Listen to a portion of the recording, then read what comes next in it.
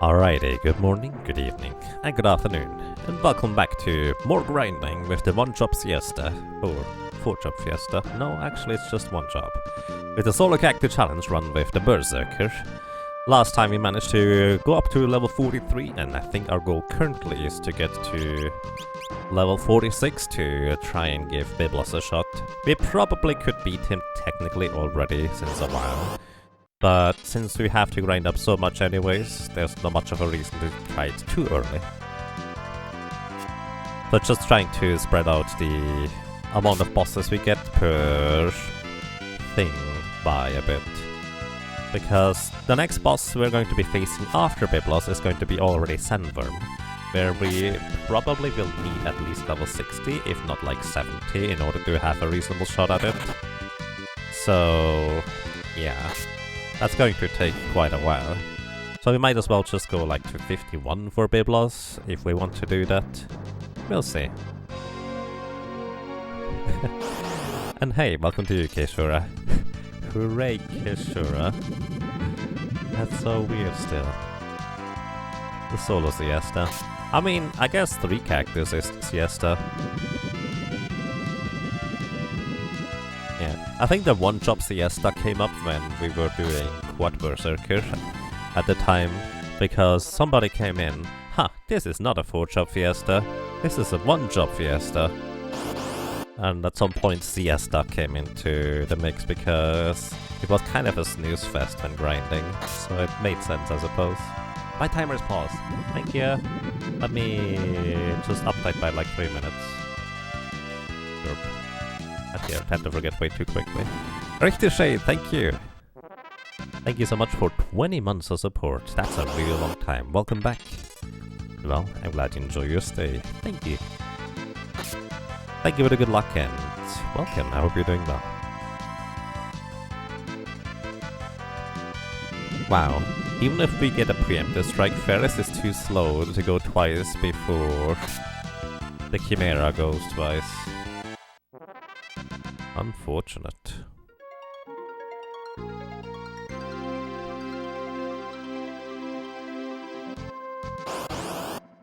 Oh, also, I actually forgot. I did put a pizza in the oven.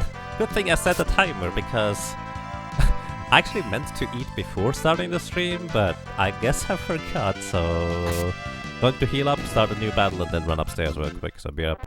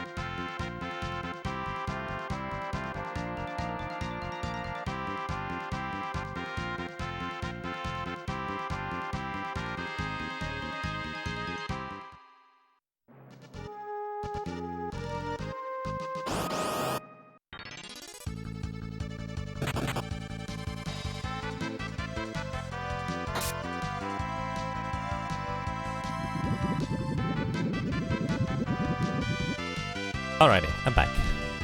Level grinding? Yeah. Level grinding. So initially my goal was, like last time, I kind of hoped to maybe take on Biblos as well. But today we will certainly take on Biblos. But since we have to grind a lot more anyways, instead of making 46 the goal, I might as well make 51 the goal, which is the next best damage threshold that we can reach. This is Biblos grind. Technically we can probably already defeat Biblos. Welcome to Propness. But since this is simultaneously also the Sandburn grind, might as well just kind of space it out a bit more so we have a bit of change here and there. So yeah, we did defeat Ifrit. The main reason why I want to defeat Ifrit sooner rather than later is because there's the ninja suit locked behind him, which would give me +1 agility, and now I have that, so that will actually help me go twice before the Chimera goes 3 times. That's literally the only reason why I defeated Ifrit first.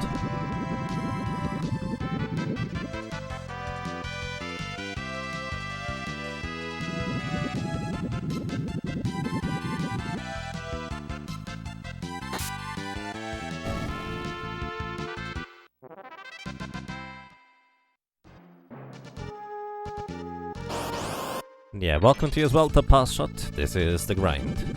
By the way, if anybody has suggestions on what we could do on the side, like specifically I'm looking kind of like for puzzle games maybe, or something of that equivalent, preferably something that people in chat can just look at and then like give me their input on how to potentially solve it.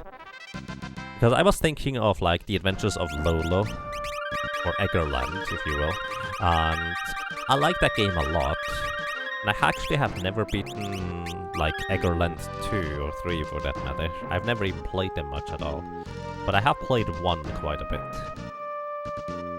But also, it would be preferable if it actually was 4x3s, because I actually set my double layout here up to be 4x3.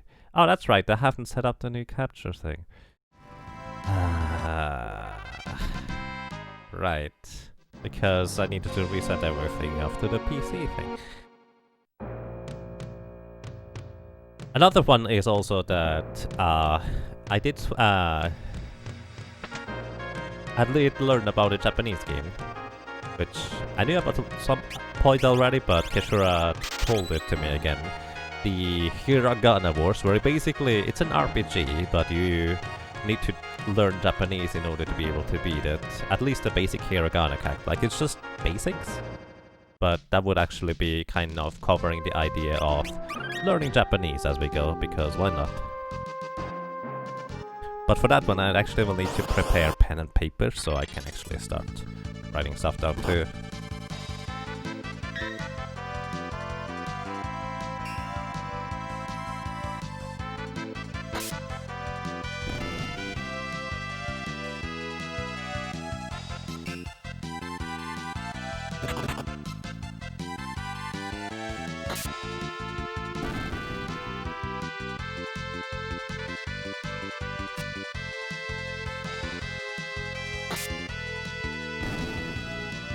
Honestly, the grind was more easy and comfy when we didn't deal as much damage to one-shot everything.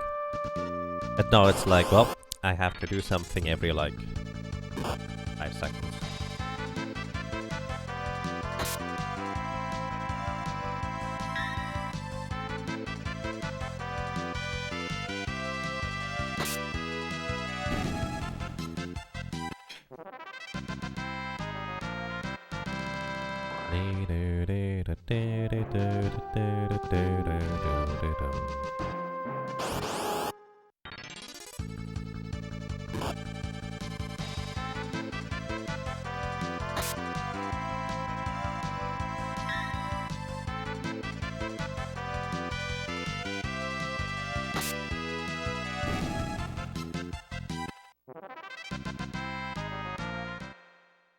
So, my general impression of the Chimera battle is as long as I have at least like 1300 HP, we're gonna be safe for the next one too. But we can get hit by 2 like strong physical attacks that deal like 600-ish damage both each. We do have plenty of evasion, but we don't need to chance it.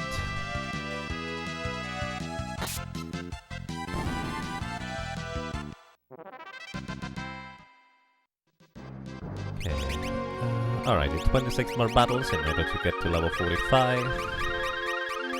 And here we are. Hey Ayarly, welcome, how are you doing? Speaking of the Yaga Monthly, if you have more suggestions on what we could do on the side, be my guest, because As in, talking to everybody here.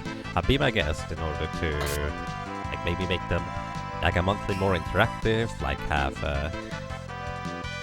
Ask Me Anything part or something like that. Whatever you feel like, anyways.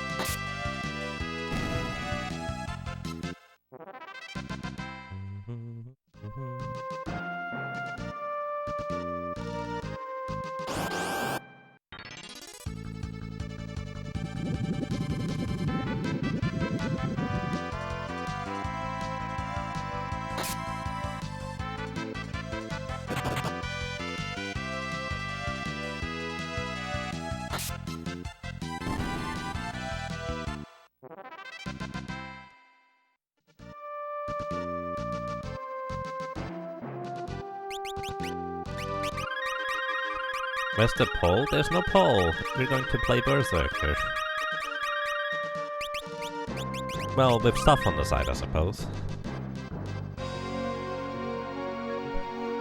Yeah, it's gonna be like 14 to 16 hours of Berserker. Where's the poll? I mean, if you want to suggest things that we can do during the Yaka Monthly for like more entertainment value or more interactivity, I would be happy to learn. Okay, set up the left thing here now.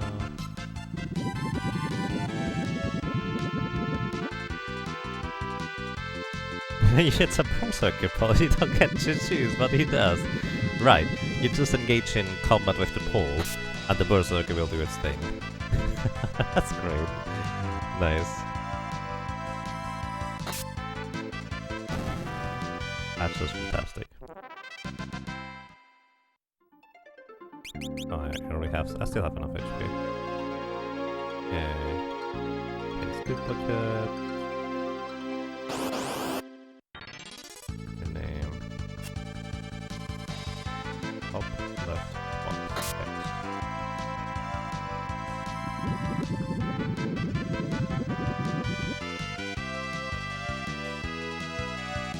Alright, let me do this real quick. And still need to adjust this. I'm actually going to just run around. Oh, never mind. I guess not. Chimera is attacking me too early.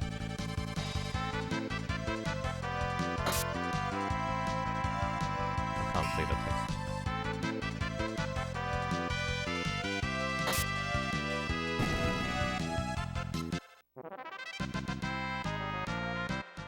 Definitely want to heal up here.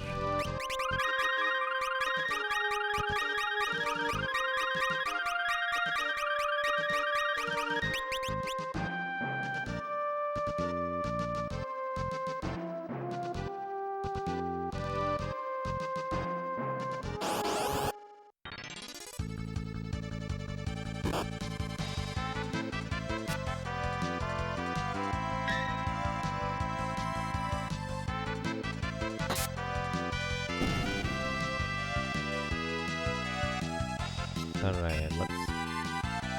another duplicate here.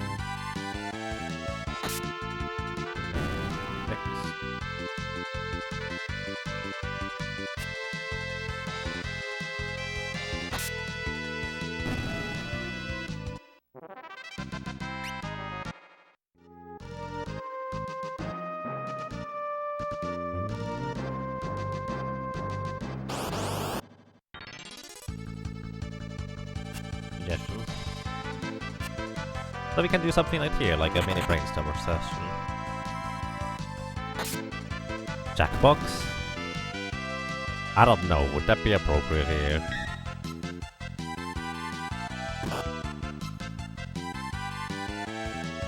Do I mean PC game, puzzle games, or tabletop? Mostly PC. I'm not opposed to the idea of tabletop, but that would be rather difficult to organize for me. I mean, basically anything what we could do on the right side there is welcome. So, as I said, my main idea is just like Adventures of Lolo if you want to just play some puzzle games on the side maybe, or something of that equivalent.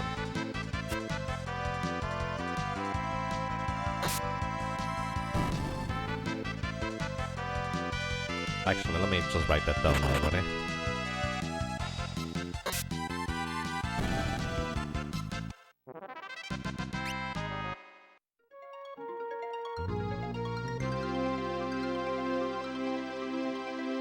Hey Philiobolt, Merry New Decade to you as well. Happy New Year, or for that matter, to anybody. Happy New Year 2020, or Happier New Year 2020. In fact, I hope it's going to be both. If it was good before, I hope it's going to be even better for you, and if it wasn't not so good before, and you may not think it's going to be happy, I hope it's going to be at least a lot better, and then it's going to be happy afterwards. So all the best to anybody listening, watching, lurking, and also those that are not listening, watching, or lurking. I just hope you have a good time. You're still in the past, yeah. It's not quite the new year yet for me either. I will probably take a quick break once we get there, which is going to be in about 6.5 hours. And briefly go and wish my parents a happy new year as well.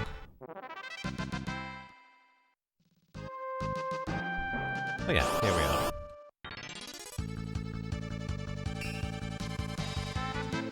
Puzzle games. Adventures of Lolo. 2/3. Yeah, that actually works over there. Learning Japanese. What was it called? The Hiragana Wars? Just installed it and tested it. It's actually kinda neat, but the problem is going to be I may have to rearrange the layout for it to Hiragana Battle. Learn Japanese to survive.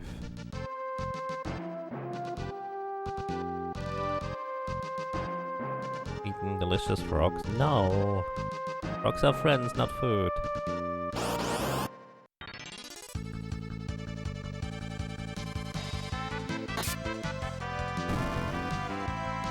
It actually fits in here, I'm surprised.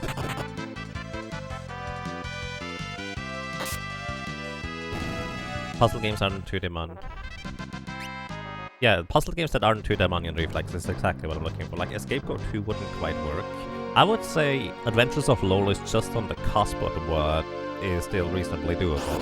Because at the beginning of each screen you can just sit there, and as long as you don't do anything, the enemies don't do anything either.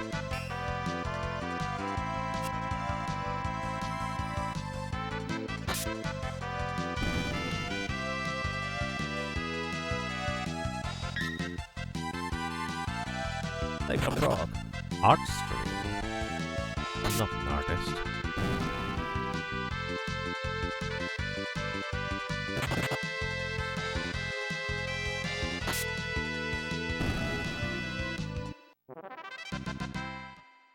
Pet a lazy kitten on camera. I mean, I don't have a kitty. Not since I was like 14 or 15. I would have to kind of loan a kitty from somebody in order to do that.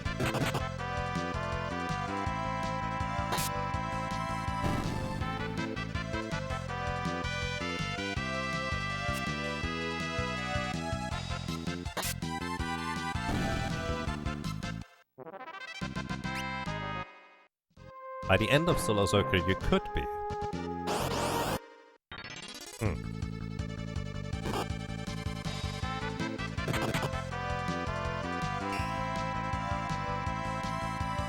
You know, it's actually not even that bad of an idea, all things considered. Like, I can do a little bit of pixel art, or at least adjusting to certain sprites, if we feel like that would be an interesting idea. Play a second game on the same controller. It's kind of difficult because I'm playing on console, and I don't have a fork or anything like that adapter. So that would be rather weird, I guess. Secret of Mana. One character damage 5%. We've done that one dance pad doesn't quite work. Plus, I actually don't have enough space for a dance pad right now. So that's unfortunate.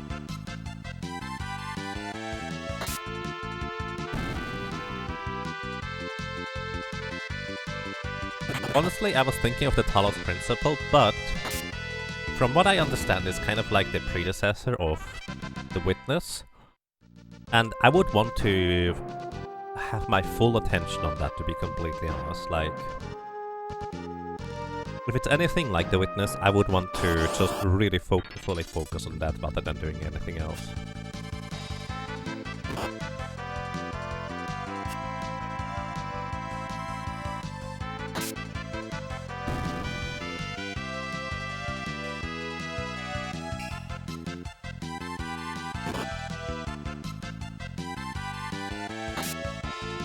Oh, hello Keinaka. Thank you for the good luck and welcome. I hope you're doing well and Happy New Year to you. I do believe I recognize your name from Arcade Japan. Hope you have a good time.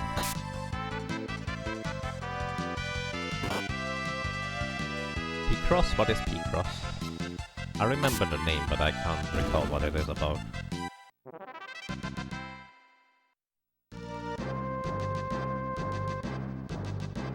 Crypt of the Necrodancer as a bard?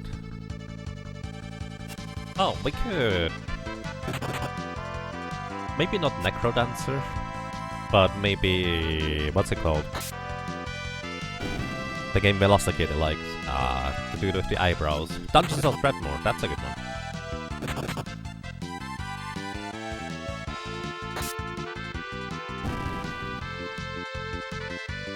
Clicker games?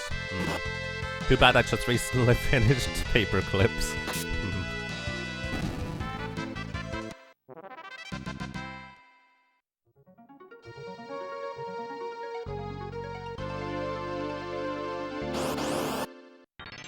What am I planning to do on New Year? Basically just... I briefly go upstairs, wish my parents a Happy New Year, maybe... drink like with them for like 5 minutes, and then I come back and wish everybody else a Happy New Year here too. And then we just continue grinding. But yeah, I like the idea of clicker games. If you have good ones anyways, that I haven't played preferably. Clicker games. Dragon Quest 1. Ha! Oh dear. I mean...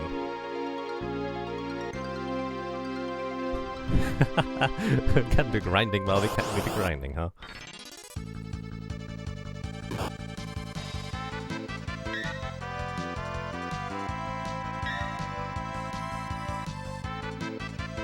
Yeah, I haven't really planned anything particularly special for New Year's, honestly. The only thing I care about is wishing people a Happy New Year, or a happier New Year, whatever the case may be. So that's kind of what I want to do.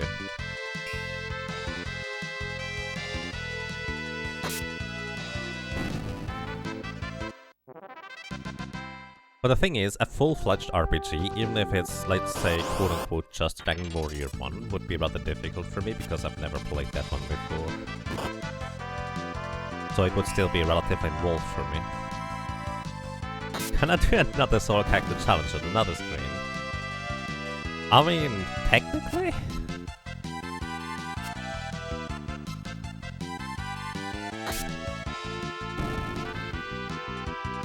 But here's the thing, I was thinking about that too, actually. But I feel like I would like to give each solo character their own screen time rather than just sharing it with a Berserker. Because... that's just how I feel like. That's kind of why I ultimately didn't do a whole lot on the side with the Bard. Even though there was a bunch of running enemies out of MP. Oda Dungeon? I don't know that one. Grinding into the new year. Dwarf Fortress, since nothing happens without your input.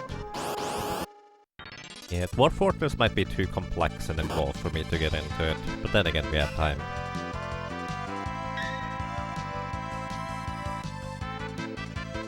Alternatively, what would that go under? Dungeons? Redmore is an interesting option. Another interesting option was Dungeon Crawl Stone Soup, I think it was called.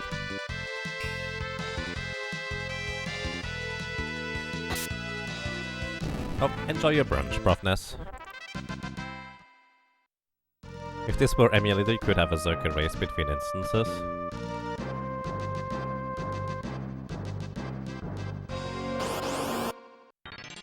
I'm not sure I understand.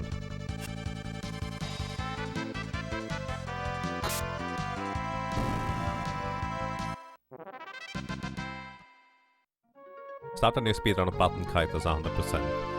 Yeah, I understand the joke. Never played the game though.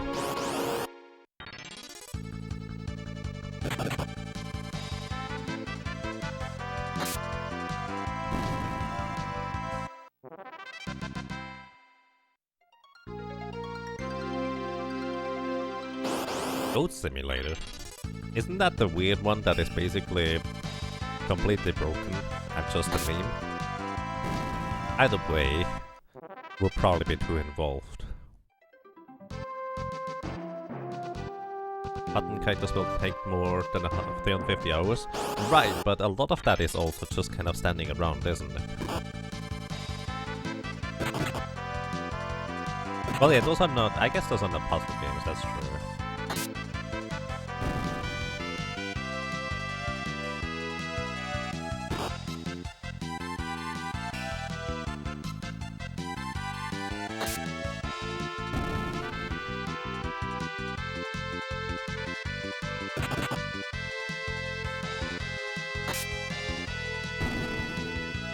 Oh, Civilization is an interesting one. Civilization 1 or 2, maybe.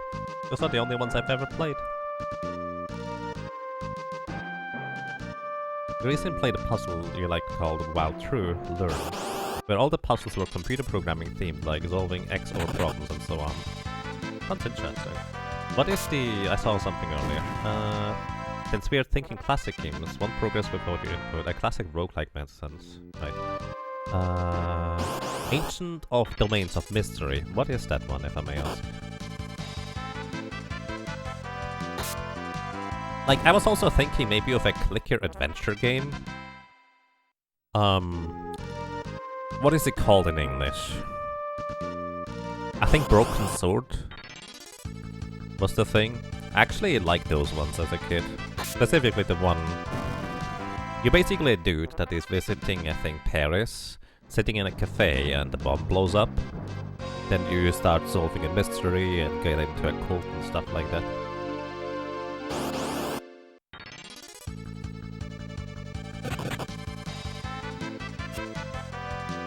I think he played Cape Noir. It's sort of a dungeon crawler, but more puzzly. No, I don't know that one. Tumbleweed Park when it was free in Epic Game Store. I haven't really gotten anything on Epic Game Store. I have only recently installed the launcher or the thing in order to play that weird puzzle game with the vision thing. I forget what it's called even. That's a good one.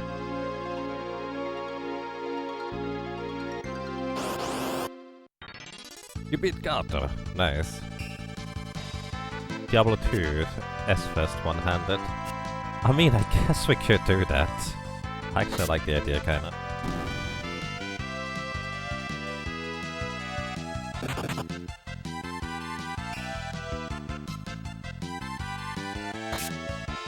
Well, I guess Gato is phase 1, the Hydra is phase 2, so... need to get better. Good luck.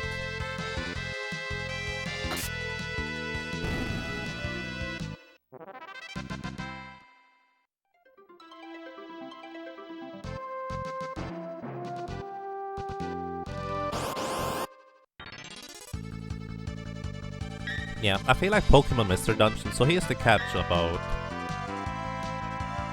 like dungeon crawler games. Unless they are very simple on a baseline, it would be difficult for me to play them if they are too involved, because I may have to read a lot and think about it a lot. So, while the Berserker is not going to take a whole lot of focus in a lot of cases, if I want to do the grind more efficient rather than what I'm doing right now, for example, it would still take a fair bit of attention from me.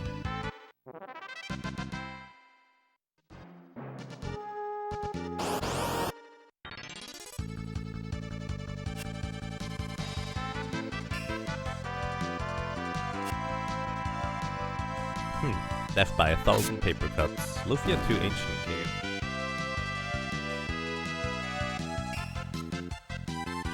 That's an interesting one. We could try to do Iris percent on the side.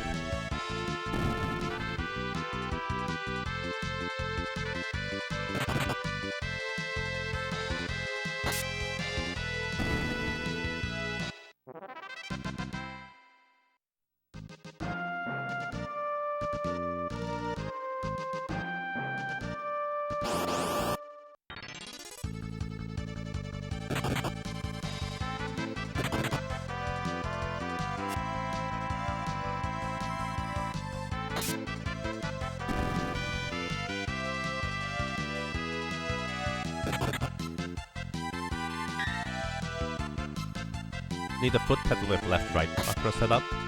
That would actually be really convenient. But we also need to hold down the A button. But yeah, that would be neat. I was actually trying to find my SNES Advantage controller, but I couldn't find it. Otherwise I would have plugged that one in probably. Lufia 2-inch. What about, what was it called? Broken Sword series. I actually really like those clicker games. Would that go in the clicker games though? Like, it's an adventure click game rather than like cookie clicker or something like that. Reciteer, yeah, would be a bit too complicated. Also, I have to admit, not quite up my alley. I tried playing it for like an hour or so. It's really interesting, but it just, for some reason, didn't quite hook me. Minesweeper? I don't know what Four is.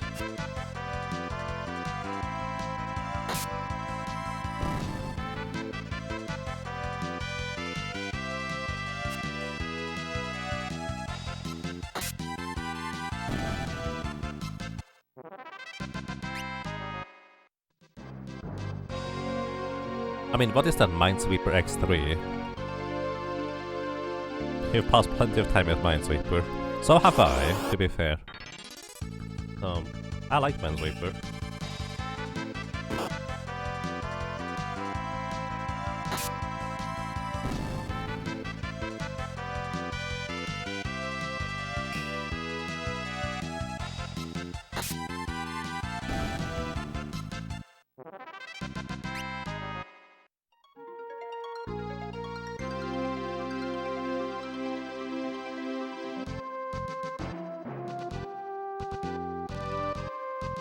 Is SimCity too complex? I would say so, yes, because SimCity while there's some idle time, you usually want to kind of pay attention to it, like 100% of the time. I've played a bunch of SimCity 2000, but that was actually literally more than 20 years ago at this point. Did I finish Candy Box 2? I did, unfortunately.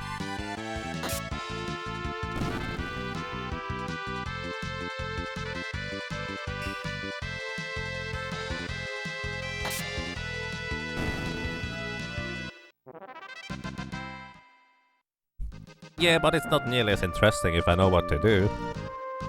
And then know what to get. We were thinking of SNES SimCity or the DOS original.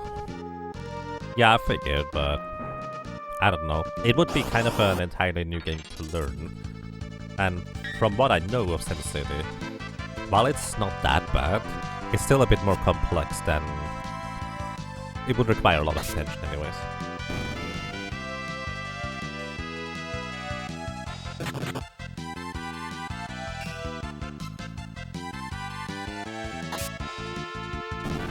A dark room's pretty good.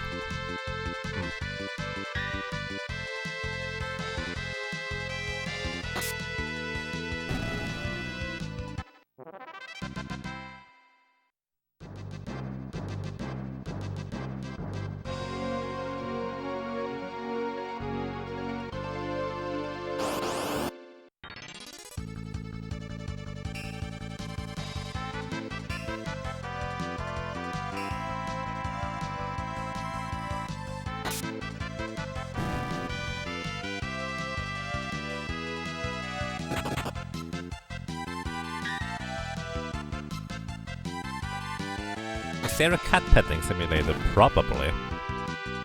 I would be surprised if there wasn't. Did someone say clicker games? Yeah, clicker games would be interesting, or potentially interesting to do on the side. Now, one of the things is also I have limited space on my right side because I have to use a 4x3 monitor right now until I can either get another one or I get my laptop back, which is probably not going to be until February.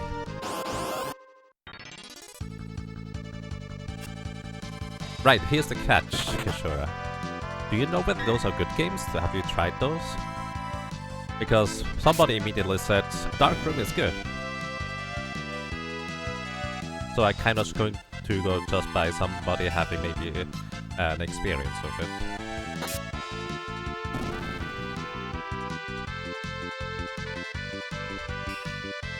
Universal Paperclips. I have played the Paperclips. I don't know whether it was Universal Paperclips though. Either way, I like the Paperclips.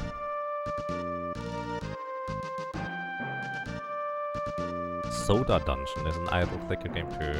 Alright. Let me actually look up some screenshots of the Dark Room and Soda Dungeon. Soda Dungeon.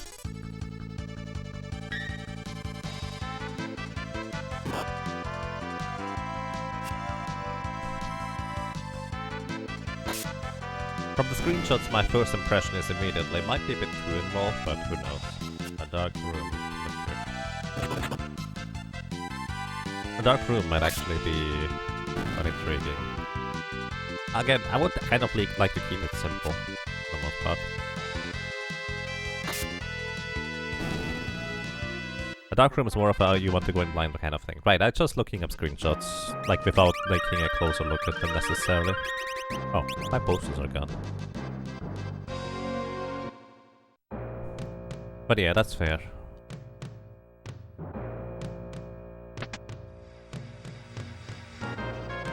So the launch is probably more hands-off.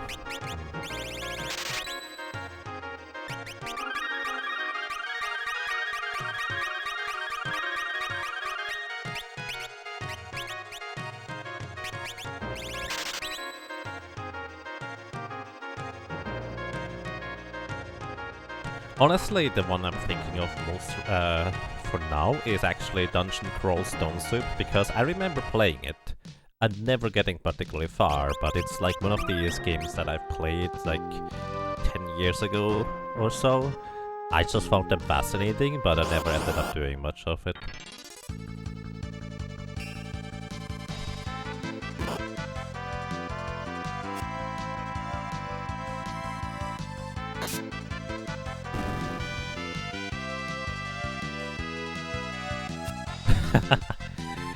Nice. I like that suggestion. Thank you, Kishora.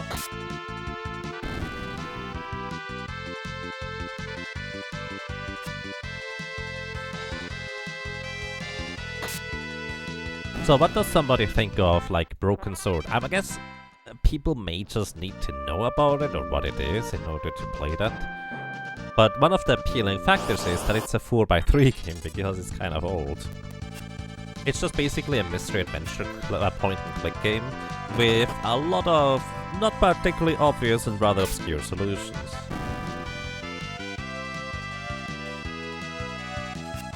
You don't know Broken Sword? Yeah. I figured that might be part of the problem. Excited for Soda Dungeon too. Looks like the average point-and-click game. Yeah, pretty much, honestly. Like, the Broken Sword was released, I believe, kind of when those point-and-click mystery games were just on their highest point. Like, people just really liked playing them at the time. Or something like that. Actually, no, it might have been that they created it after that was already... I don't know. Either way, it's a very early title, and in my opinion, from memory, it was pretty good. I have no idea how well it holds up today.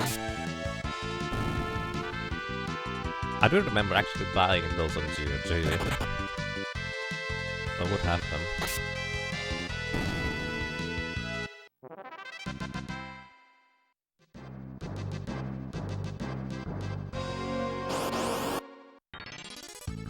Let's see, any more suggestions? Anything really. It could be completely out of the box. It doesn't have to be necessarily a game per se if you feel like something else could be interesting.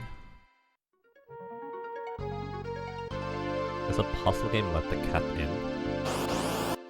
Oh, hang on. Other clicker games. I don't know the Let the Cat In, but Ice Maze games. Does anybody know Ice Maze? Ice Maze is very fascinating. I think I linked it to you at some point, Keshura, but you probably forgot. Marbles on stream? Actually, that would also be an interesting concept. I don't know what marbles really does or is. But like something where chat is just involved in something like that, where let's say we have like an AI versus AI battle on some game could be interesting, or just somewhere where people can bet on certain things or so. Let the cat in, let me check.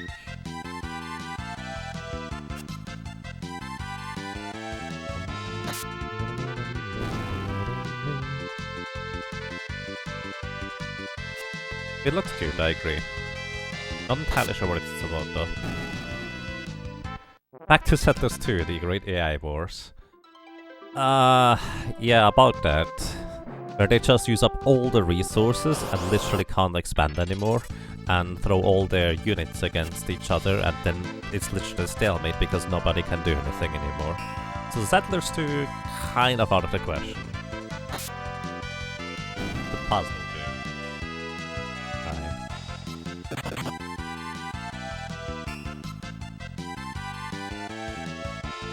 Alright, I'm gonna write the thing down. Would that go on the clicker games as well, I suppose?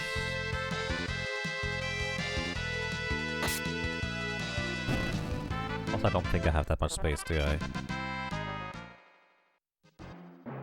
In the meantime, pizza is eaten, so I can pay a bit more attention now. So we can go back to the chimeras. Let the cat in. Do I have space enough there? Oh, it's already going over. Let's see, can I reduce the font size? Can you still read this if it's like this size here?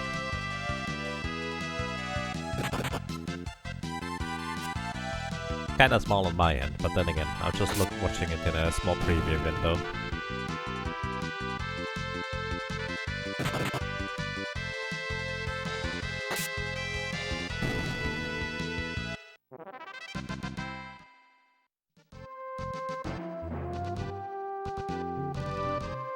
But yeah, is there other games like that marbles thing? I believe it's just literally people in chat participate and then you start rolling the marbles and you just see which one is going to win, right? Pachinko?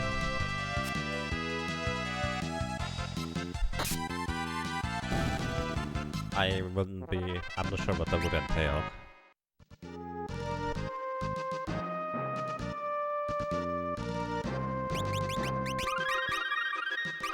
Also, we need to reach level 45 at some point. It is 37 more chimeras in order to level up. You hate Pachinko? Why? What is Pachinko anyways, exactly? Isn't that where you drop something in at the top and it just goes down? In a random fashion. It's boring. Well...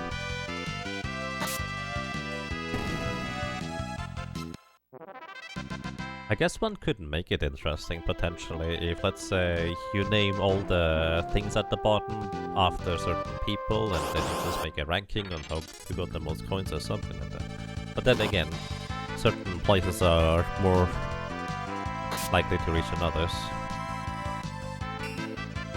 I guess not much with balls, right. Also, by the way, we can potentially three-shot the Chimera from the back row now. No, I think that's pretty accurate, Looney Cloud.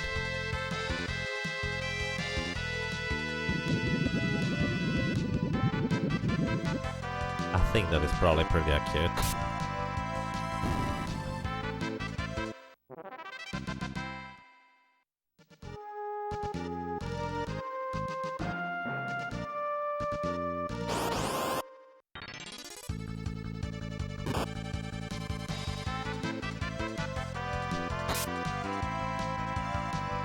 it would work as something just running on the side without much input.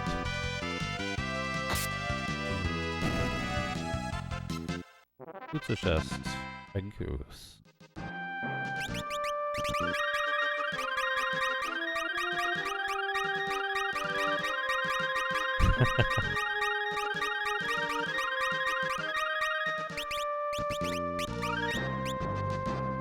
About comes to where the food box is. Only to see a goose dragging it away. I don't think we have an angry emote. I will replace that probably with Jagger.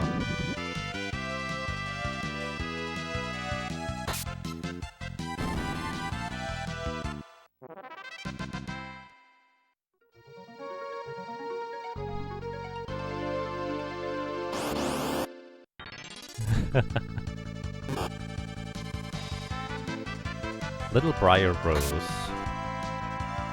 see. Little Briar Rose. Oh dear, that's an art style.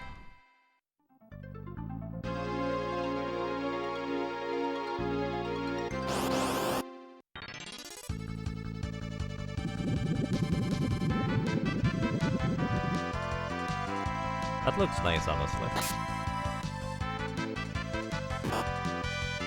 Oh, you know what also would work? I just realized is the King's Quest series. Specifically, I'm personally thinking of like King's Quest 7, I think it was, which I played as a kid, and we never got anywhere. It was kind of weird.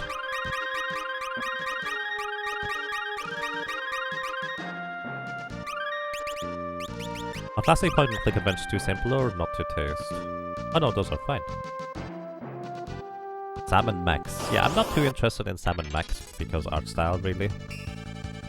But then again, I've never really given them a chance, to be completely honest, so might be mean. Not a Captain. King's Quest.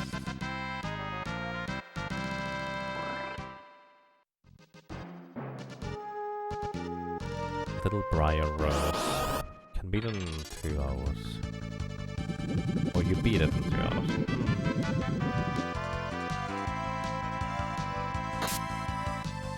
I don't know. I'm not sure about the art style. I would need to see a bit of gameplay before I would go for that one. King's Quest and Space Quest is good stuff. Yeah, that's alright, thank you. Also, we're already out of potions again. Of course we are. No, classic point-and-click games like, well, Broken Sword is definitely on the table. I'm definitely more interested in games that I may have played at some point but never finished. That scenario anyways. Like as I said, Broken Sword, specifically Broken Sword 2, I think I've never even beaten. Indiana Jones and the Fate of Atlantis. I know an Atlantis point-and-click game, but that's more first person. It was interesting, but I don't think we got particularly far. What is that? Indiana Jones.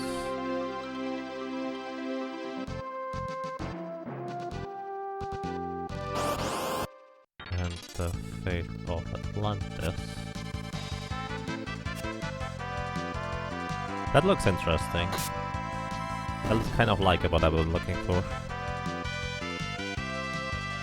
Yeah, I don't know that one. Is it any good? Because we know that a lot of movie tie-in games are of questionable nature, but some can be good.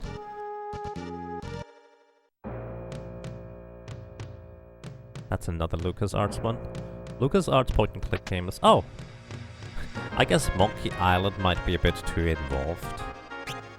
Like, just kind of from thinking about it, I have played Monkey Island 1, and it's one of those games that I would like to dedicate my full attention to, so I'd rather not play it on the side to a Berserker. But then again, that might be true for most of these point-and-click games, and I just don't know it. Let's see... And Indiana Jones and the Fate of Atlantis. Can't even go for a second column already.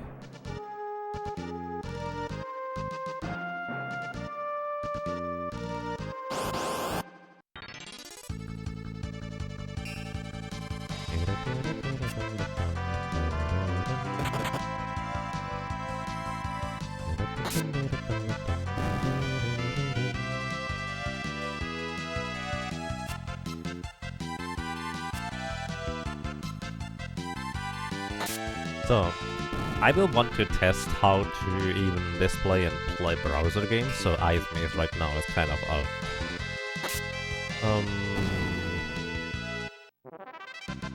But yeah, those are some things to ponder. So, anybody who is watching right now, if you were to choose, like, 3 games or 3 things from the list, or even add something of your own, what would it be?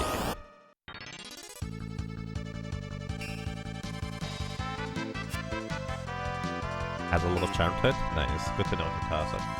So yeah, which 3 would you pick? Just kind of throwing that out there. I guess idea on what people would prefer.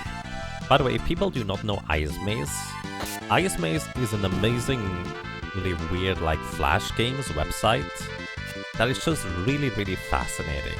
It's probably unlike what most people have seen. Like, it's not like there's no parallels to be drawn, but it's really hard to explain. You just click on things and stuff happens. And if you click on things in the correct order, different stuff happens. It's kind of curious.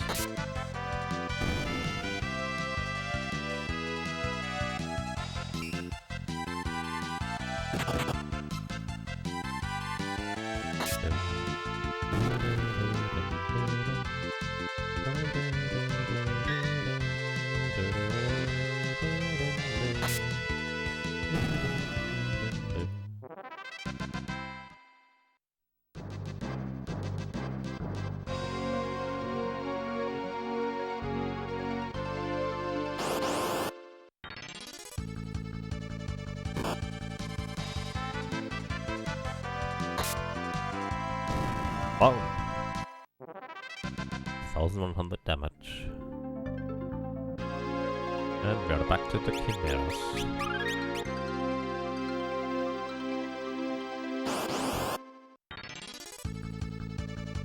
No answers? Nobody knows what to choose? Oh.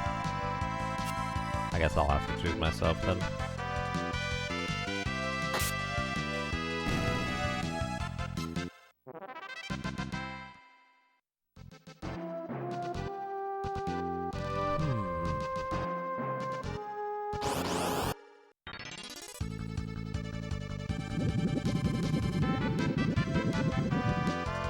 Actually going to copy the text from over here so I have it in a notepad so I don't have to necessarily have the scene open in order to see it. Okay, if you have any more suggestions, feel free to let me know. Going back to the main layout. You could put it in straw poll, pick the top 3. Yeah. I just figured I would want to, like, get a sense of it, what people would prefer to see, like, right now. Like, just from gut feeling, what would be interesting. I did not necessarily want to make a straw poll immediately yet.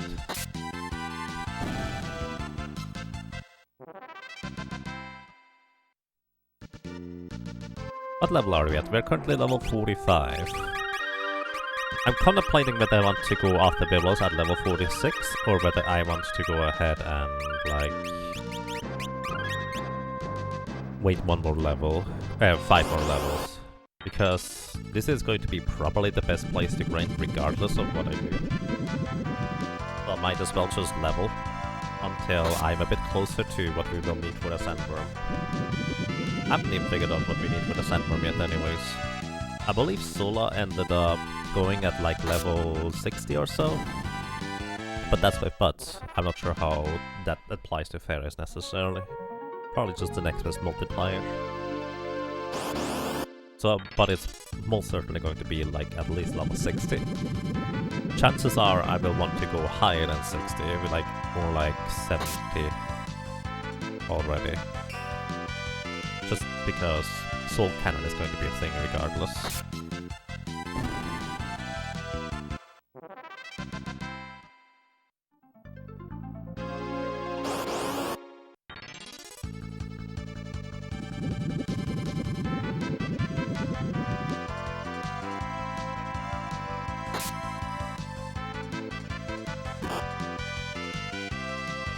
I feel like Dungeon Crawl Stone Soup might be the easiest one to set up. Does somebody have a good version or a suggestion for Dungeons Crawl Stone Soup? As a, like... I know there's like visual ones, there's the ones that just use ASCII. I would prefer probably a visual one, just to make it simpler to get into it, and also have more of a display for viewers as well.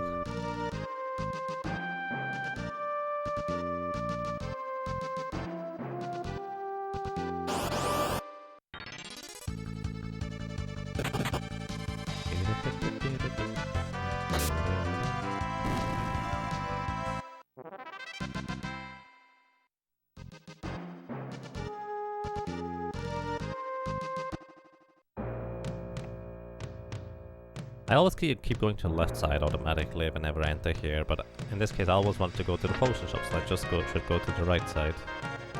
Yep.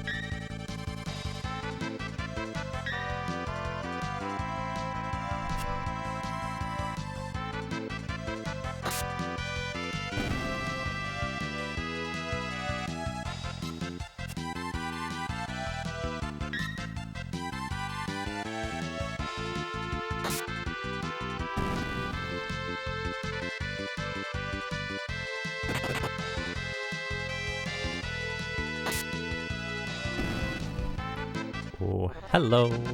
Lammergeyer, thank you. Thank you so much for 33 months of support. Welcome back. Quite a long time. Well, I'm glad you enjoy your stay. Hello, how are you doing? Okay.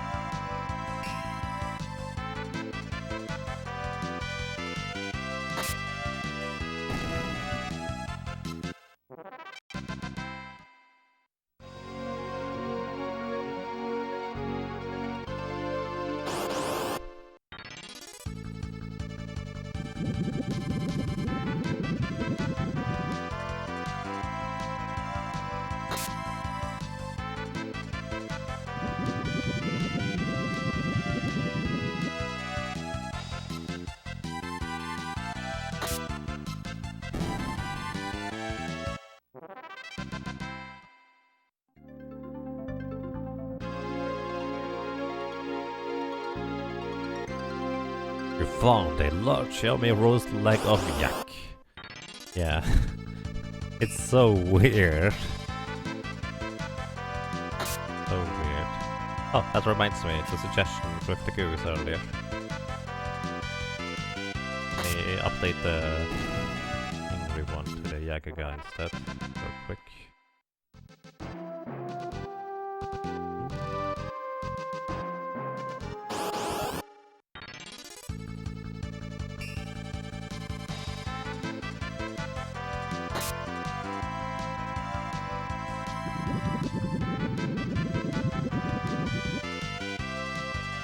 Nice.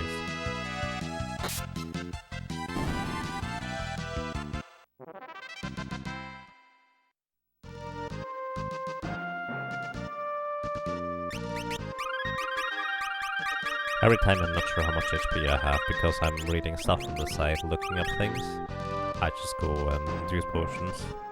Probably a fine idea.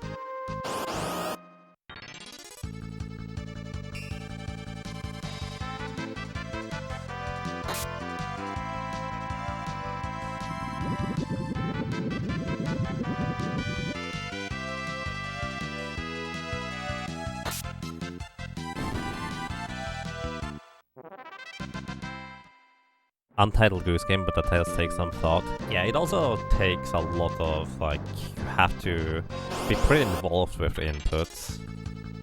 I like the game, but for these purposes here, maybe not quite fitting. Plus, I already know most of the game, I think. Or at least a large part of it. And part of the charm is to just figure it out and mess around with the game yourself. Kind of one of these games where I've seen too much, I feel like, in order to necessarily play it myself again, or, well, at all.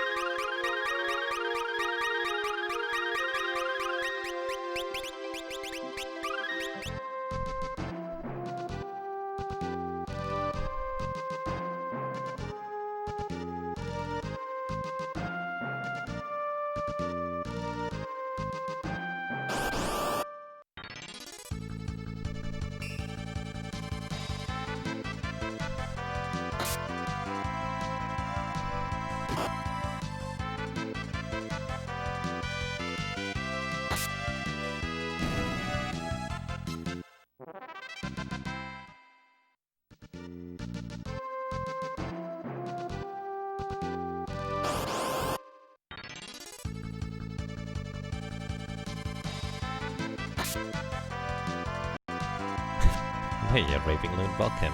Chimera branching is going quite fine. I'm trying to read up on stuff on the side to try and figure out what we could do on the side and such. So, other than that, just half paying attention to the game, walking left and right. Welcome, hope you're doing well.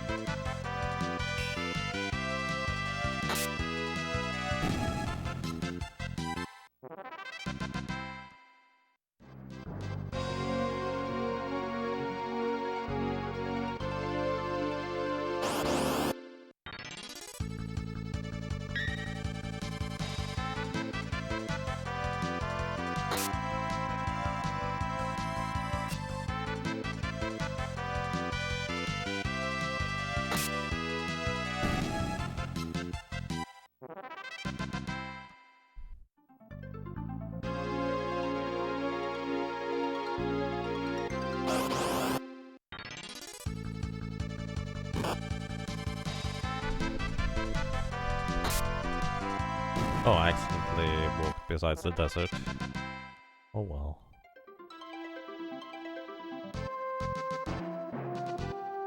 This has been helpful combat data.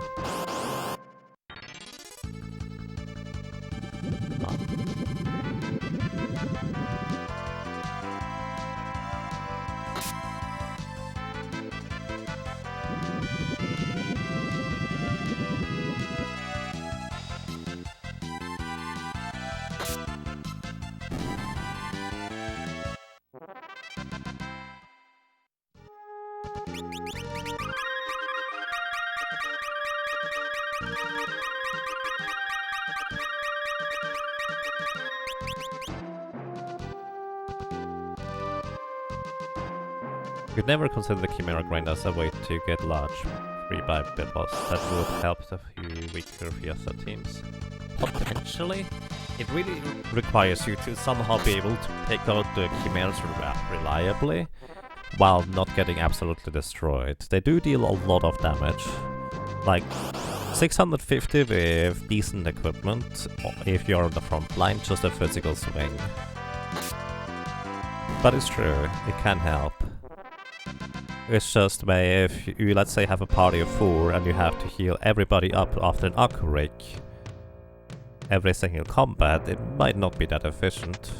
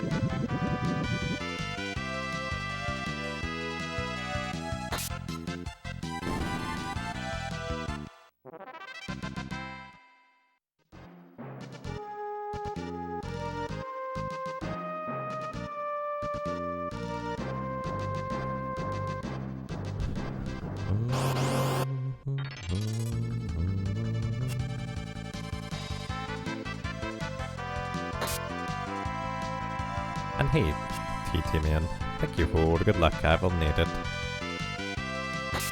Welcome, I hope you're doing well. How much more is it until level 46? Ha, one encounter. So what do you think? Do we go and give Beyblades a whirl?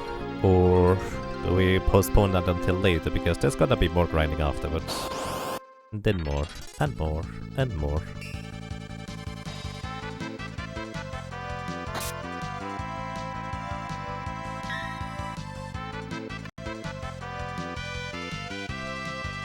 Worth a shot? Yeah, I agree. Alright, we have just reached level 46.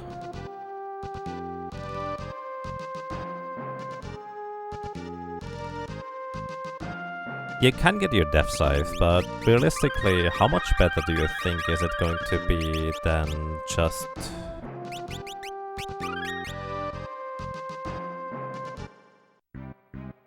the Guardian Dagger? Like, the Guardian Dagger guarantees a kill on the Chimera in 2 hits. You can get lucky and defeat the Chimera in 1 hit with the Scythe, but you might also need 3 because of the extreme variance. Then again, it has a lot higher attack power, that maybe can pay off in the long run. One of the weird things is that Chimeras are susceptible to instant death. That means even a low damage roll can potentially kill one. But simultaneously this means that we are spending a good chunk of time with the animations of just the instant death thing. Either way, we want to get a scythe regardless, so might as well go and try and grab one.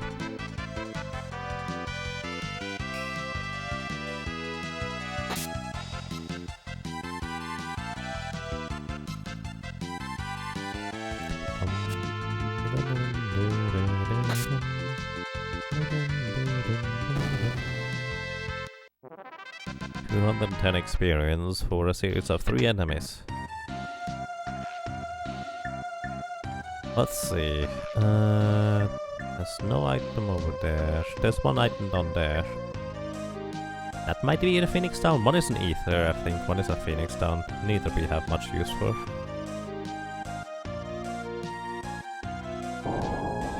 Rump.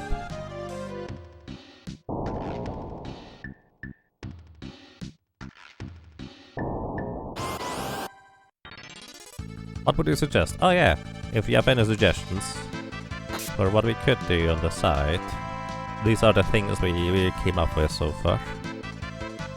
So here we are. Greetings to you, like, welcome, how are you doing? Also, if anybody else who may have joined us recently has any suggestions on what we could do, I'm curious. And if you have a strong preference what you think would be the best thing to do on the side, let me know as well. Alrighty, so let's actually go and do our first attempt at Biblos. Biblos has 3600 HP. 1 in 3 times whenever you attack him, he will cast armor, which means all the physical damage we deal is going to be halved. Then once he drops below 800 HP, he will start counterattacking with Drain. He does deal pretty good damage, and one of the biggest downsides is that he has slow, which actually, weirdly enough, is not that big of a deal for a Berserker, because it's not going to make us much slower anyways. And the other one is Sonic Wave. Maybe it does make us a bunch slower. He also has a bit of evasion, but daggers in theory, there's the Sonic Wave. Cuts our level in half. We are now level way less than what we were before. So Sonic Wave is probably already a death sentence. We'll see. He has 3600 HP. You're doing pretty good. That's nice. Time to do other things later and tomorrow. I see, well, good luck to you then. Armor, now we only deal half damage. Sonic Wave is really just reducing our damage by half. It's ridiculous how brutal it is. We do have a lot of HP, so we don't have to worry about his damage nearly as much. But his damage will ramp up quite significantly once he's below 800 HP. Because he will just counterattack with Drain. Which we can resist. It's possible. Just unlikely. Is anybody who knows Japanese still around, like Kishura or so? Because I'm curious which one of my helmets is the Plume Hat. I think I know, but I'm not sure. Either way, against this boss here, actually I would want to equip the Plume Hat, just because it has higher magic evasion, so Sonic Wave and Drain and such has a lower chance to even land in the first place. He's also trying to confuse us, but we are immune to confusion.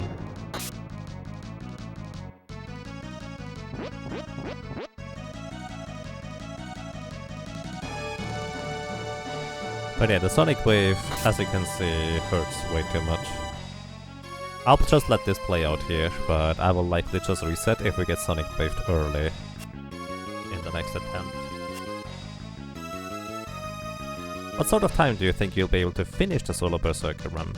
Honestly, I feel like we are not gonna be able to finish it overall, because the final boss is just too luck dependent unless we find out some way to manipulate it. But I would say like 120, 130 hours is going to be, because we will have to grind to insane levels to even get past Soul Cannon.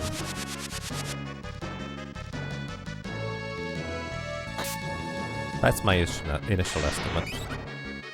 And yeah, if we didn't get Sonic Waved, we would actually deal still like 500 damage and we would be pretty fine. Sounds rough? Yep, that's why I originally wasn't even having the Berserker on the list.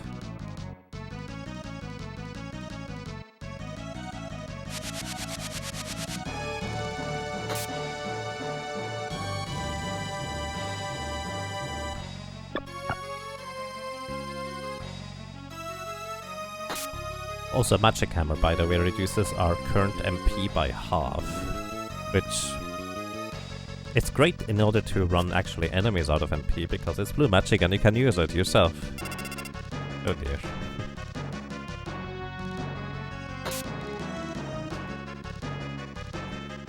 Another huge downside of getting Sonic Wave, aside from losing damage, is also because we are lower level, we are actually also more likely to get hit by spells that have a chance to hit, such as, well, Sonic Wave or Drain. This is definitely a rip.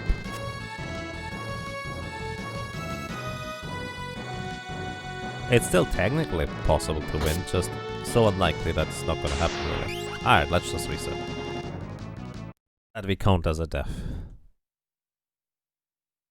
Step number 1 at Biplos. So basically we just need to avoid Sonic Wave for like 2 or 3 more turns, rather than getting Sonic Wave before we even hit once. I feel like this is not too unlikely to win, considering how much damage we seem to do.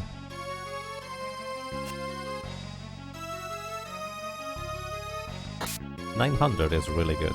Unfortunately he decided to just immediately armor up. But let's actually keep track of his HP. 900 plus 480. Pretty good.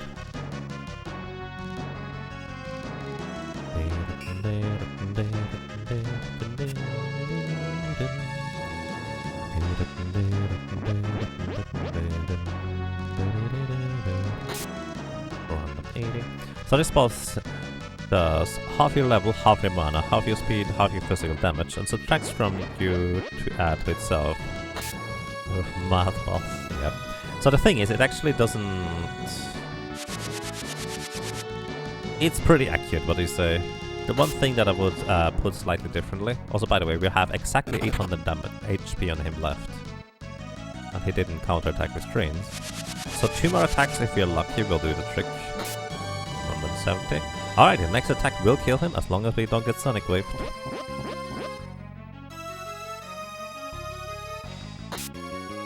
Nice, we got him. So yeah, this is a very much a pretty brutal boss if you don't take advantage of his weakness one way or another. Like, brute forcing through is really, really rough. Okay, only 1 death up lost, that is pretty good. We did overlevel quite significantly already, so... yeah. This is what happens if you don't air out your books for 100 years. Yep.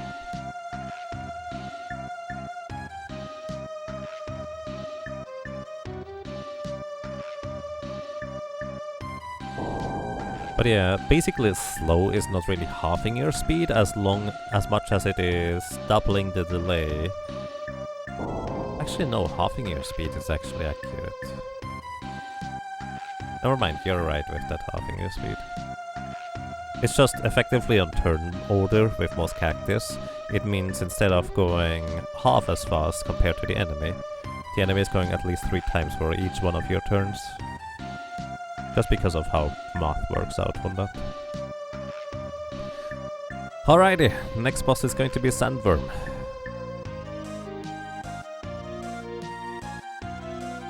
Is there any reason for me to...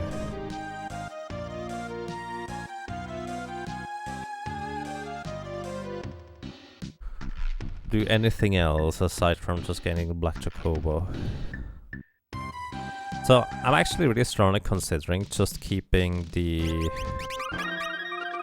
Steam Ship, because one of my ideas was for infinite grinding, like just holding one direction, holding on the A button and go, was sailing on the world map. But the problem is, we will frequently run into certain enemies that deal a good chunk of damage, and on top of that they do not even give any experience. Which is really annoying.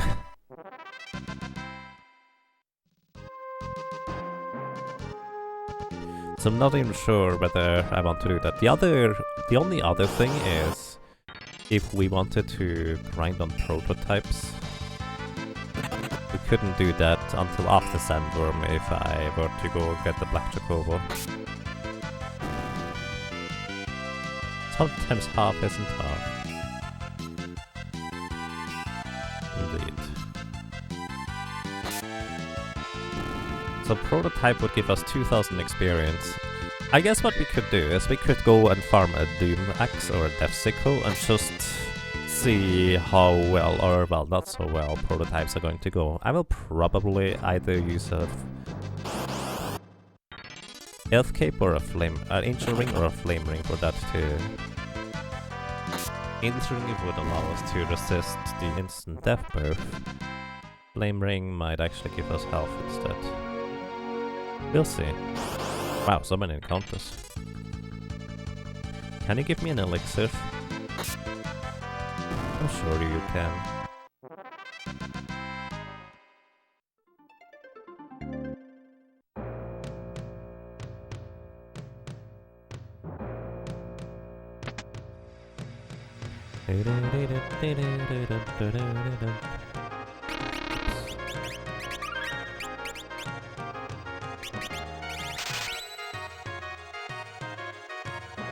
I guess right now I can only buy either a Flame Ring or an Angel Ring.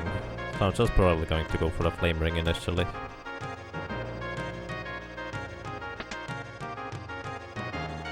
Give me elixir. Oh, the pot thing. Nice.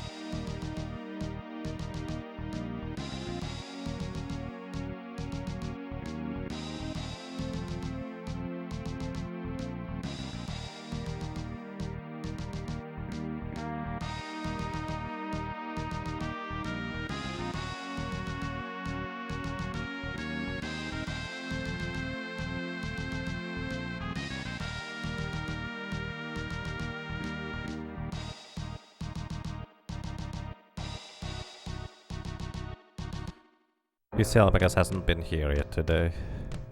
I guess not.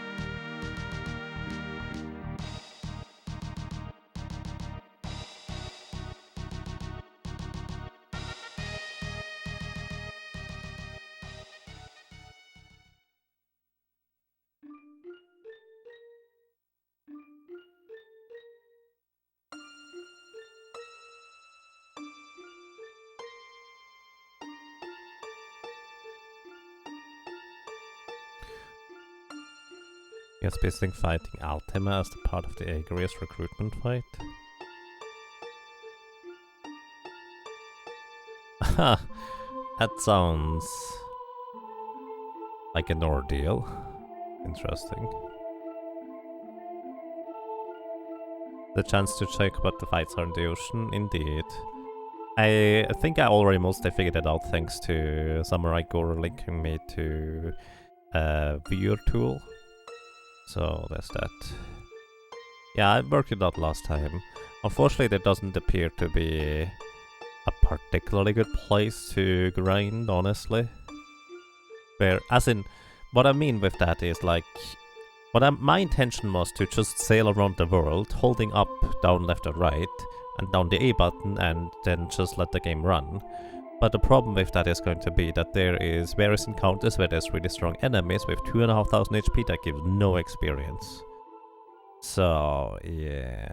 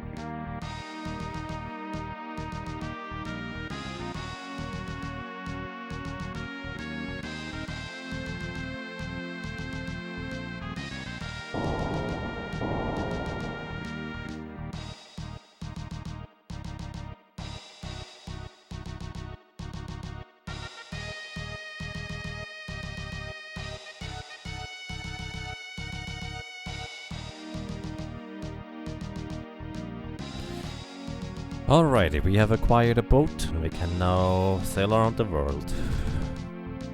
I think first order of operation is going to be I will buy a flame ring. Oh, that's right. Hang on.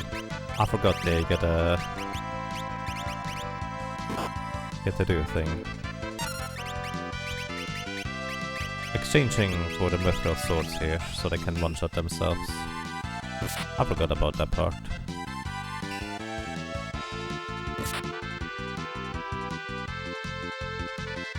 Okay, we're back to solo berserker.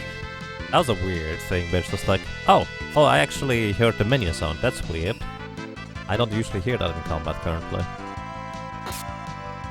So this is one of the fine encounters we could encounter in the ocean.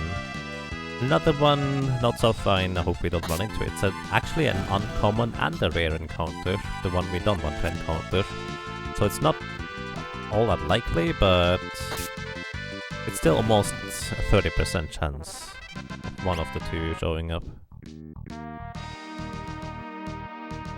Also, I checked out all the other landmasses overall where there could potentially be an interesting place to grind. Most have rather large drawbacks. For example, bombs are interesting because we can guarantee one-shot them without too much trouble. But they have a 1 in 3 chance to explode every time they get their turn, which deals 450 damage to us. That is completely unavoidable. Unfortunately, Exploder is not fire damage, so we cannot just absorb it by using a flame ring. Otherwise, that would actually be potentially a really nice grinding spot, because they do give decent experience.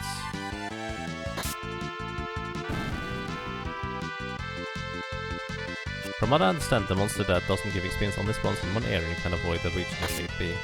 Well, I don't know about one area. So there is certainly a certain concentration of areas where it can spawn, but the problem is that in order to just sail around the world, holding one direction and down the A button, you will cross past those lines where you will find it, so to speak.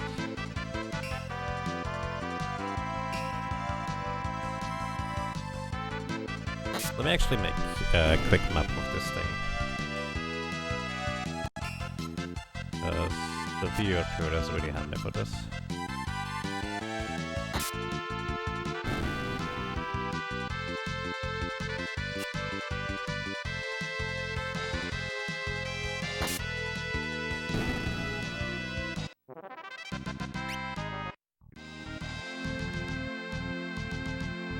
Like for example here, I think this might be one of the places where you can just hold left and you'll never enter land, but let's see. In the meantime...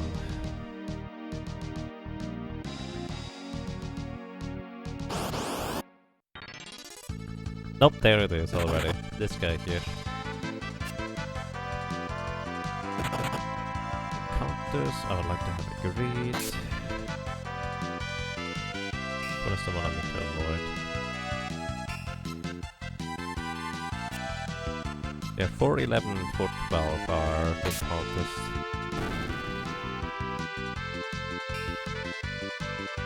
Is this run subject to marathon luck? Not really. This is just... it's very likely that we will encounter these guys. Also, on top of not giving experience, apparently they use a breath wing attack, which is 25% of our maximum health and damage, I think. Are we level 99 yet? No, this is going to take way longer.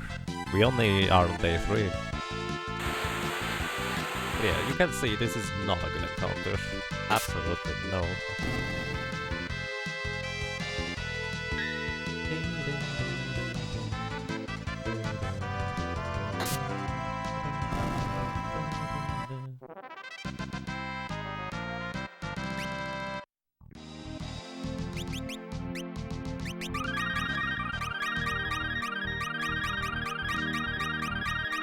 Okay, that black monster is exactly the problem. That's precisely how that is. Let's try to go to the flame ring place real quick.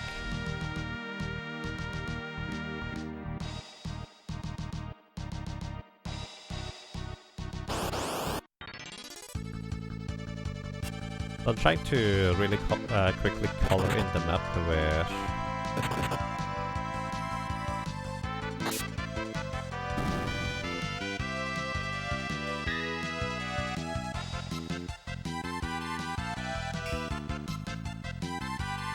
we don't want to go, so to speak.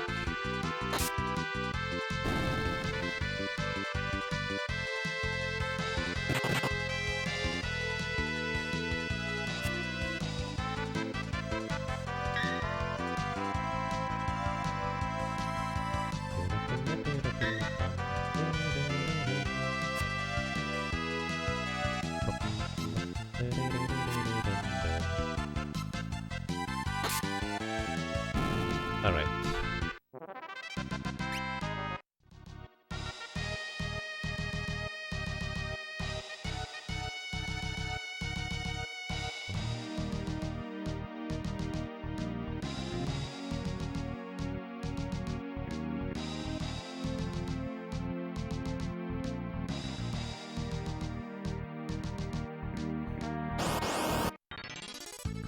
Oh, that's literally the worst case scenario. We might die here.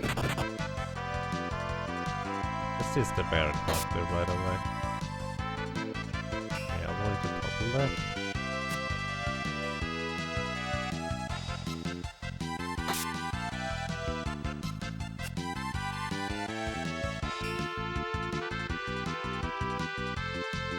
Okay, the entire top row has these kinds of encounters.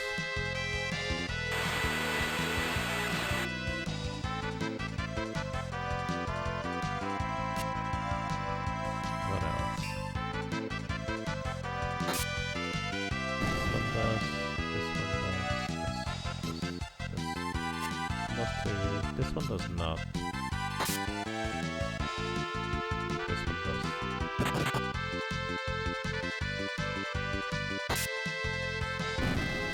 Maybe I should just try to fill them in individually. We didn't die, that is actually rather fascinating. We had 2000 gil, 3 ability points, no experience.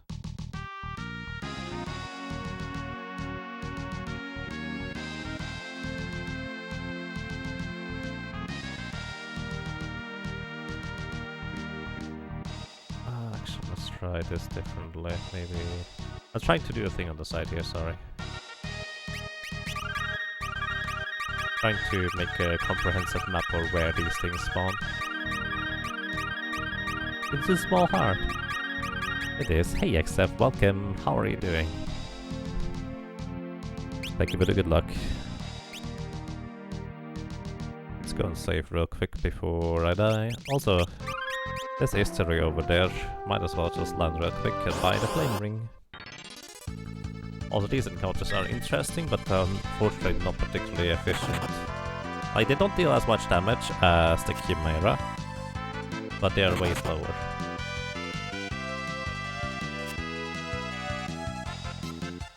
For multiple reasons.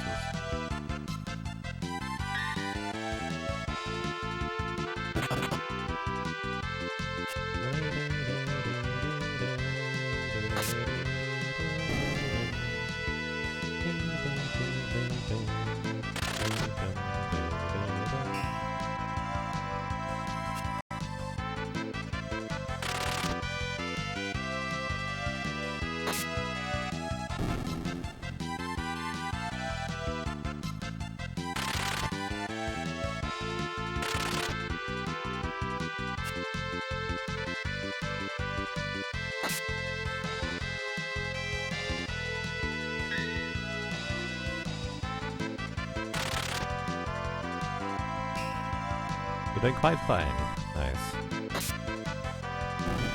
Glad to hear that.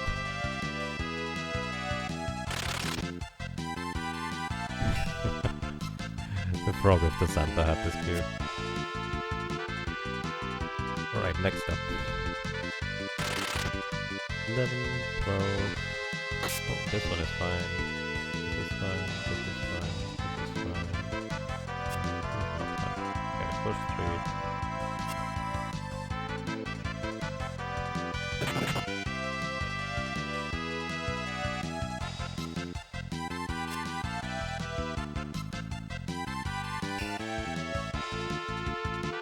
This one here, not fine. This one is looking fine.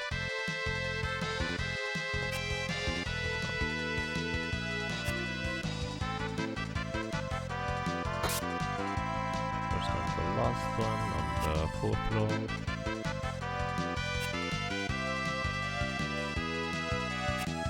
Fifth row we have the first one, last one.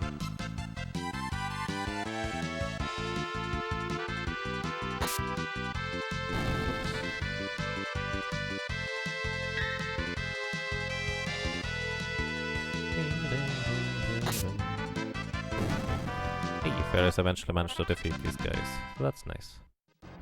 Yeah, I don't expect the Black Flames to be particularly dangerous, but unfortunately it's not terribly efficient either, even though they do give more experience than a Chimera as a group of 5. It's still not exactly worthwhile. Alrighty, here we can technically buy a Flame Ring, it's just I don't really know which one is a Flame Ring.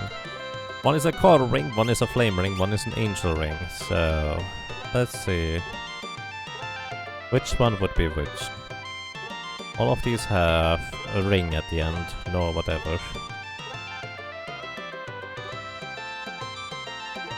Angel is last, you can tell. Flame is up top. Tenchi is Angel. Well, that is Tenchi, so that's Angel Ring. First one is Flame, last one is Angel. Okay, thank you. I appreciate that. Let's buy a Flame Ring. Thank you very much. So many people helping out. Thank you very much, everybody. That's really nice. Hey, I'm Ellison. Berserker is going quite okay. No complaints. It's just what we expect. A long grind. Not done, we're just trying to like figure out maybe where we can do a bit better with grinding and such, but yeah. Thankfully the wiki pictures the Japanese characters alongside the English words for things named. Oh, that's nice. So we can actually check out the thing here. I'm actually going to equip the Flame Ring, because if we encounter the mini dragons, the Flame Ring would be really good for that. So here's the thing, these mini dragons, they have a lot of HP. They also give a lot of experience. They don't deal that much damage, so... Huh, I wonder whether we can get high enough defense that they will deal 0 damage. So this is Blaze. It's actually ice-based damage. The Flame Ring protects us from ice as it nullifies it, and we absorb fire as health. But actually we are using the highest defense equipment, aren't we? So I don't think we can nullify the damage. How far are we? We just defeated Biblos earlier. We are at level 46 right now. And we're just running around doing stuff. Speaking of which, I need to continue coloring in my grid here.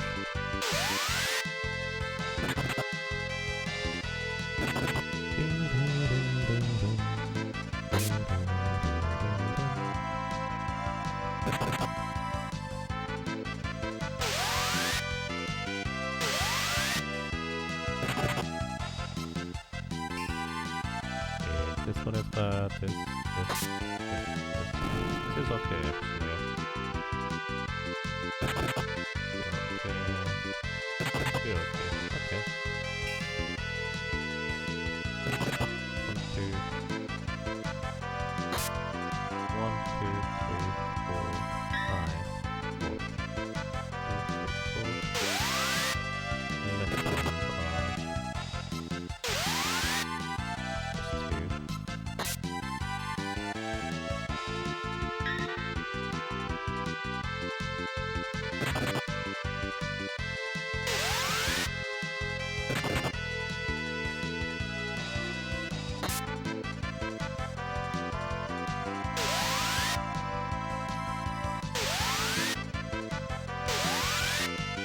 But yeah, as you can see, we would actually die rather quickly. Those things, I think, use mini blaze in fact, which is only like 120 damage, but also inflicts HP leak status. Which we don't get hit by, thankfully. Alright, so, here we go.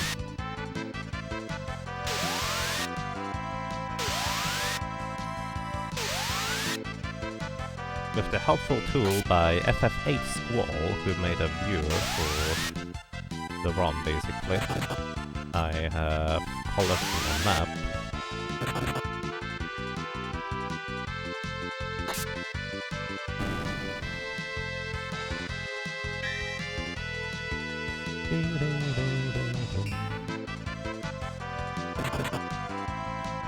World 1.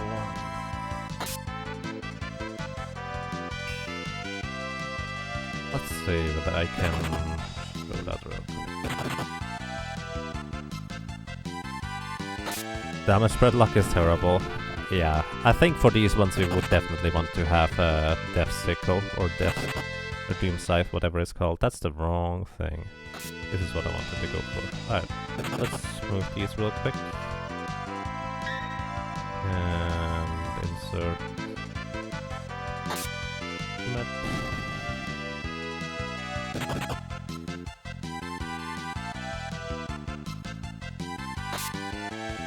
Hey, we won eventually. Alright, so this is 900 gold, not that much, but 4,500 experience. That's a lot of experience, isn't it? So it actually might potentially be worthwhile to fight over Chimeras with Death Sickle, but the problem is that these are not reliable encounters in any capacity, and there's no way to manipulate them in the version here, at least not to my knowledge. Also, there we have Ramu. He only spawns once we defeat him, he will not spawn. But I do not know what spawns in his place. Let's see, there's the... There it is. Okay, so here, I created this. So I colored in the water, where all the red parts of the water contain these enemies that are just the bad ones, so to speak, that give no experience and have the chance to just outright kill us, really. So unfortunately, as you can see, there's no way to just sail around the world in a continuous loop without ever running into these things, so that idea is just out the window now. Was a good idea though, in my opinion.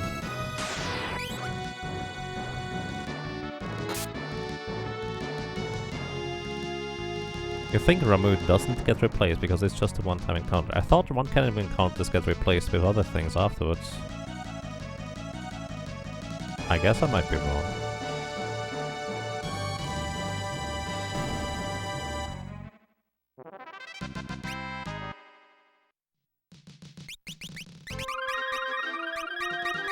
I mean, other than that, in this area here, let's see, forest encounters. In particular here.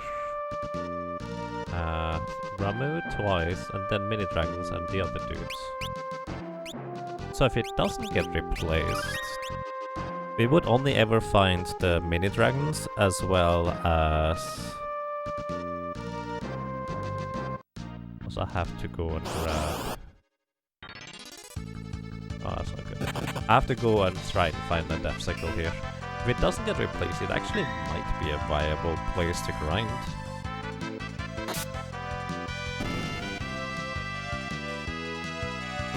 By the way, let's go and try and farm a Death Sickle, or Doom X, whatever you want to call it.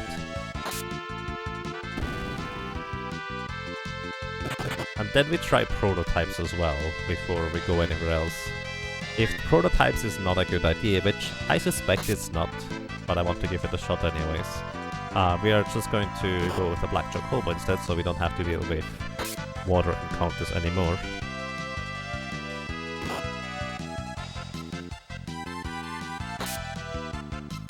Killing monsters has caused morals to go down. Yeah, I mean, if you are like a teenager and have to go out killing stuff or monsters, unless that's your passion and you have strong motivation for it, sounds rather rough. This would seem like it would get old watching Auto Battle for a long time.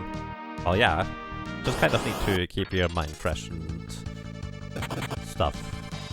If you go into it with the correct mindset, it's actually not too bad to just continuously go in circles for 8 hours a day until you finally succeed. But I'm definitely looking for things to do on the side, like maybe interact more with viewers or something like that.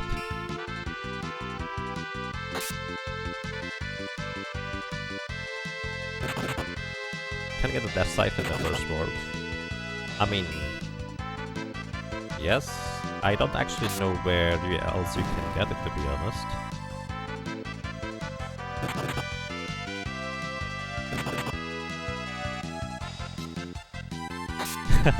You must like doing this with 4 thieves, but you had to press button, which was downside in comparison.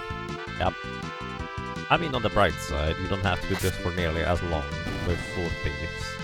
But 4 thieves is really brutal to get past Biblos. Once you're past there, I think it's somewhat okay, but getting past that guy, quite monstrous. Alright, here's Crescent Island. So this is where we're glad we are using a dagger, because dagger cuts enemy evasion in half, because these things have a ridiculous amount of evasion.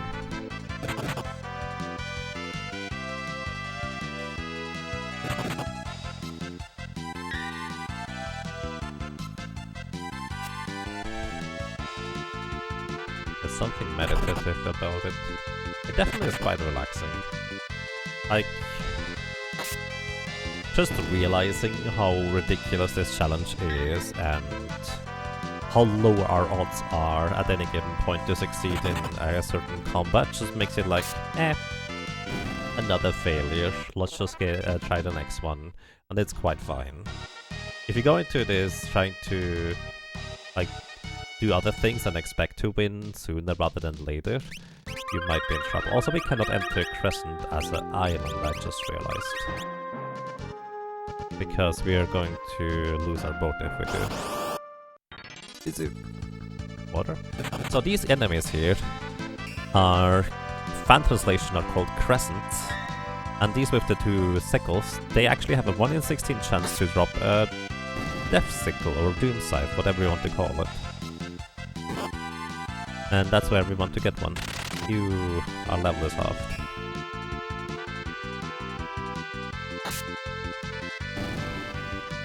You have to let go of anger.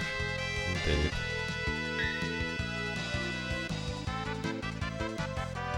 You got 4 thieves in the 4 drop fields, but like, can I get a mulligan? Yeah. Thief is amazing. If you don't have to get past Biblos with just thieves. Or for that matter with just might mages. Both of these classes are great by themselves.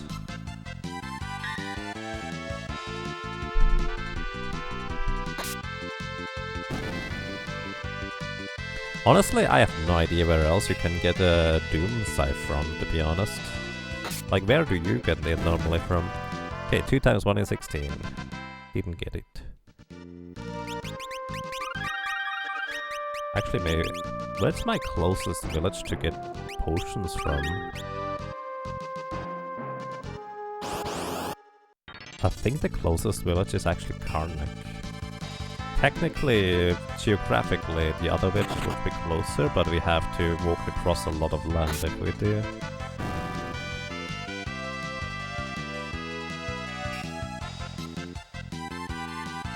Might be thinking of a different scythe. It might be.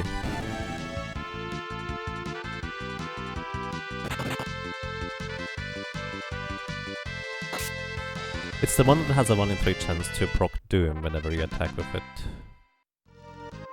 By the way, the experience here is pretty solid as well, which is worth noting. It's not quite as involved as the Chimeras, because we don't have to worry about our health quite as much. So that's nice.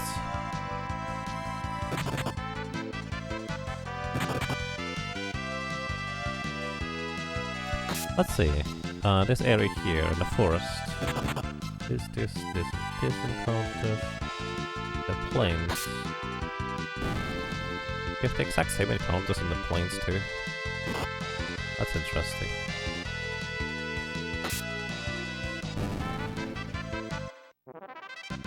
Also, since we one-shot these guys with the mangoes, we probably would not switch to Doom Scythe. And this one here. Although the problem... Well, actually no, the dagger's still better against these guys here, even though they half our level. So that spell halves our level, which means we deal significantly less damage. Which appears to be still enough to one-shot them, so that's good.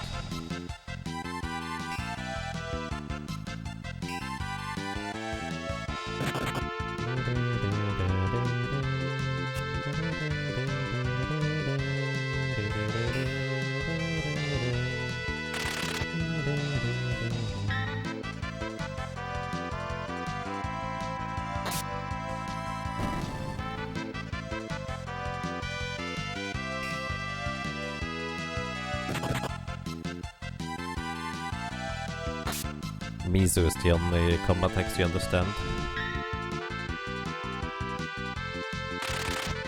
I have no idea where you're reading that. So, I don't understand nearly as much. Oh, miss! I see. Yeah, missing. There we go. I get it now. That took me way too long. Yes, the miss. Right. Well, let's see, how much experience are these encounters here? Ew. Against these ones here, oddly enough, we would want to equip the Angel Ring.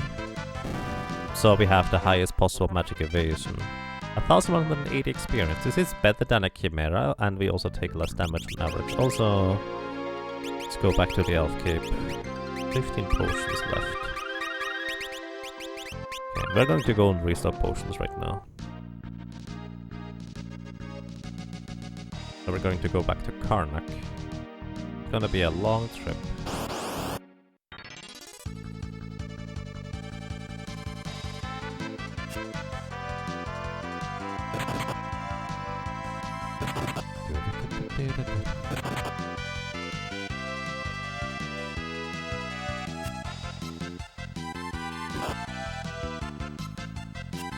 I mean, the odd thing is, farming for that Doom Scythe is actually the interesting part about this entire ordeal.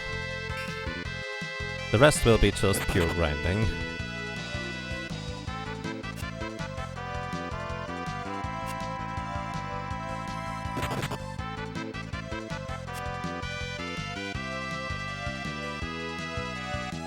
Never seen this formation.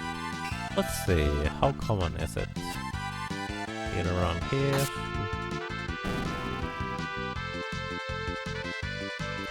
It's actually a pretty common formation here, but then again, most of the time when you get the boat, you decide to just ignore all the enemies and go straight through.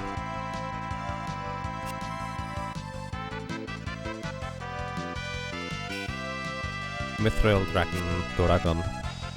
At the beginning of the name is the same, right? Me is one of the few symbols I actually can decipher as well, because of Mint from Tales of Fantasia. It's one of the main characters, so I kind of need to know which character is referring to Mint. Let's just start with me. You wish more sea enemies taught blue magic. I guess there's only really one, is there? Or am I forgetting something? Oh. Well. Better get to Karnak.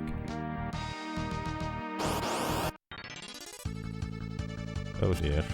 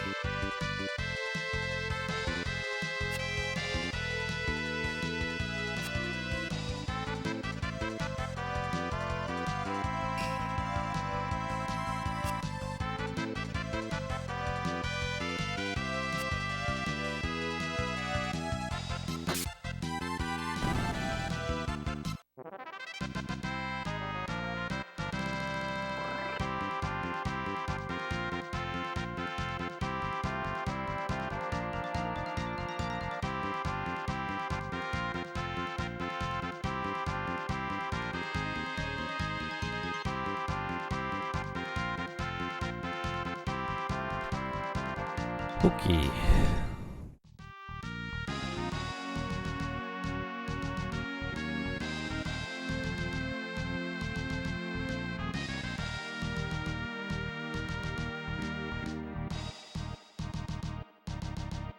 You know Zupa from Famicom because you collect Japanese retro games? Nice.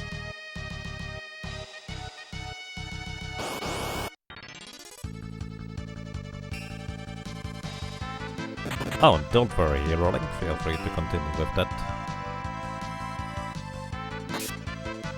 Enjoy your steak with that said, however. Thank you for dropping by and...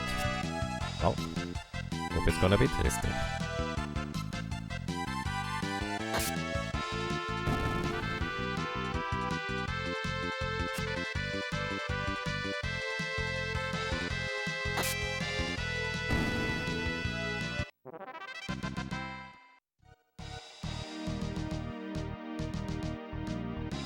Hey, we have arrived. More potions for the hungry berserker. And all that because I want to grind for a death cycle before losing the boat. Hey dear. The bright side, I get more time in between things to just reach it.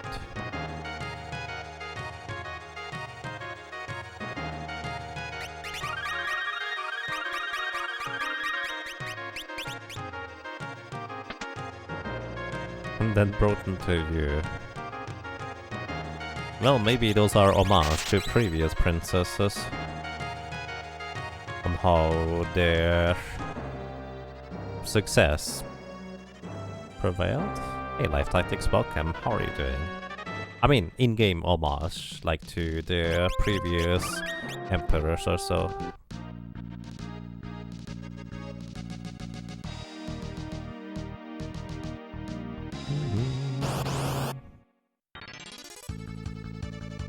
You just like many children wanted to understand the language, especially in the Famicom and Super Famicom days. Yeah. We over here had trouble just understanding English, so... that's part of the reason why I eventually learned English.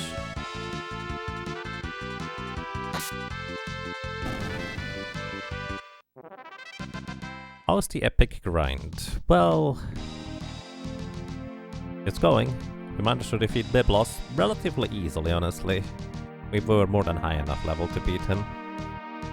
And at this point I'm trying to get a Death Sickle, and that is going to be all the equipment we can get before Sandworm.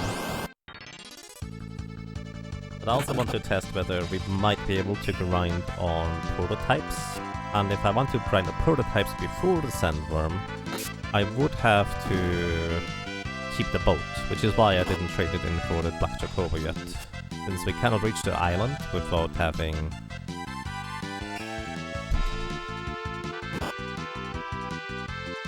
a boat or an airship. Black Jacobo doesn't have any forest to land on these islands where the prototypes appear.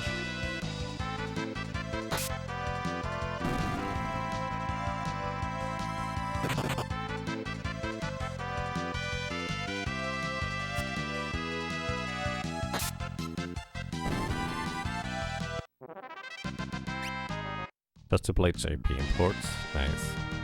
I guess it actually makes a lot more sense for you, because you can actually just play Japanese games on the original Super Nintendo console from the US, which I'm actually doing right now, by the way. Which we couldn't exactly do that over here.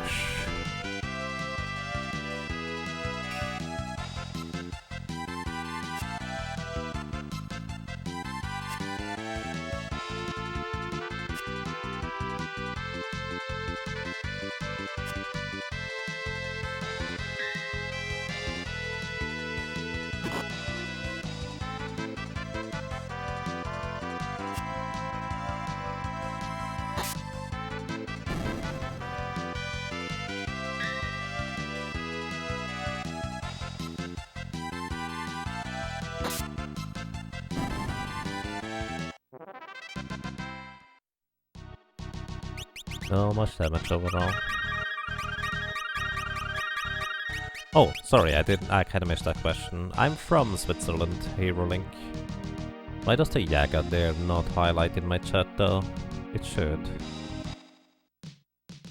So this should be the same encounters as on Crescent Island. Maybe. But this is actually good. We want Ferris to take out the Bio Soldier first.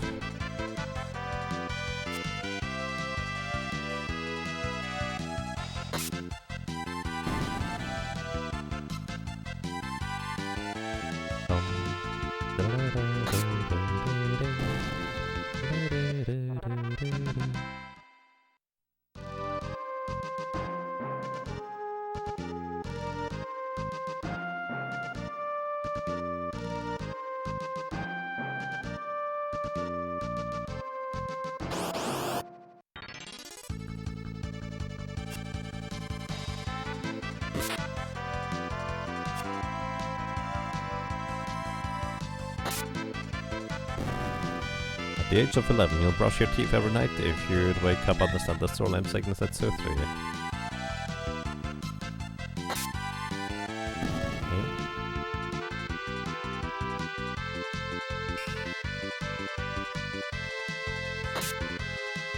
I honestly am not sure what that means. But okay. Hey, there it is! We got our Death Sickle already. And this thing has an attack power of 43. Now the downside is, of course, it's an axe. While that's great for ignoring enemy defense, it is traditionally really bad for reliably hitting enemies. The Death Sickle is actually one of the exceptions where it's still decently okay to actually reliably hit enemies because it only has a 10% chance to miss.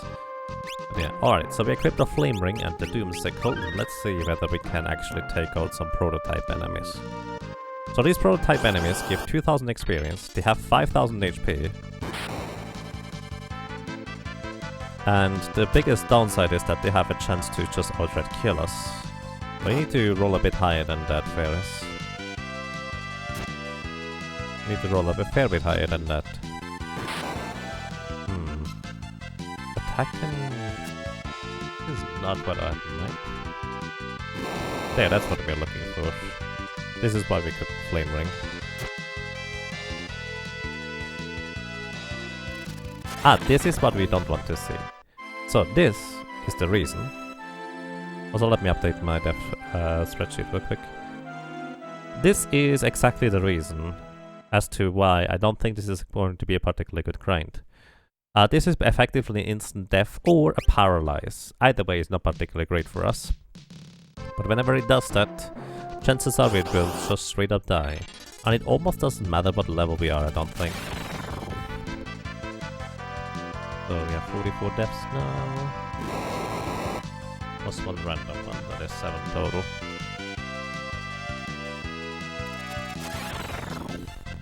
Yeah, alrighty. 8 total now.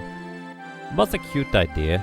We do really good damage on that thing, but it's not nearly good enough to defeat prototypes reliably in any capacity.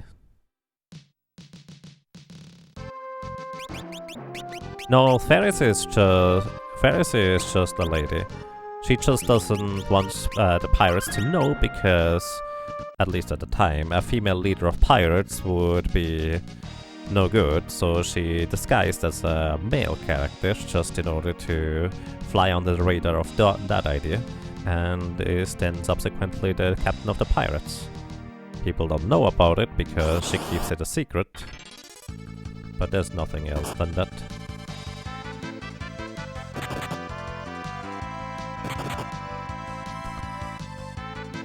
I would say the sprite from Secret of Mana is probably as close as it gets to that super angry monkey. I don't know whether there's anything canonically like that, but the sprite is just neutral, so to speak. It's just not defined, because it's kind of like a fairy. Or a demon in a sense.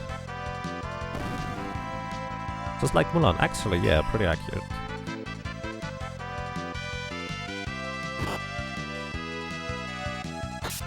Brushing your teeth is considered a chore for children, especially at night too. To put simply, by completing this chore every night, then you'd hope you wake up on sunny Japanese as a reward. Ah, I see.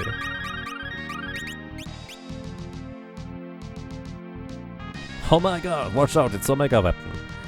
Yeah, prototype is easier to hit, like just with physical attacks, but that's about it. Where am I?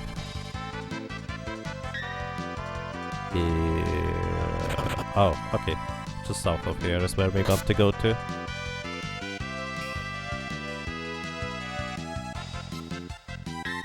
Is that the GBA version?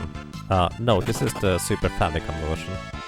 This is on an original cartridge, which is why it is in Japanese.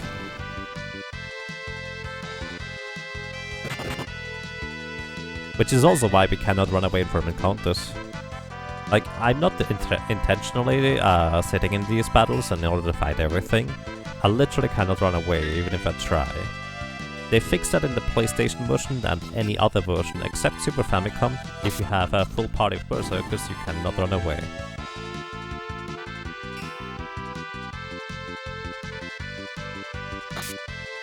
It's probably a bug.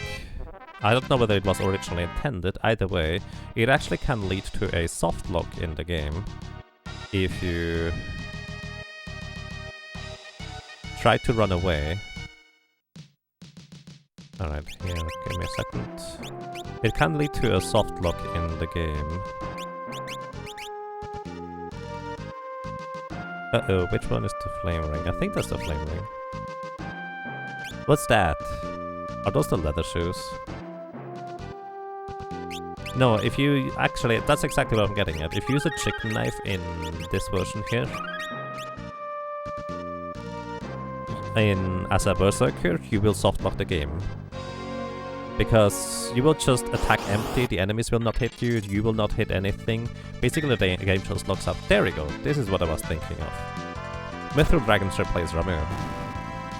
They actually do give pretty decent experience for being a one-shot. 270 experience here.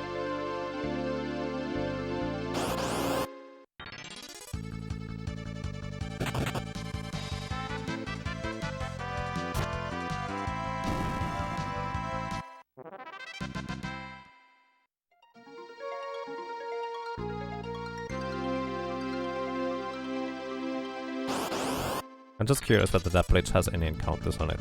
So yeah, instead of Ramu, we run into Mithril Dragons, so they do get replaced here.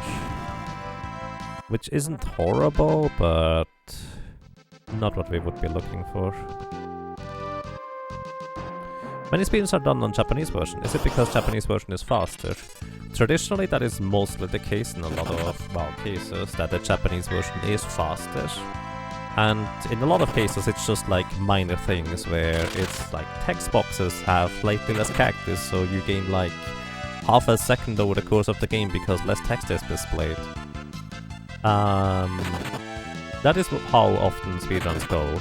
In a lot of cases, however, also the Japanese version is the first release, and often the first release has various bugs and glitches in them that you can abuse and exploit that are fixed in other subsequent versions of the game. For example, Zelda Link to the Past is one of those big examples. Specifically, the Japanese 1.0 version of the game allows you to do various things like item dashing, making blocks disappear, and the likes that will speed up your playthrough or speedrun quite a bit.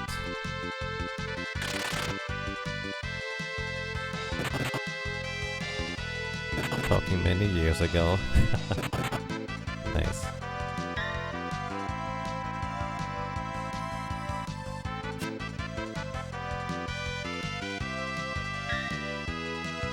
This could take ages, because we are using... yeah, we are basically reduced to level 1 at this point. In the Japanese 1.0 version, you can't kill Mothila with the gold sword. Oh no, it's not all good. For example, you can also get hit while you're falling down into a pit. So those are just kind of the trade-offs you take. Like, let's put it this way, they definitely fixed a bunch of bugs and glitches that are definitely good to be fixed. But I recommend you do not try to speedrun the Japanese Secret of Mana version, because it's very easy to softlock on every single boss, pretty much. Not recommended, just play the English version.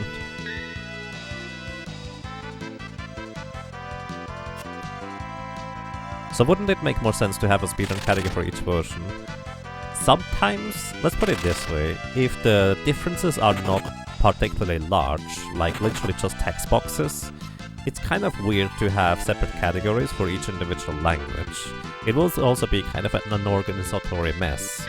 Plus, sometimes the difference is small enough that each version is like comparable and people can compete with each other just to see the individuals' times.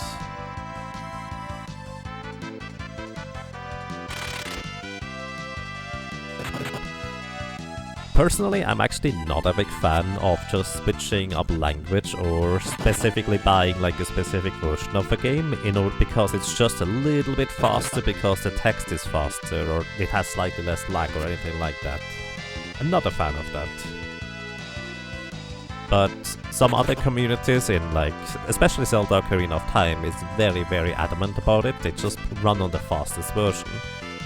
And then you have the opposite end of the spectrum, with Super Mario 64, where they just play only the Nintendo 64 version rather than Virtual Console, just because that's more original, I guess. I don't actually know the reasoning, honestly, but it's just based on game, community by community, how that is going to be handled.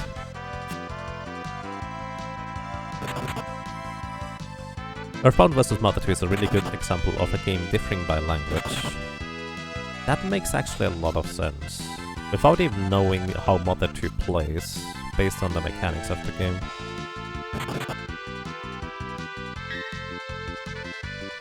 You're not a big fan too, might not be very comfortable to run on Japanese version. Yeah, especially if there's like a lot of menuing involved and you need to know the item names, etc. It can be quite the hassle. There's other examples too, where, for example, if you play Tales of Fantasia with a fan translation, it is actually like 20 to 30 minutes slower because the English text introduces a lot of additional lag and menu input stuff, etc. that does not occur in the original version. So while it's technically only text that is different, it is a pretty major part where it's just not quite as fluent as if you play the original Japanese version. However, also, it's a fan translation, it's not official, so personally I like to also try to stick to the original versions of the game rather than fan translated if I try to do speedruns or serious speedruns in any capacity. Which is why I speedrun the Japanese version of Tales of Fantasia, because technically there is no other version. At least not officially.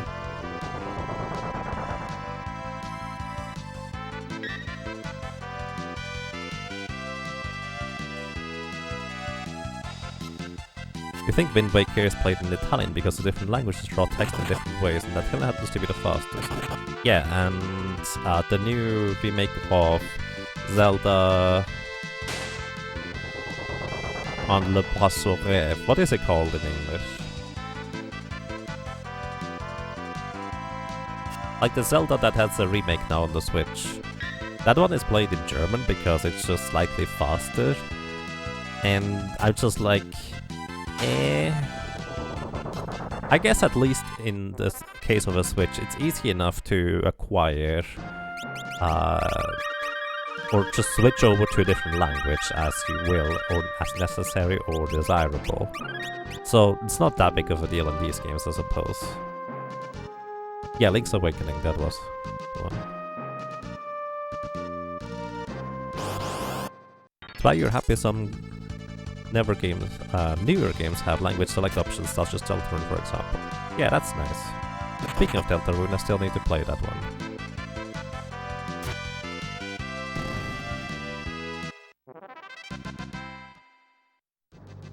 These games are much more story-driven. Yeah.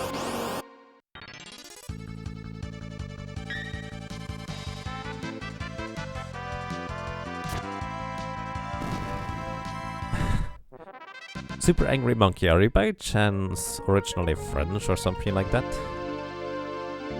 I just noticed traduction. Just kinda curious.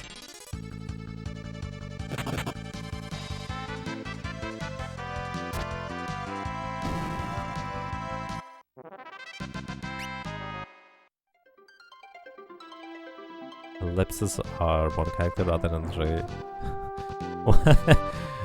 I mean, honestly, as long as the other language version is easy enough to acquire, and it's not a text-heavy game where you have to select a ton of options, choose whatever. But for example, I wouldn't want to play like Earthbound or... Well, I guess Earthbound is a weird exception to that rule. I would not necessarily want to run Final Fantasy VI in Japanese, because there's a perfectly fine English version. Although, to be fair, there are some glitches that are only in Japanese too there, which is interesting by itself. Oh well. Messenger was such a surprisingly good game. I'm not sure it was surprisingly good, but it was really good.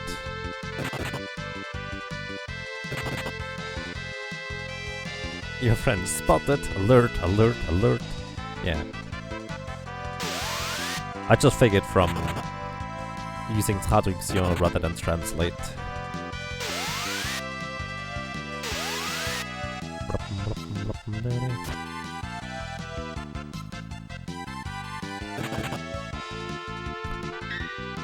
Imagine if we had the Earth Hammer right here.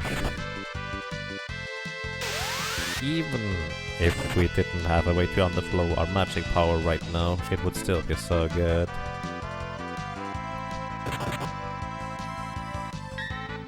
That's also very good, Activus. Nice. But yeah, Messenger is such a good game, I agree.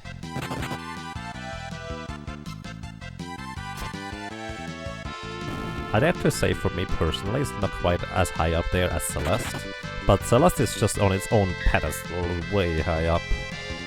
It's kind of insane how good that game is.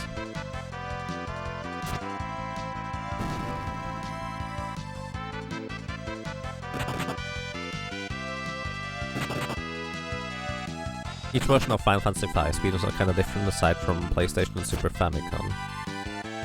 Yeah, I actually don't know anything about the differences between PlayStation and Super Famicom versions. I know that people like to do speedruns on the fan-translated one, because at this point, the fan translation of this game here actually came out before the PlayStation version was released. It's actually kind of insane to think about it that way. Like, it's just mind-blowing how early the ROM hacking community came together to do a really well-done translation overall that just was strictly better pretty much than the official translation on the PlayStation.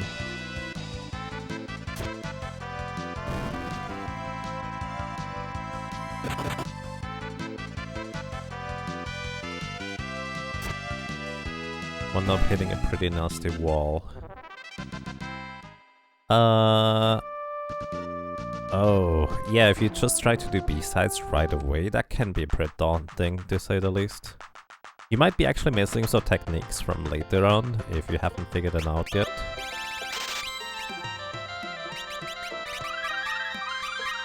I do recommend maybe going A-sides first, rather than just B-sides, straight up, but then again, that's up to your choice. I think going A-sides, then all B-sides, and then all C-sides was interesting, because I found the C-sides to be more easy than the B-sides usually. Well, at least for the golden stuff. Alrighty, so, at this point, I have decided that prototypes are not really any good, so we might as well go ahead and just grab our Black Chocobo so it's more easy to travel across the world. So we're going to go ahead and move over to Crescent Island.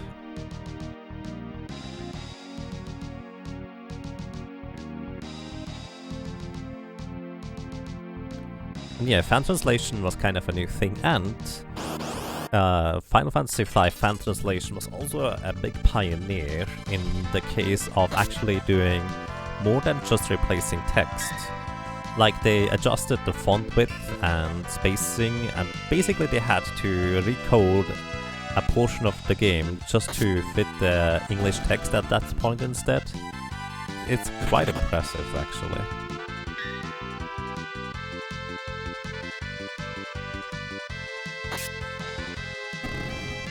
Hollow Knight? Yeah, I should also play Hollow Knight eventually sometime. Heard so many good things about it.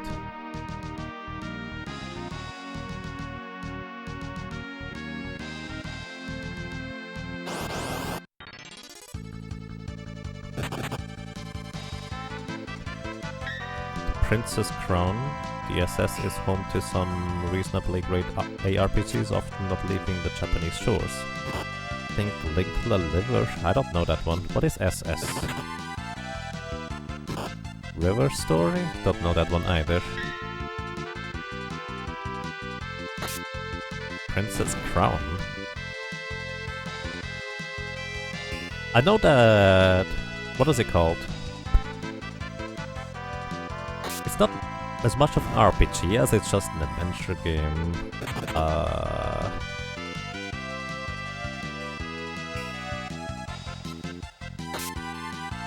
Oh, Sega Saturn. Interesting. Yeah, there's definitely quite a few interesting ones over there. Yeah, let's go and grab our Black Chocobo here. Don't think prototypes are going to be worthwhile.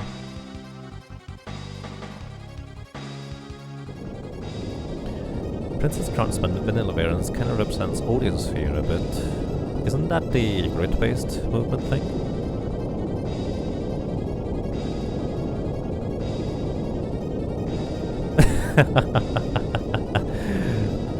I love that emote, by the way, it looks great. Who made that emote, Akaze? Because I actually really like that style. It's, to be fair, it's kind of difficult to see what it displays or portrays as an emote because it's a bit small. But it looks really good when I pull up the larger version.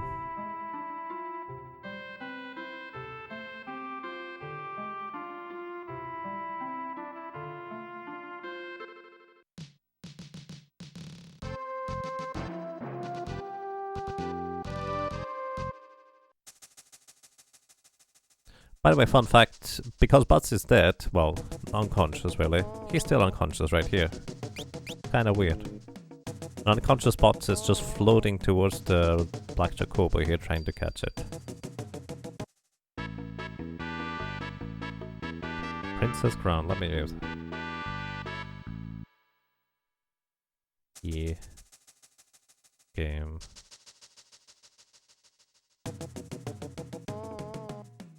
Oh, that one. I've seen it before. I've never really looked at it much though. Can PM me the info for the artist? Sure, I would like to know. Honestly, right now I probably won't be getting any new emotes, but kinda curious.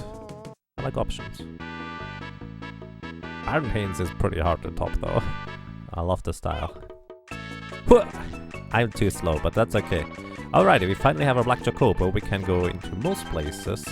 We can even buy now potions for half the price. I completely forgot I have a world map, by the way. Ha ha ha.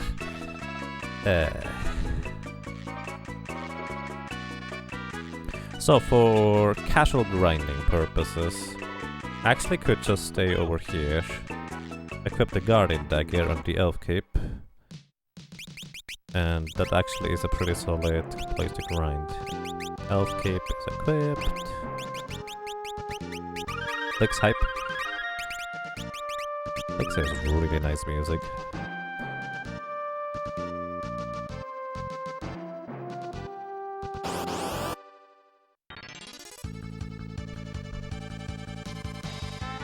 So these encounters here, not as fast as Chimeras for experience, but I have to refill potions significantly less often, so I can pay more attention to chat. So that's nice. Also, I'm out of water. Need to grab more water. Let's see, what was the other game you mentioned earlier? What was this game I had in mind personally?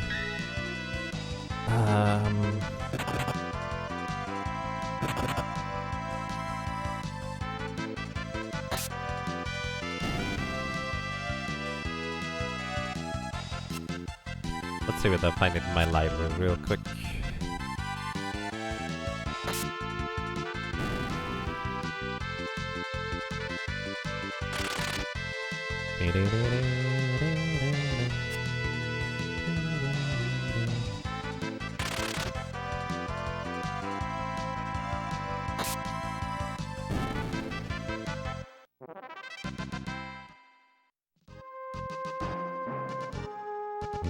Alcahest, there we go, that's the one I was thinking of. Or Crystal Bean from Dungeon Explorer is also a pretty interesting one. Alcahest, Crystal Bean from Dungeon Explorer are SNES era games that are just only Japan, but they look really intriguing.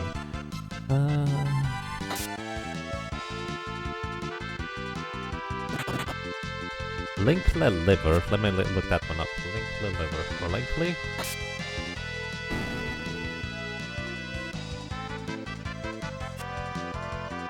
That's a nice art style. I would need to see the gameplay though.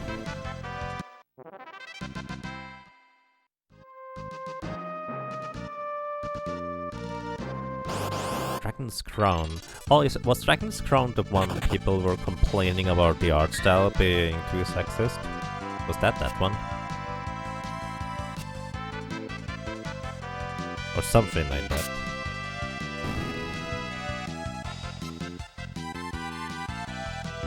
How do Final Fantasy 5 and the other Final Fantasies of the SNES compare in your opinion? You love 4 and 6, but 5 not so much. So for me personally, the way I look at it is Final Fantasy 4 is just the first Final Fantasy game on the Super Nintendo where they just got used to the system. They came from Final Fantasy 3 and tried to just expand upon it in all directions. And it's a fine game. Kind of rough around the edges in my opinion, but has a good story and plays decently well. Final Fantasy 5, from what I can see, basically they just took this job system from Final Fantasy 3 and tried to refine it and make it like a proper clean slate for like starting or playing Final Fantasy.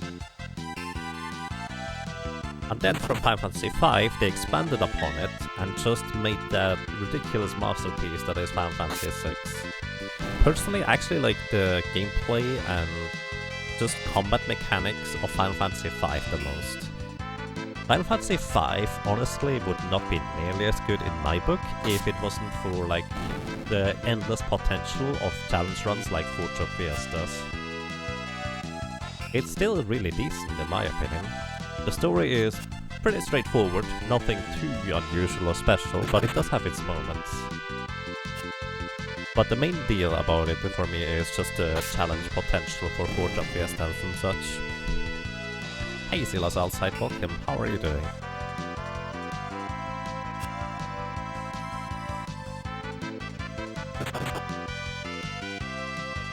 You feel many companies are holding onto their game to grab the release window of PS5. Oh, is that coming out sometime? Interesting. I'm actually not paying attention to those things at all.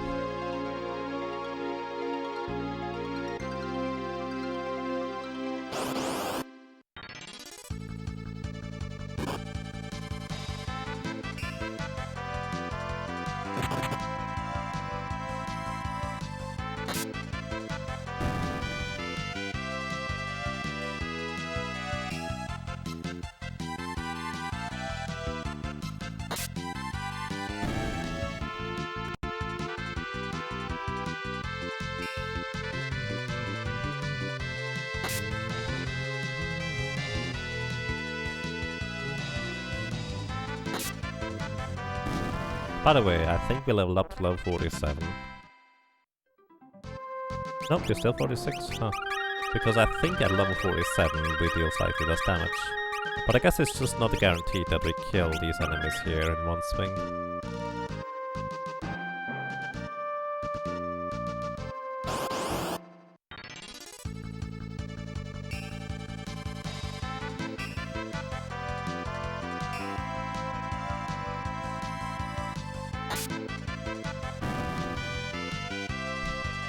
You're alive. Alright. That's fair. I'm doing quite okay. I'm honestly kind of sleepy right now. I'm not entirely sure why. But hey, just running back and forth, grinding with a Berserker, which is pretty much what I expected to do around these times, because I was planning for it.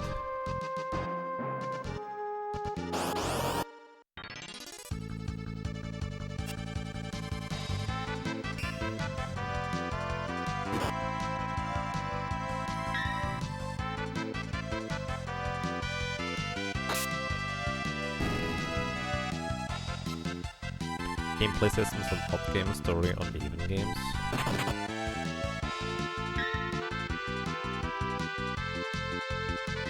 Well...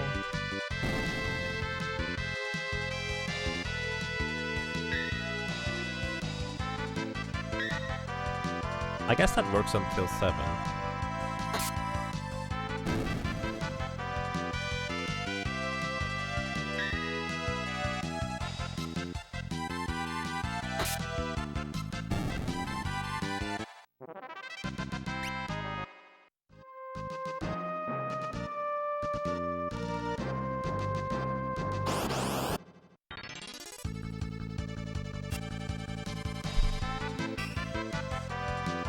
Only true for the classic Final Fantasies. I mean, I dare to say up to 10 or even 12 and 13 is kinda classic at this point. But then again, what is classic?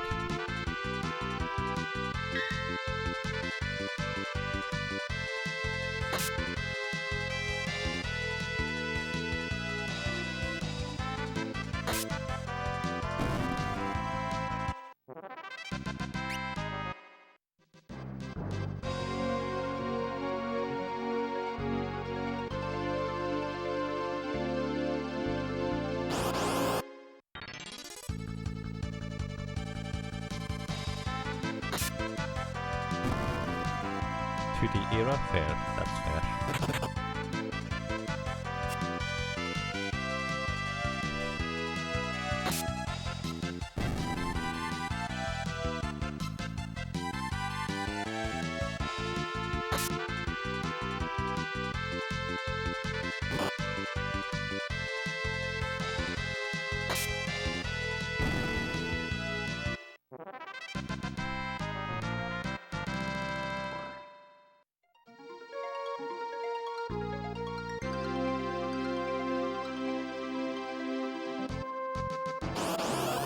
You once read an interview the staff wanted to remake 6, but it seems they know what they want to do with 7 more, and most likely has management plus shareholders celebrating much more than the Super Famicom game. Ah, yeah, that would make sense.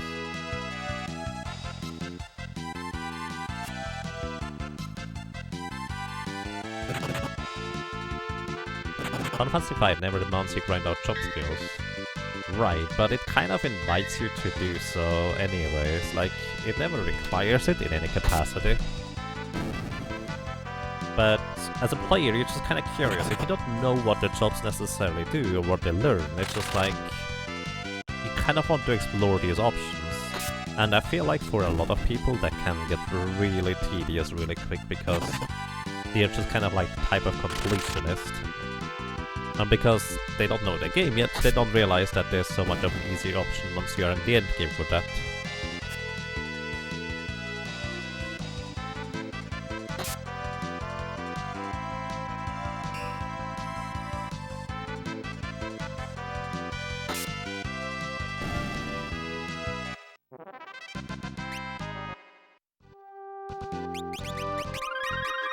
$47 members.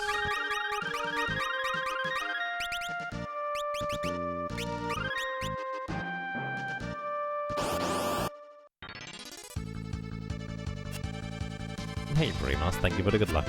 I appreciate that and I will need it. For now, I just need a lot of patience.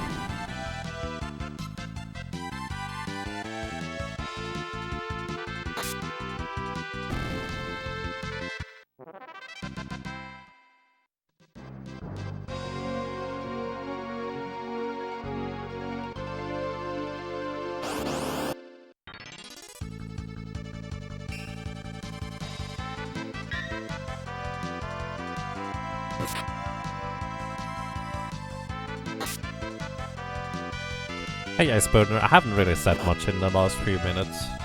Just been running back and forth. Well, looking at chat, trying to see whether somebody says something. Oh, about the thing. Final Fantasy 5 kind of still invites you to, like, grind a lot, because if you don't know the game, it's still kind of like you want to figure out what the chop options are, what do the chop thingies do, and in the end it's like you still end up grinding a lot, especially if you're kind of like a completionist, which I'm not, but hey, a lot of people are. They decide to just go ahead and want to grind out everything, and especially since they don't know the game yet, because it's the first playthrough, they don't know that there's so much of a better option later in the game to grind out chops and such. Which is why 4-Chop Fiesta as a first playthrough is such a big bonus.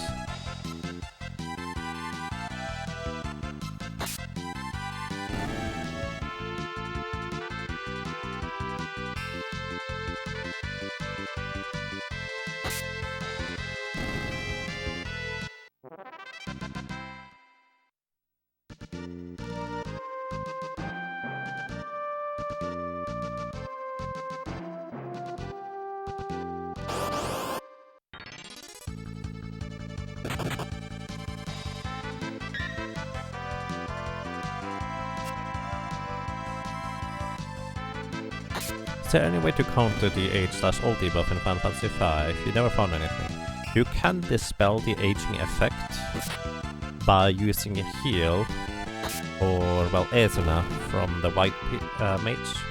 There is also a mix that allows you to use Panacea as a chemist in order to remove the aging status effect. However, it does not revert the stats you lost. So the stats you lose are permanently lost for that duration of the battle, until next battle.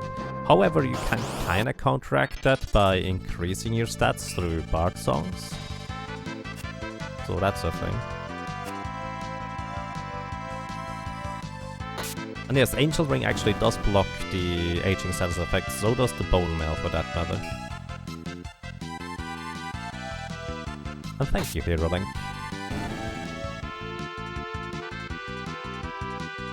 I imagine you're going to go well. I hope you have a nice day.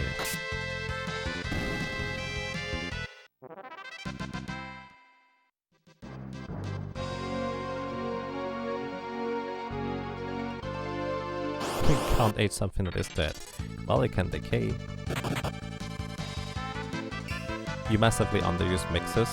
Honestly, Chemist is kind of that Final Fantasy V problem of too many jobs and too much things to do in a nutshell by itself. Because there's so many different mixes that just do so many different things. It is actually pretty tough to keep up with all of it. unless you're very, very thorough.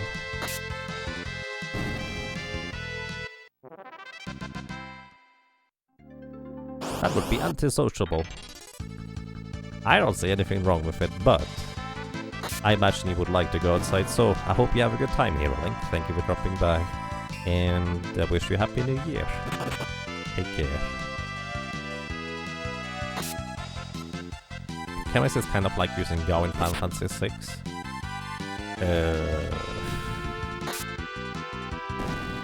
Not sure, but sure, why not?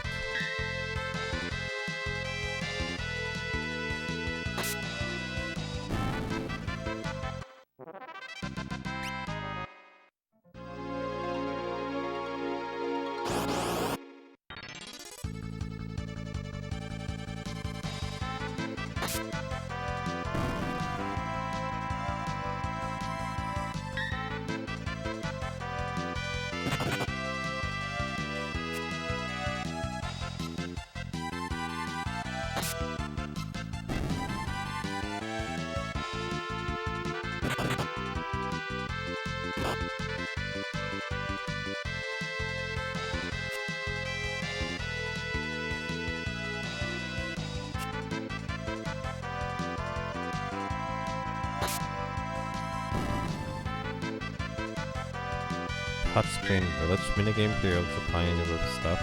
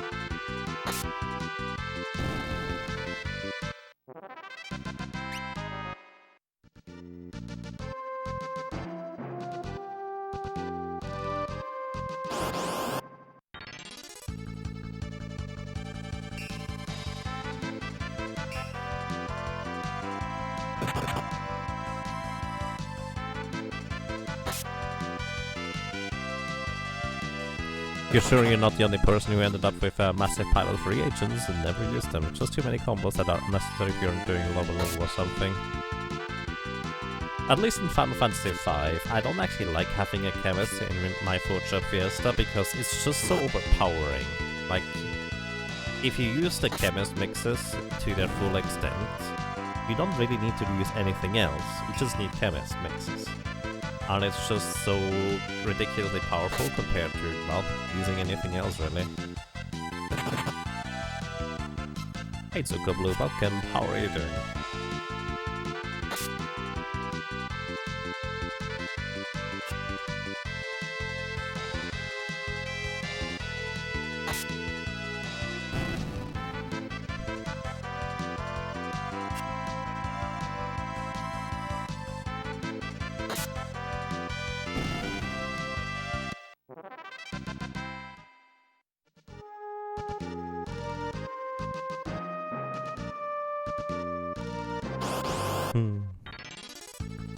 I guess it really depends. If it just doesn't resonate with you, a certain game, then it's kind of difficult to stick to it. Sometimes it would actually turn out to be rather intriguing and interesting if you just stuck with it. but there's always kind of the compromise of, is it really worth sticking to a game if you don't initially just enjoy the beginning either? Sometimes, maybe. But it's kind of a case for on an individual basis.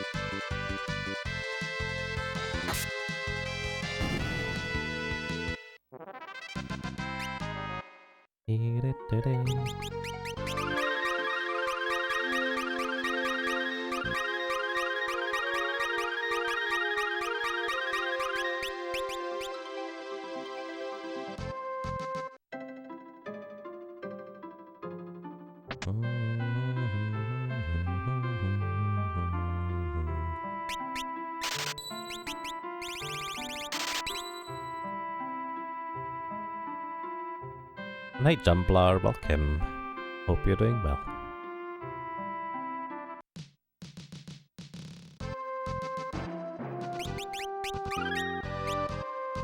Save often, save frequently, huh?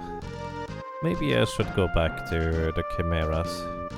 So we already grinded up 500,000 experience points.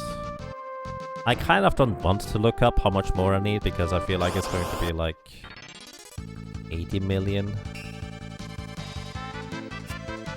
So yeah, we'll see.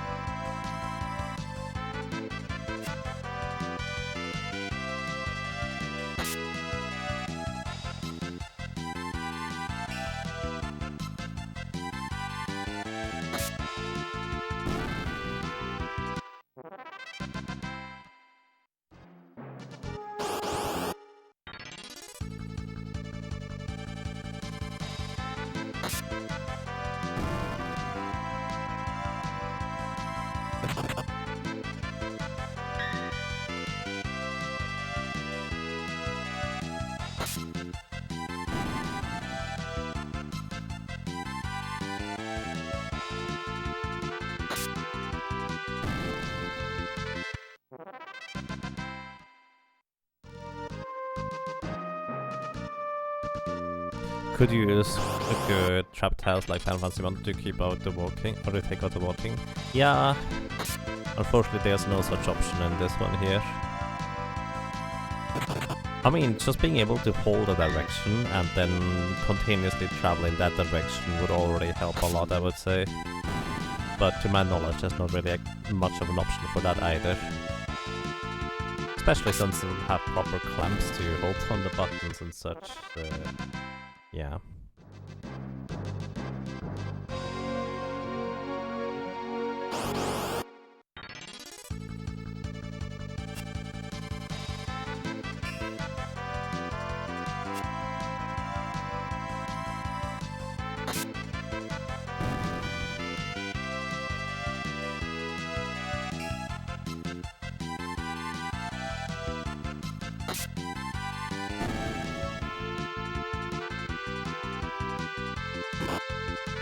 What is the current level goal and the next boss?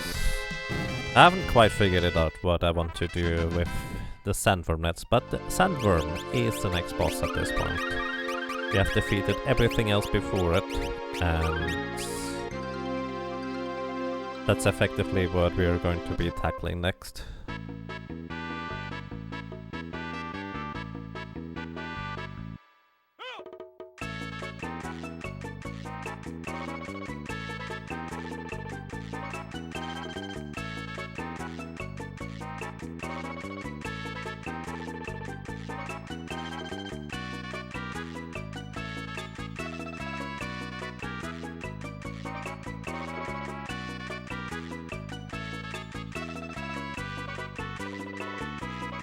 Just have to grind to 99 then.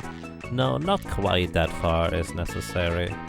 But before I forget about the story bit, we still need to go in here real quick. We don't have to go to quite 99.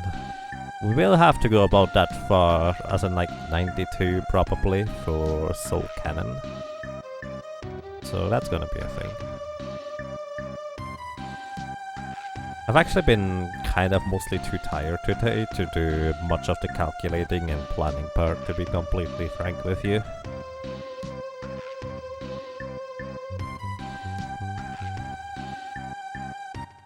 Just been mostly running back and forth.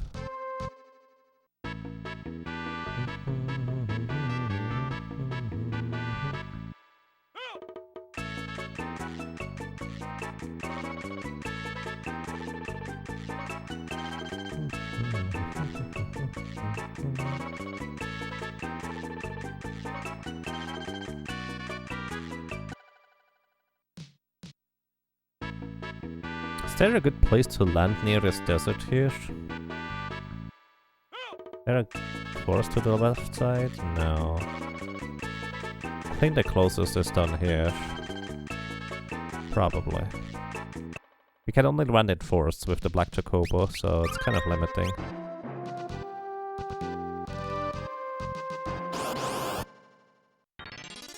Uh-oh. Silence is fine. But blindness would make this fight go pretty lengthy.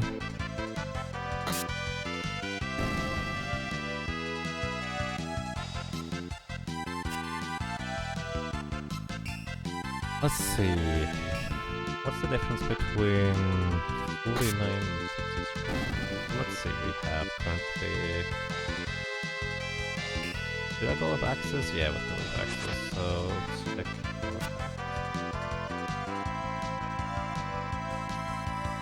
You want to reach a good thresh. Oh, that's not good. That's gonna take a while. You know what? I'm going to go and refresh my water, so I'll be right back.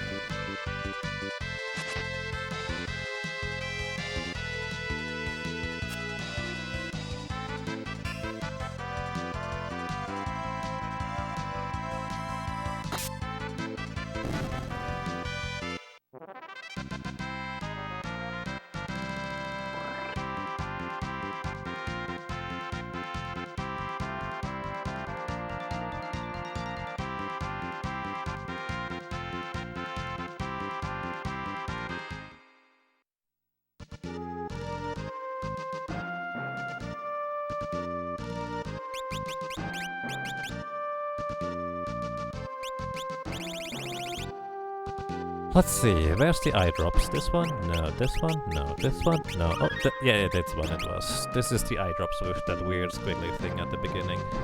I knew the name of that at some point. Has an R at the end. Missouri. But even a Ku or a Gu? Usuri? I have no idea. Something Usuri. You really hope you keep power? Well then, I wish you good luck with that.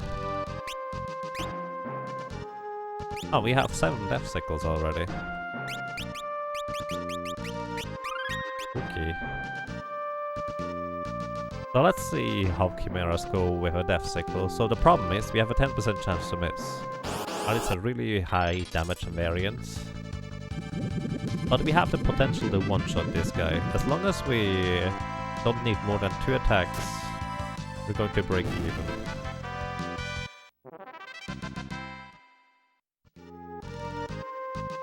Alrighty.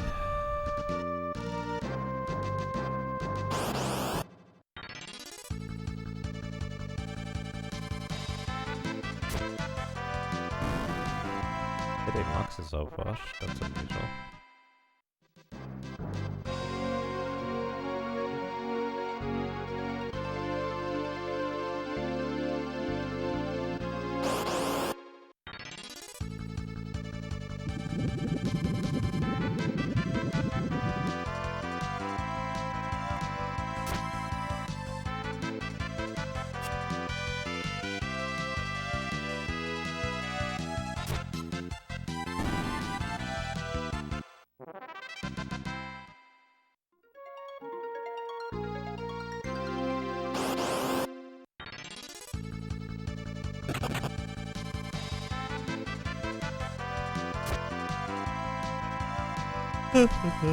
Okay. As a low damage roll, we still had a chance to one-shot it, thanks to the thing. The Doom proc. Actually, are Chimeras immune to the instant death? I thought they weren't, but then again, I'm probably just thinking of the Chimera Brain, which guaranteed it. We use no elixir for once? Sure, why not? Don't have to use as many potions.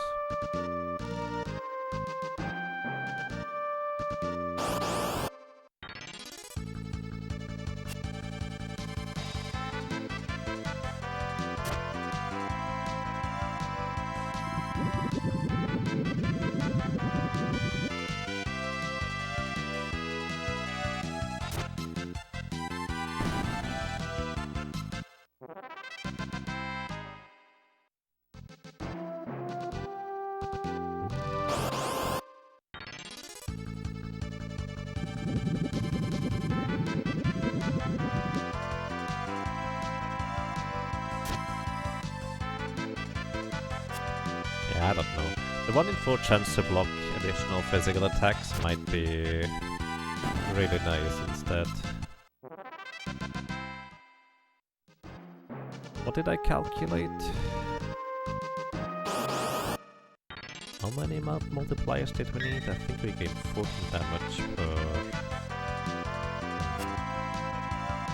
No, 18 damage per multiplier. Let me actually see something real quick. I'm curious what level we need to have in order to... I actually need to use another elixir.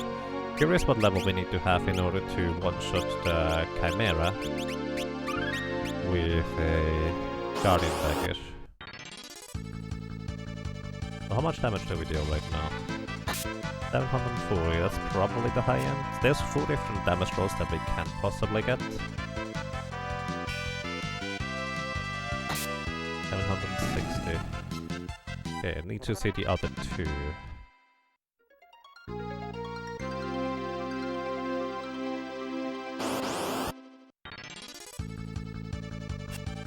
Actually, let's see. 740, 760, 700 exactly. Now we need to know what the last damage roll is. 760 again, not what I'm looking for.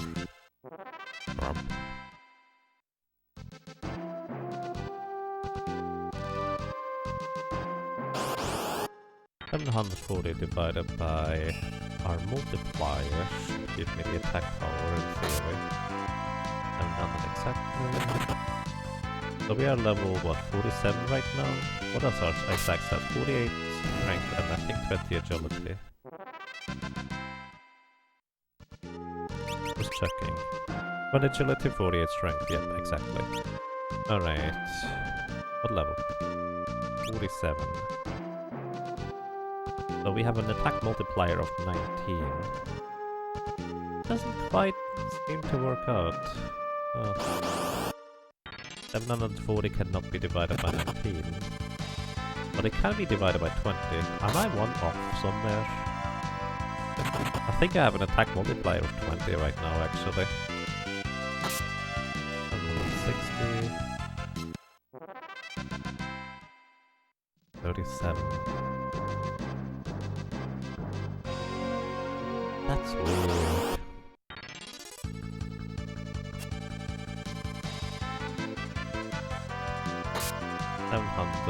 Divided by 20 is 35, which makes even less sense actually.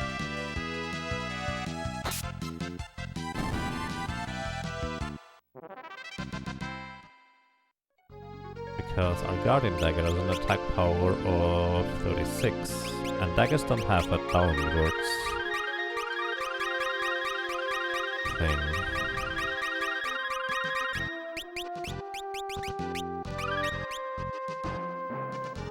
I need to still figure out what the last damage roll is. Probably 720. If I were to guess, considering the increments seem to be 20s. So that means 700 divided by 36 it would be... It's 19 and a half. That doesn't make sense. What if I divide it by 54?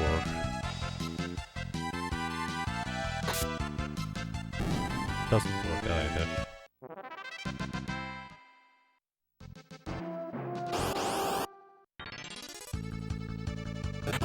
Either way, right now our attack power increments are about 20 each time.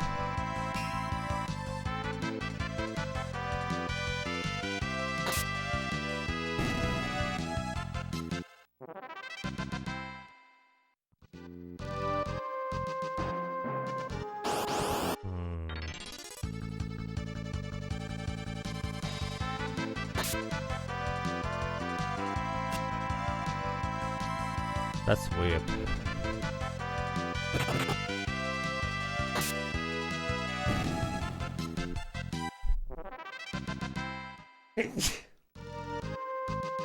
Wait, do I have the correct agility value? I do. That's really confusing. 47. I should have an attack multiplier of 19. Maybe it's an off by 1 error and it's 20, but even then it still doesn't make sense. Is it a parry? It can be a parry, yes. The weapon I'm using is a main gauche or a guardian dagger, which has a 1 in 4 chance to block attacks, as well as the elven cape that has a 1 in 3 chance to block attacks, and the shield has a 25% chance to block attacks. Each of those are separate calculations.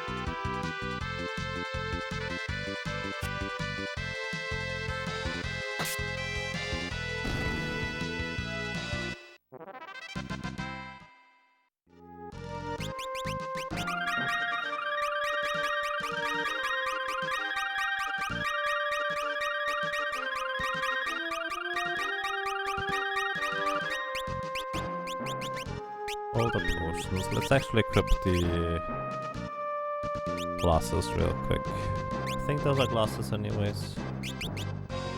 So we kinda get blinded and put the Chocobo north.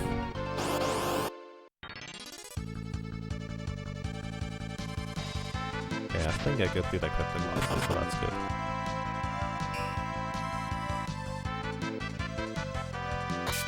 You're wondering what the strategy is with this run. The strategy is simple. You grind until you have such a ridiculously high level that you can just kill the enemies before they kill you. That's literally what we're doing here.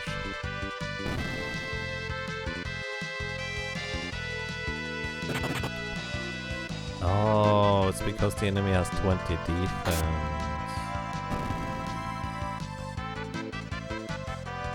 Oh, that's right, I forgot about the part where defense is calculated in somehow.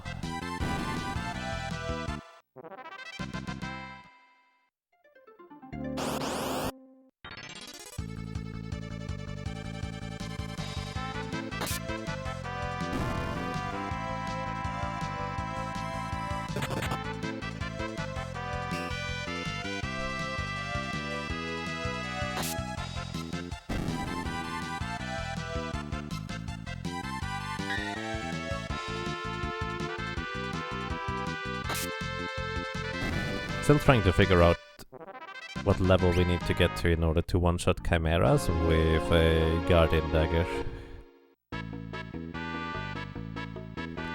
Unfortunately, there is not really a closer place to get to. That also doesn't lead me through territory that has enemies just blinding me. Blind reduces your chance to hit by 75%, and that's really, really bad, as you might expect.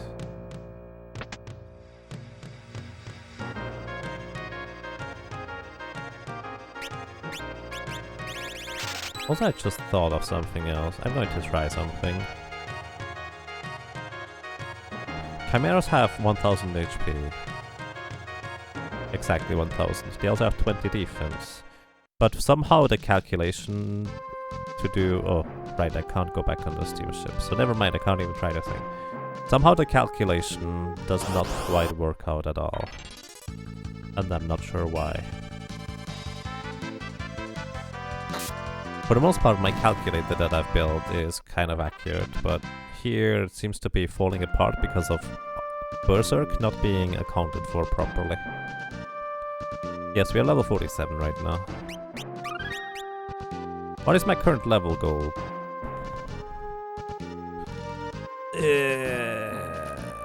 That's a good question. I wish I knew.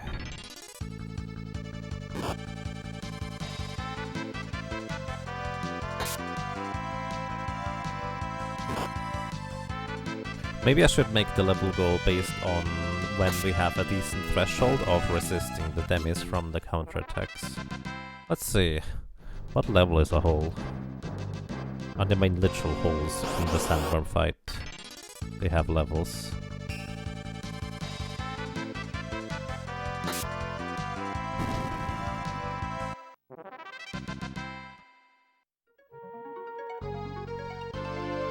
$300 divided by 20.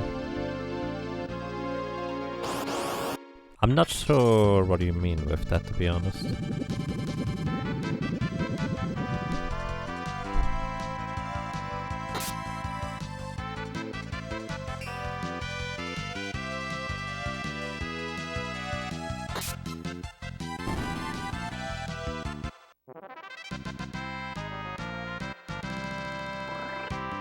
Alright, holes are level 18. What is the base chance of damage?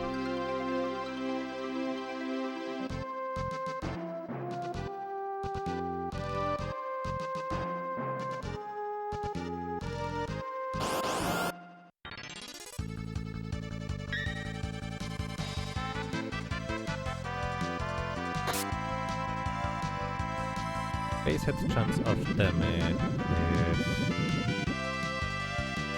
Ooh, 99%? I had no idea that has such a high hit chance. 99%. So each level we gain, we have 1% more chance to resist the hold attacks. New low hit, 680. Oh, did we just have one? Good to know. I figured... That's weird. Okay. That's really weird. It's kind of 620?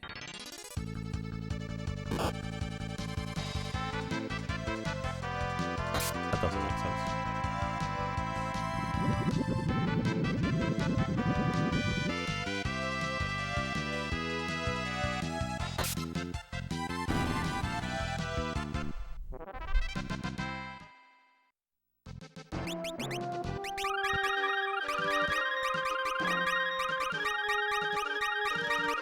Pizza? Hey brother, welcome. How are you doing? That was more than half my potions to heal back up. What are you trying to do, the gobbler? Are you trying to do the delicious pizza, delicious tacos? You may want to write delicious that too.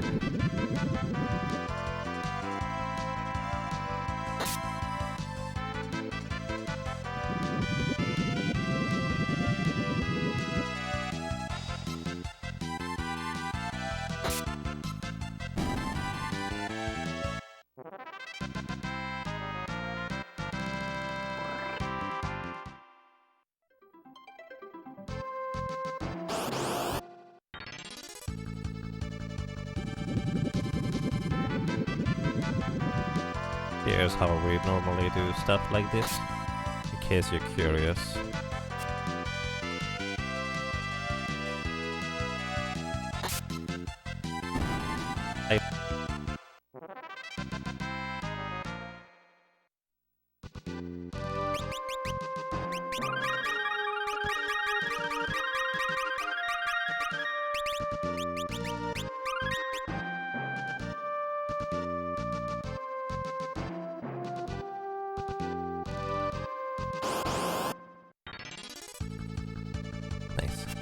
For a list of food box items that is not quite complete, you can actually check over here if you'd like to put in something weird. Yes! Dragon saved the frog. Dragon. The book dragon is a friend of frogs. We have a strong ally now.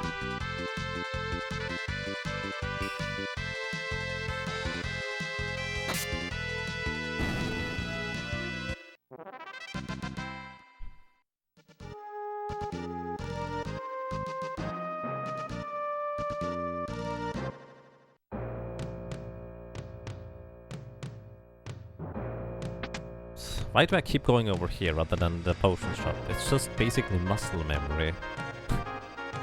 So weird.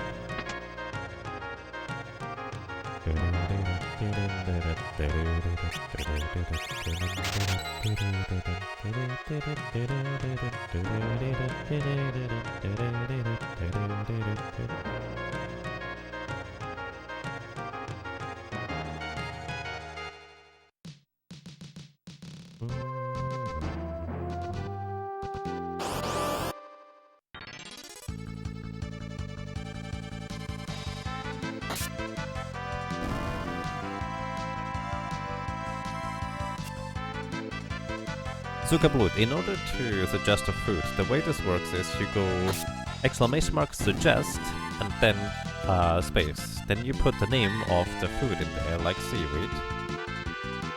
And then you... What happens when the user puts the food into the food box? And then...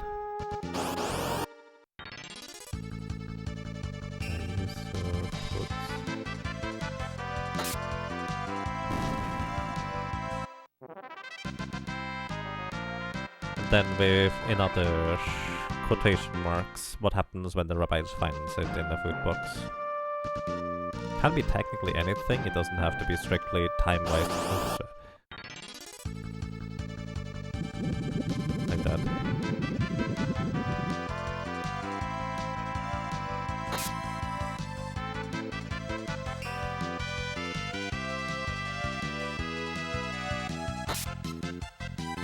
This is how you suggest it, Zuckerblut.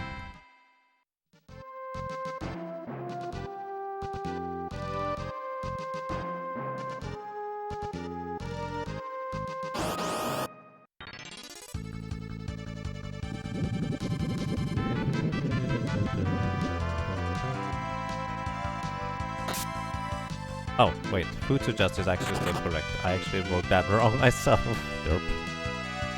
You are correct on that one. Food suggest. Actually didn't realize that one. Like, you need to write the entire text of what happens when the user puts something into the food box or interacts with the thing. What happens when the rabbi finds out that thing that the user just did. The entire idea... Oh, by the way, we are leveling up to level 48 apparently, and we are dealing more damage now. The entire idea of that entire suggestion thing is that I don't have to come up with things to do myself every time a new item is suggested. Because I'm not that creative. But a lot of the times people are more creative than me. So if somebody would like to suggest an interesting food or interaction with the rabbi, be my guest.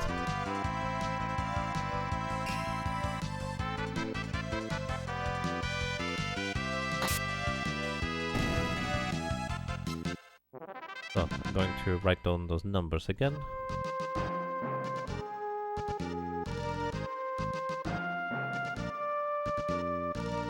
Let's see, in order to have a 50-50 for the holes to hit us, we would need to be level 59.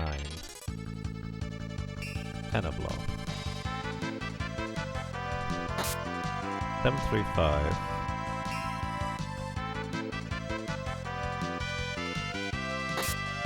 798. Those are the two numbers we see so far. You're stunned, I'm not one-shotting the camera set. We're only level 48. Gonna take a while. I could equip the Death Sickle where we have a chance to one-shot them, but we also have a chance to like 4-shot them instead. This is just more consistent. 435, we already had that number. Can you get a different number, fairies, please?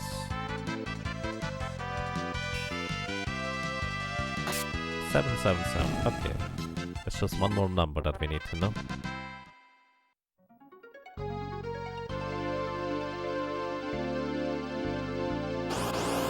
What games I'm playing right now? Final Fantasy 5. Speaking of which, if you have suggestions on what we could do while grinding here, preferably a game that doesn't take much like focus, be my guest, because we have a bunch of good suggestions already. 714. So it might be maybe you have a good idea on what we could play on this side. But that is 714. 735, 777 and 798 for damage rolls here.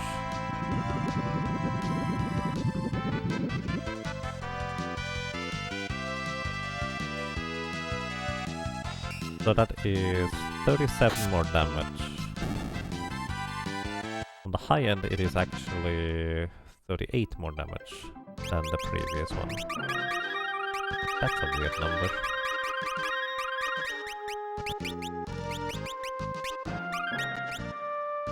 The other one is 35.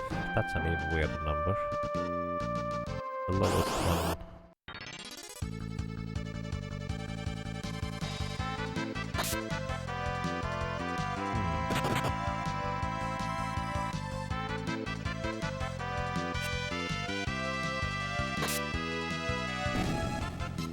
Oh, that was for drum Buddhist. I see. Sorry. Didn't catch that.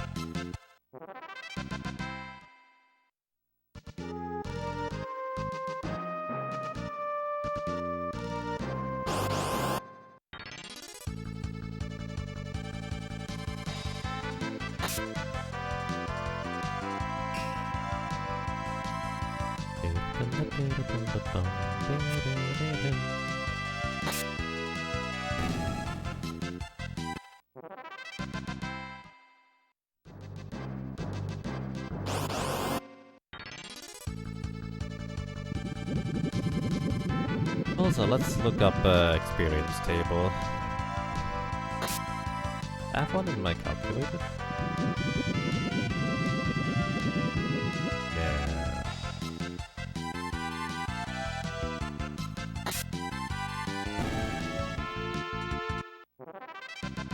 What's your third favorite dinosaur?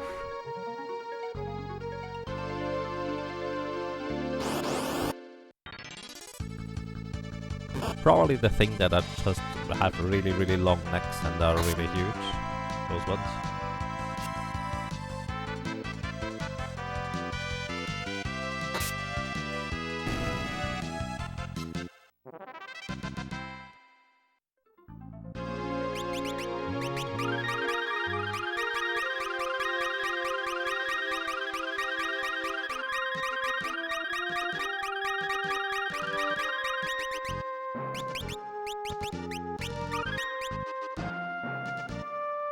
The big one, yep.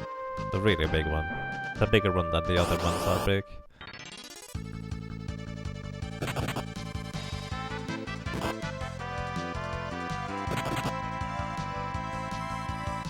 Use purple button for drinking potions.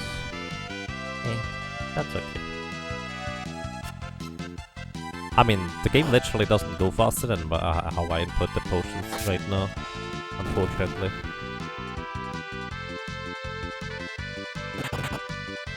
Wonder whether I can actually just hold down the button. I don't think I've tried that one.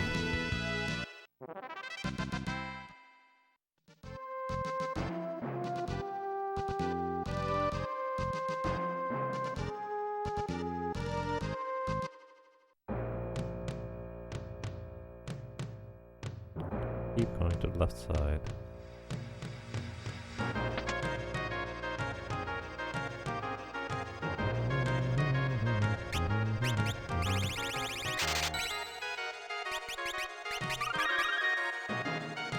No, I cannot just hold down the button. Doesn't work, unfortunately.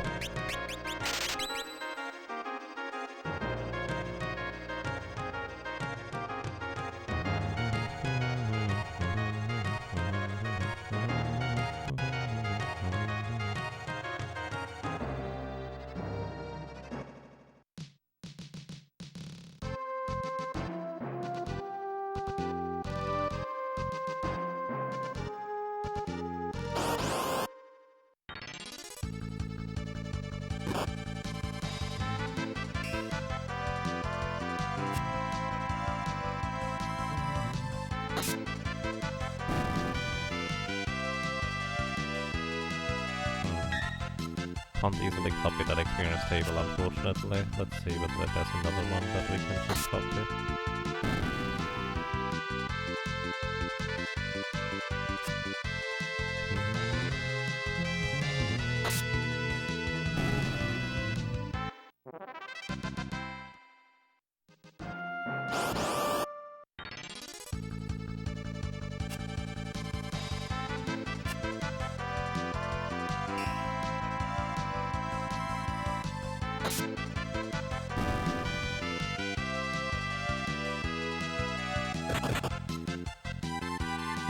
Final Fantasy 15? No.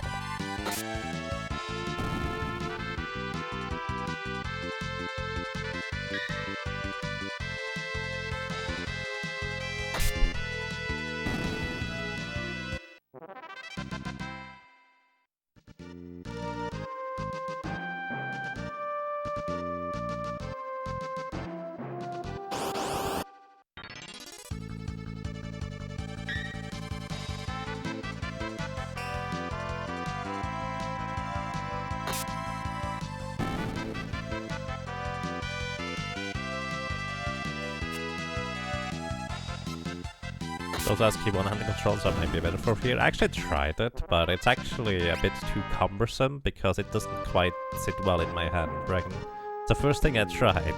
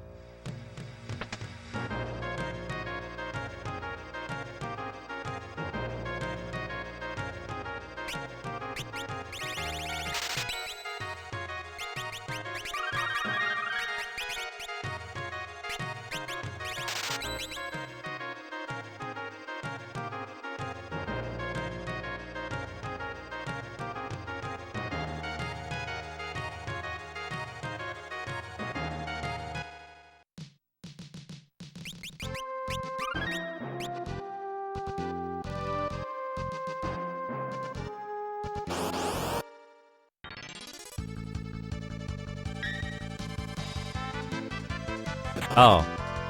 Oh. Oh. Had mic muted, yeah. Oops. Hi!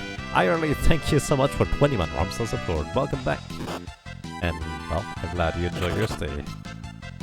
Thank you very, very much. Yeah, I guess I've been muted since a while. I'm not sure since when. The last 10 minutes. To be fair, it might also be that I just haven't really said much.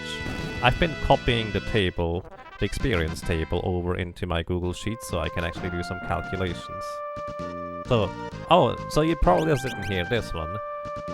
So the experience, or the number you see in the center left, that 564,590, that is how much experience we have. We need almost 5 times as much in order to have a reasonable shot at defeating Sandworm, I would guess.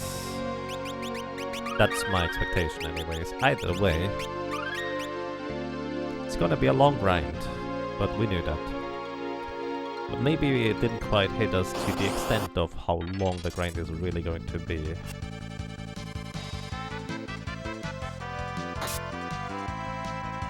4, 6, 3, 5, 9, 3, 0, 9, 8, 0, 0, 9, 6, 9, 6, 6, 6, 8. But you can't grind in this place this whole time. Wow. There's not exactly a better place than this one here. No, actually. So here's the catch. There are enemies that give more experience, but none of them are as easy to defeat as chimeras. Which is the main problem about them. So this is a guaranteed encounter, gives us 1000 experience each time. It is guaranteed to be killed in 2 hits. And eventually we will be able to one-shot it, once we deal 1000 damage that is.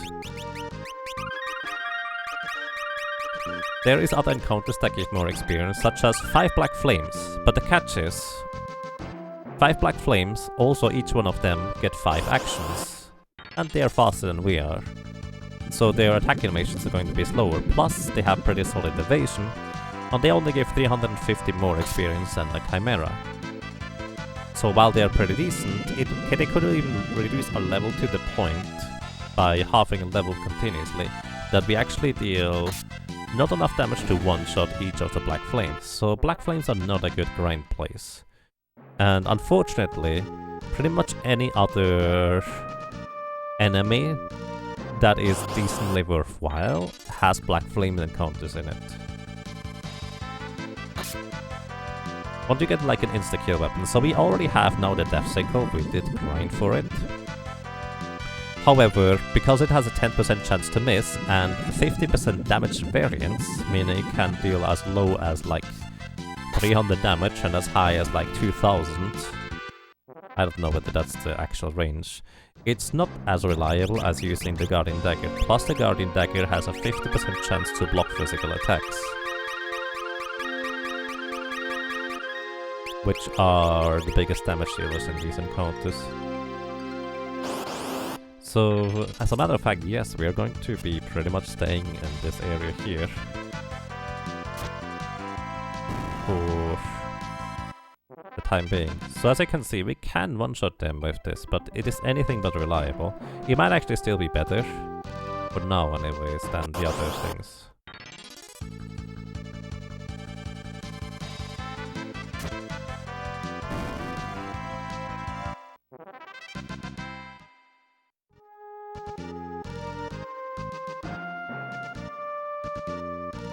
I don't know what the average damage of that thing is.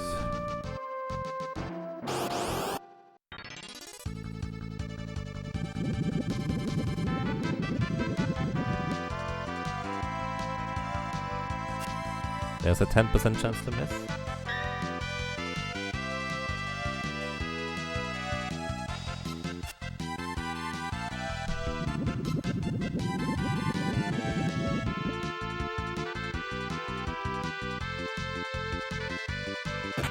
Yeah, this is why doing solo Berserker is kind of ridiculous.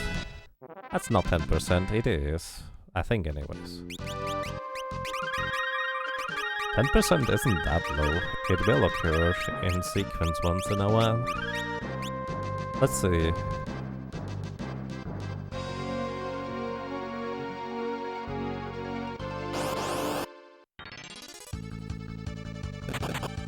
Doom Axe.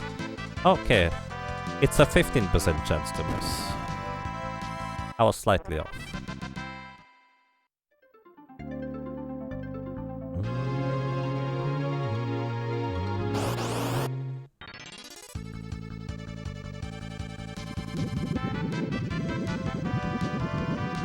I mean, it certainly can be.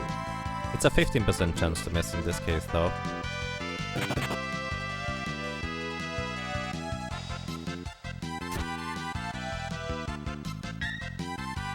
If you're not in XCOM universe, 10% as in a 1 in 10 isn't that unlikely. If you think about it, we frequently grind for rare drops which are 1 in 16, which also occur decently frequently. Like, sure, it might take a while, but it's not taking that long.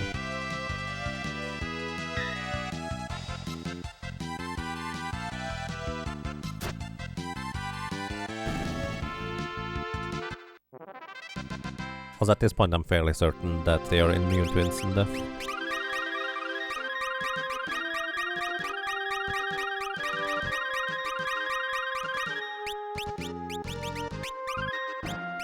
So this is why I like to use the Guardian Dagger. At least it's consistent on how much HP I can expect to lose, because if you have like 2 misses in a row and the Chimera attacks me 4 times with a strong physical attack, I'm almost dead. So it's way easier to say, okay, if I have 1300 HP with a Guardian Dagger, I'm safe for the next battle, no problem. I don't have to heal after every encounter. Which is not exactly true for the Doom Sickle, which can just still miss enough times that I'm going to die and lose a bunch of progress. To be fair, I do save pretty frequently, but yeah. This is why this is going to take about 3 weeks, I earned it. This is why this will take such a long time. Which is also why, if you have any suggestions what we can do on the side, because that's gonna be a thing at some point, feel free to give more suggestions if you'd like. If not, I hope you enjoy your stay.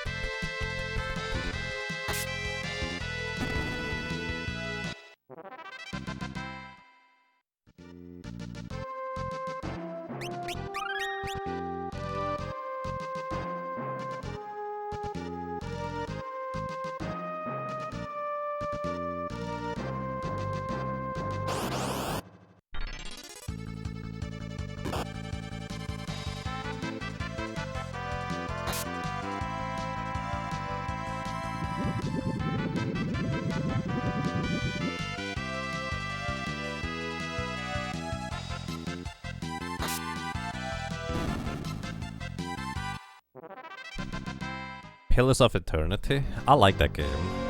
The catch is, it's more of an involved game that requires reading a lot of text and just kind of paying attention to it.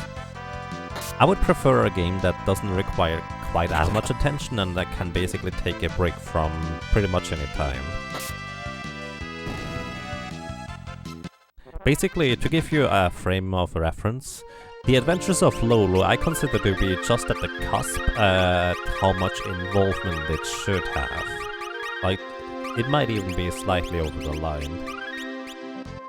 But yeah, I appreciate the suggestion though.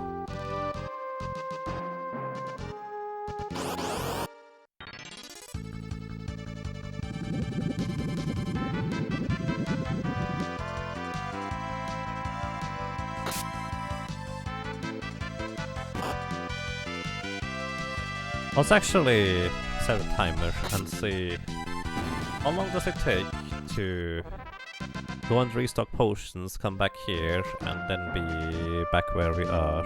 Where's my phone?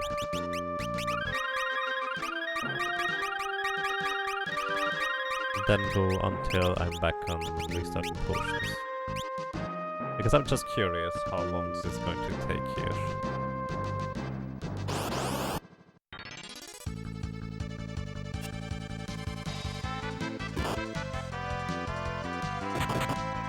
I just realized PoE also can refer to Path of Exile, right?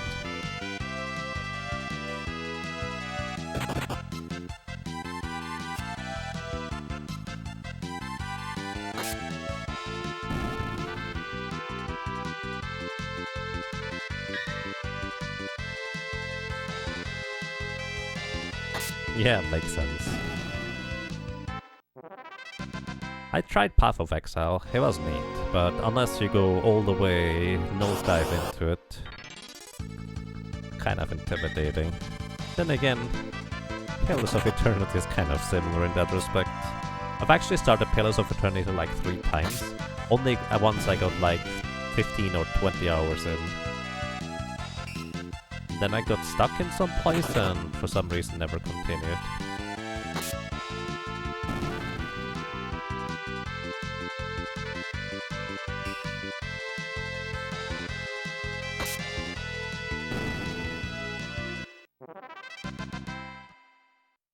Okay, stopwatch.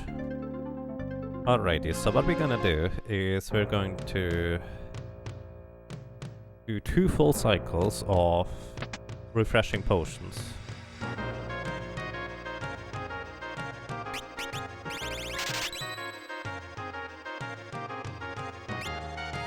Basically we start outside the area here.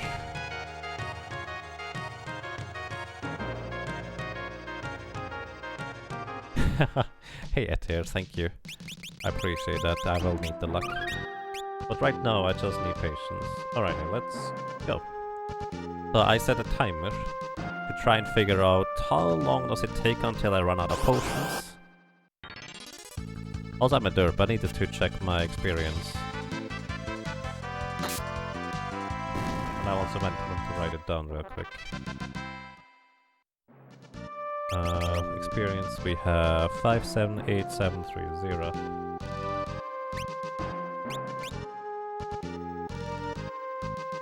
Okay.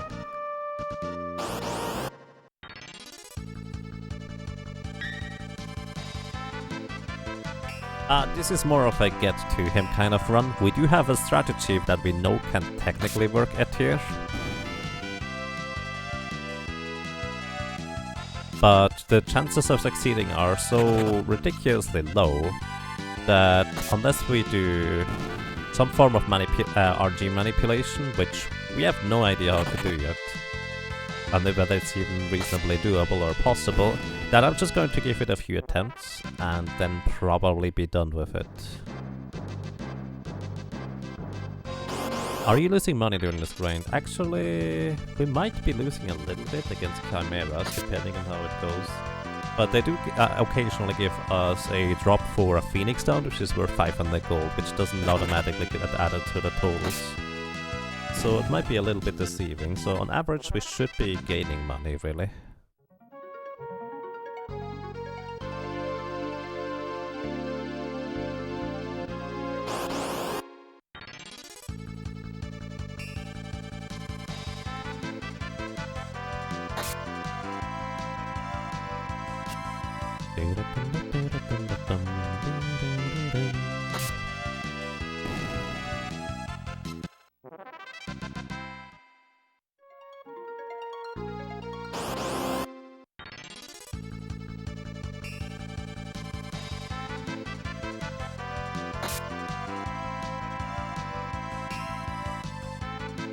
Hey Vilokar, and yes, we're probably going to be doing Chimeras until we are level 91, 92, 93, somewhere along there.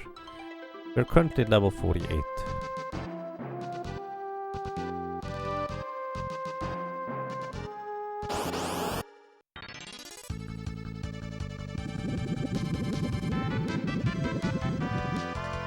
yes, Biblos is dead. We got him second try.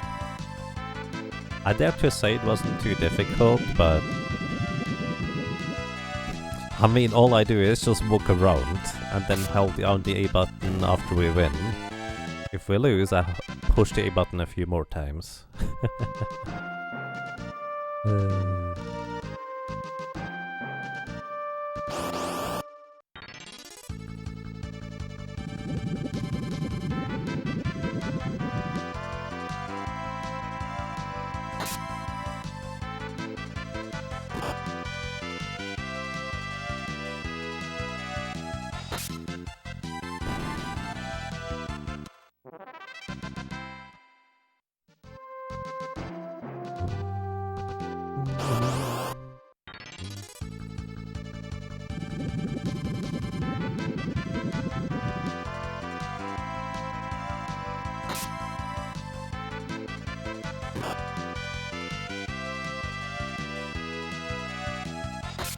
This battle would have been really scary if I had Doom Axe equipped, but...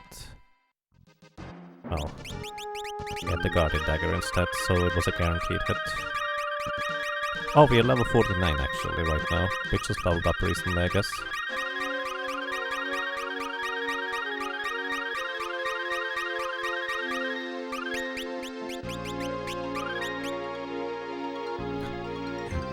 It was a strong consideration, James put it, but the problem is that on the boat there's encounters. Actually, I even have a thing for that that I just illustrated earlier.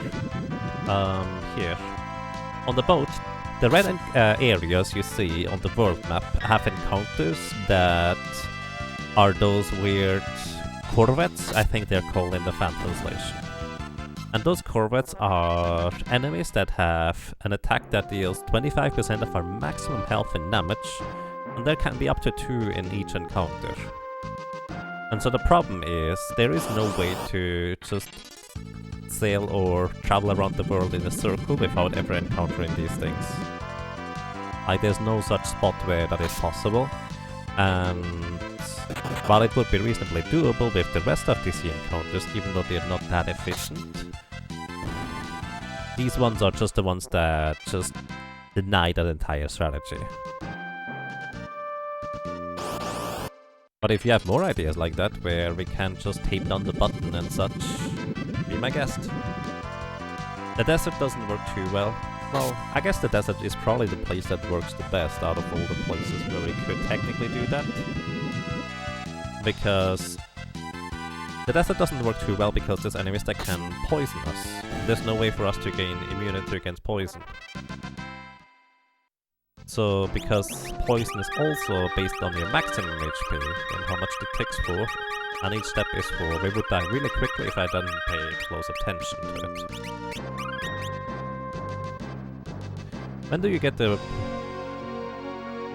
when do you go for the pyramid and the region ring? Well, that is locked behind World 3.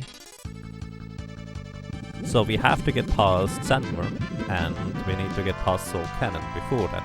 By that point we are going to be about level 92, 93. Basically the entire grind right here would be done. So the guard ring would be fantastic, but we can't get in there right now. Unless you know of a glitch to get into the pyramid early. That would actually pretty much solve all of our problems. Like, I'm not joking, that would make this challenge immediately way easier. To be fair, we probably still would need to get past Sandworm, but if we could somehow glitch into the pyramid, it would be amazing. We could play Mystic Quest. That's a good suggestion. Let me put that onto the list.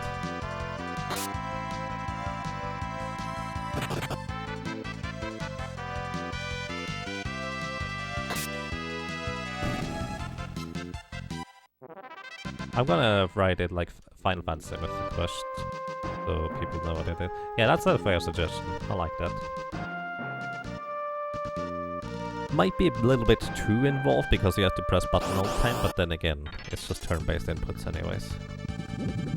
Well, thank you.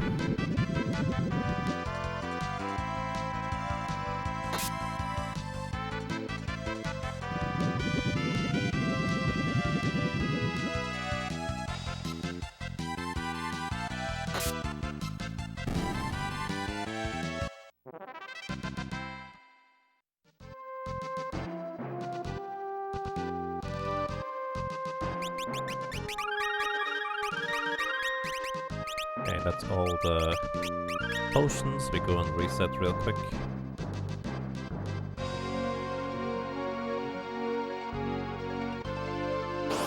RNG will win eventually, we've missed the quest. Right. I believe it.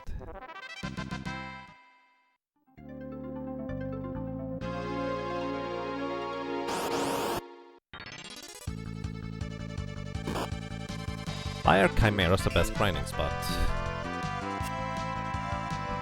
Mainly because they are a reliable encounter we can reliably kill without having to heal or use too many items in between. Most of it, actually we need to heal a lot, but without having to use too many items in between. They give 1000 experience, have 1000 HP, and it's not a group encounter, which means the Berserker cannot just accidentally attack the back row and not really do anything.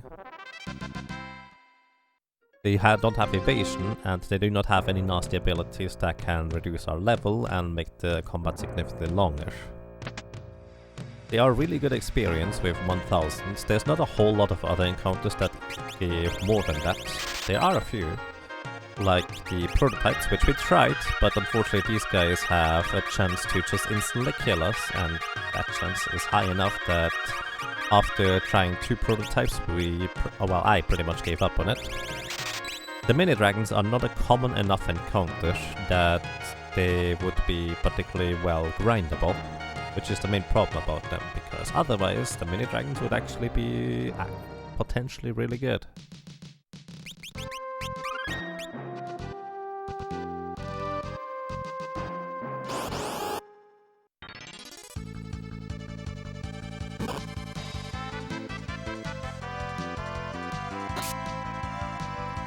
Then the other encounters or considerations would be bombs and biosoldiers on the southwest end of the world. The problem about bombs is that they explode for 450 damage, completely unblockable in any capacity, once in a while. Which isn't that bad, but they are not worth that much experience for how much they explode for, effectively. Biosoldiers also, when they are alone, they will cause like bio on us, which is about as much damage as Aquaric. And also, well, not quite as much experience as it is worth the trouble. It's not a bad set to grind over there, but overall I would say it's just simpler to grind Chimeras instead, because you know exactly how much HP you need. Then again, you would eventually know how much HP we need for those as well. We are blocked off, yes, Virlocar. We cannot reasonably defeat Sandworm without having a lot more levels than this. I can demonstrate this once we are finished timing things here. I can demonstrate as to why it is pretty much unlikely, or very very unlikely, to even remotely defeat Sandworm. And even after Sandworm, we would have to defeat Soul Cannon. So Sandworm we can probably take on at level 60 or level 70, something along these lines. But Soul Cannon is a boss that attacks you every few turns for 50% of your maximum health. Meaning 2 attacks and we are guaranteed dead. That is if we do not get hit by the launcher's attacks beforehand, which is also kind of unlikely already. And Soul Cannon has 12,500 HP, so good luck on defeating that thing before it just completely destroys your HP.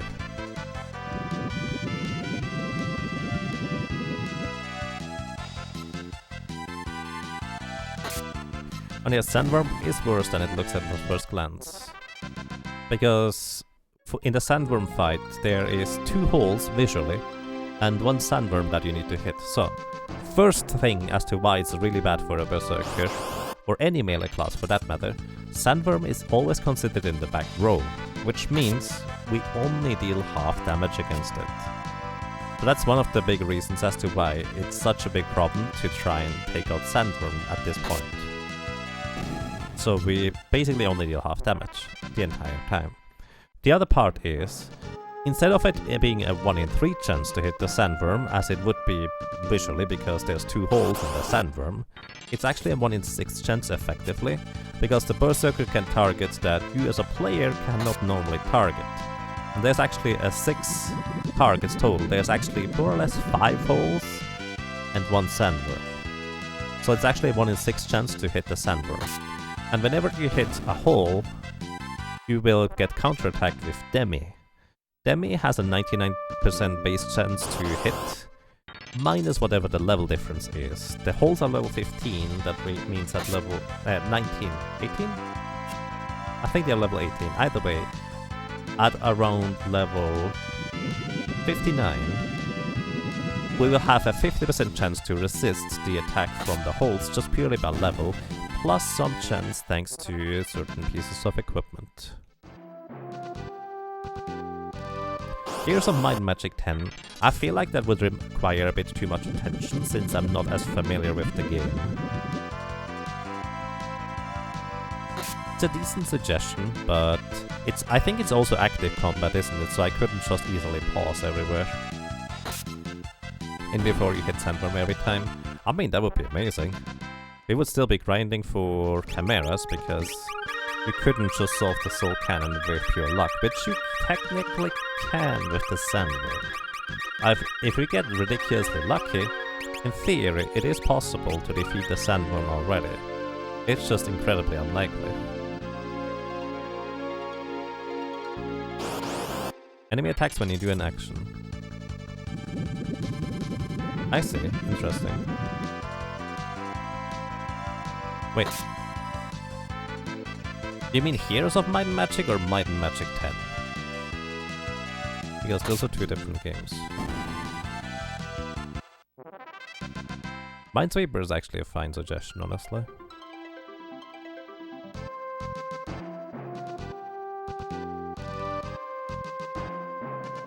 So many dice rolls, exactly. I can just visually demonstrate this soon. There's like things we can optimize, like equipping a plume cut rather than a metal helmet to have slightly more magic evasion, but that's about it. Yeah, that's exactly what I was thinking. I was thinking of Might and Magic 10. Not Heroes of Might and Magic 10, yeah. Never actually really played that one. I played it a bunch, but it just felt like a completely unfinished product. And from what I was told, it's not really any better now.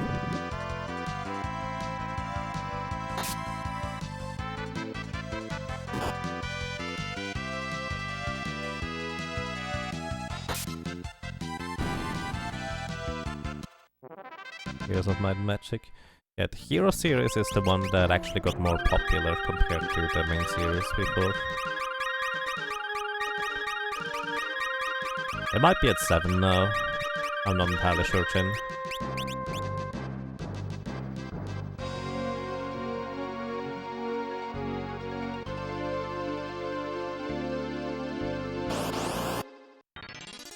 They are at 8. I see.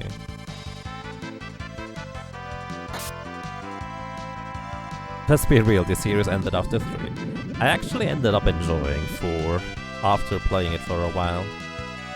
It was interesting, but it lost so much of its charm in comparison to Might and Magic 3. It's just weird.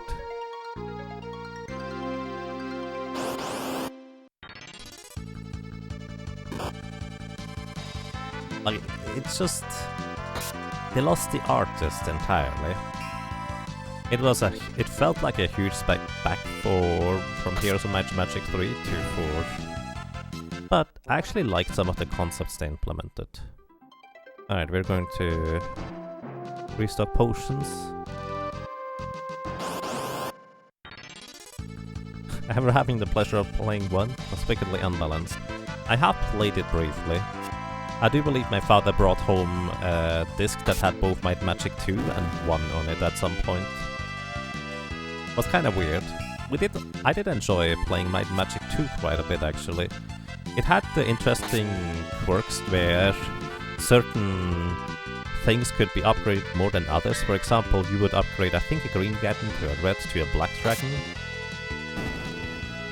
Or something like that.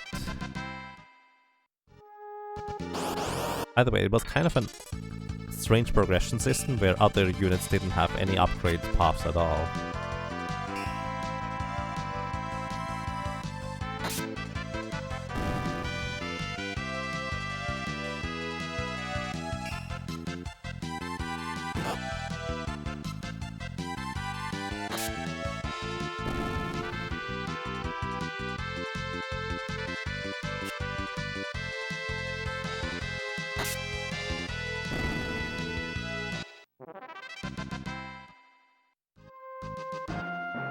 It's 70, I see.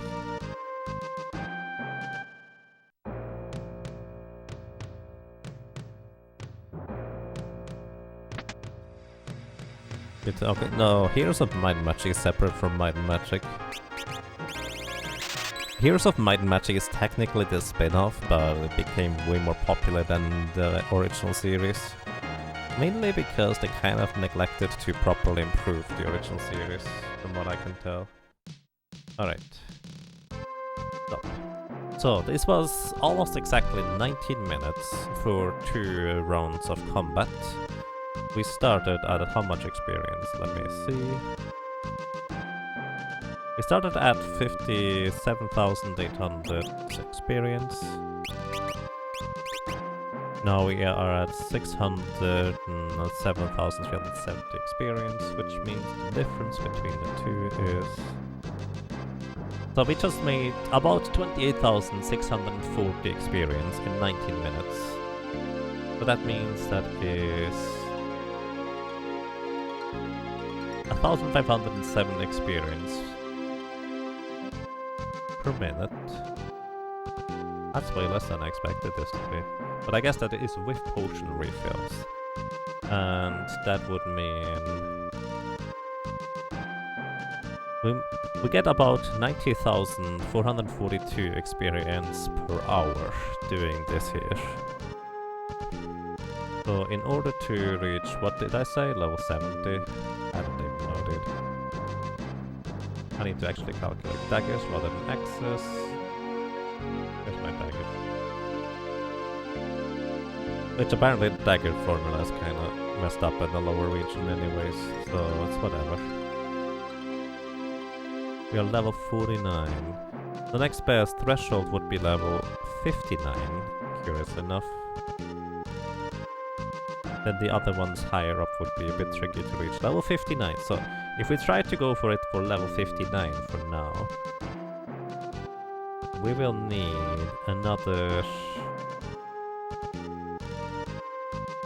experience. So we are currently 20,111 away from here, so 59 minus level 50 plus whatever we need still. So we need 610,000 experience still. Which, if we calculate this here... So, in order to reach level 59 from here, we need about 6 hours and 45 minutes of just continuous grinding.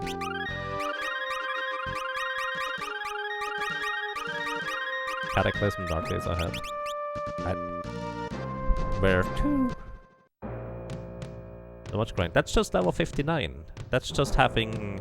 We're starting to have a chance against Sandworm. That is not even... having a good chance against Sandworm. That's the fun part about it. Also, yeah, we're actually losing money, aren't we? That's curious.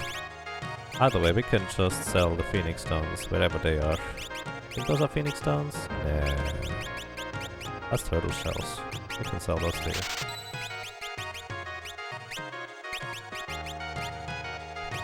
We also only need 6 of these.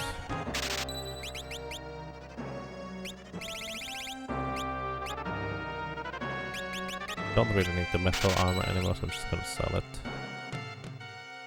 Metal axe we don't need anymore either. I have no idea what this is. Like a fire rod?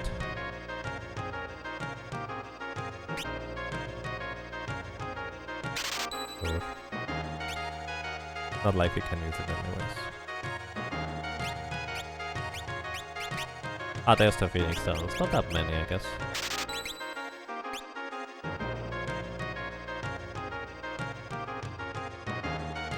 $60. I'm kinda tired. It's okay. Hey Leon, welcome. How are you doing? Okay, so we're going to go and grab our Angel Ring. And then I'm just going to give Sandworm like, let's say, 10 tries. I do not think we will have any success, but hey. Who knows, maybe we get ridiculously crazy lucky. It's always possible. You're fine, that's nice. Alrighty, I do believe this is Tennessee, which means this should be the Angel Ring.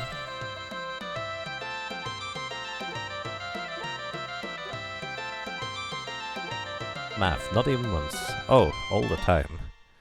Because if you can calculate your odds rather than just having to keep retrying again and again and again, you're probably going to be faster in the long run. So this should be the glasses. Sylvester stream? Sure.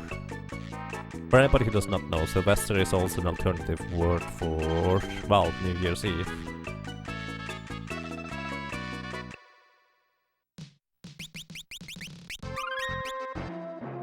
Dawn of the final day. Wait. Not dawn, it's the other one over.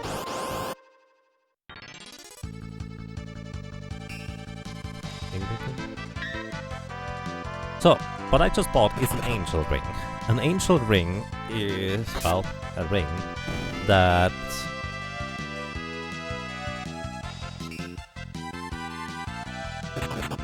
actually I need to check something real quick, excuse me. With an axe at level 59, does it make a difference if I have one more string? Level 59, axe is 24 multiplier with 48, 49.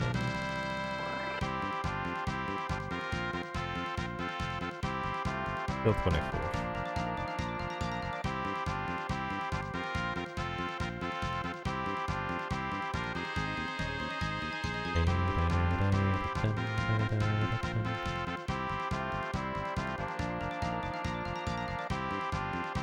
Oh wait, not 59. I'm on the wrong number here.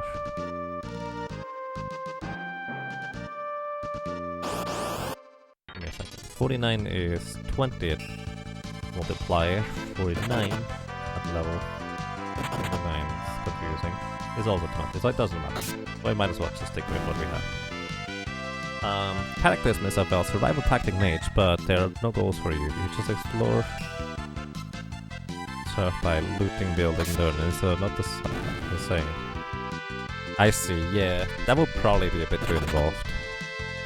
So Angel Ring does not give out the region. If it did, we actually would be perfectly fine and could probably progress already at this level. No, an Angel Ring, what it does, it protects you from zombification and aging status effects. And the reason why I get it here is actually it gives us a good amount of magic evasion. And that's kind of literally the only reason why I'm buying it or using it here. Magic evasion is key because the counterattacks from the holes, if we miss the target, are going to be, well, basically the biggest problem. Like, we have a lot of HP. The sandworm is not going to kill us anytime soon. The way we are going to die is by counterattacks from the holes in the sandworm fight.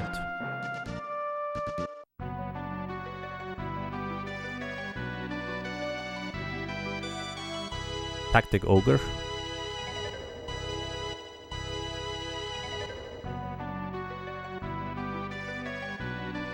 If it dies first try, it would actually be really nice because we could get the sandworm out of the ship.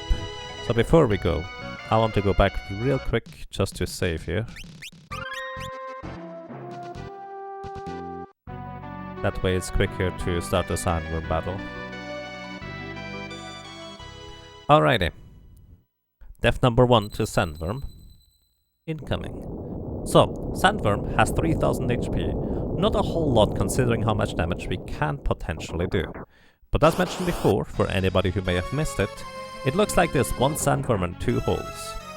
However, effectively for a Berserker there is 6 available targets. 1 Sandworm and 5 holes. Which ends up being a problem, because whenever we attack a hole, we get counterattack with Demi, which removes half of our current HP. Also, if our Doom procs on a hole, it's not gonna die. The hole is still going to be there. Instead, it's going to proc Demi twice. The second time we resisted it, so that's nice. So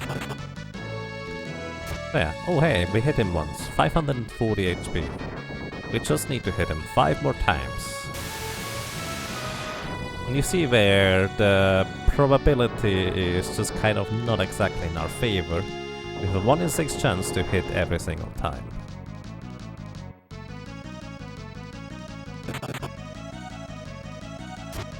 There's always dummy sandworms in place where the dummy sandworms can be, pretty much. And they react the exact same way as the holes, they just counterattack with demi. But yeah, the main reason why I equipped the angel rings is just for the magic evade. There's no other reason to equip an angel ring here, aside from having a slightly higher chance to resist demi attacks.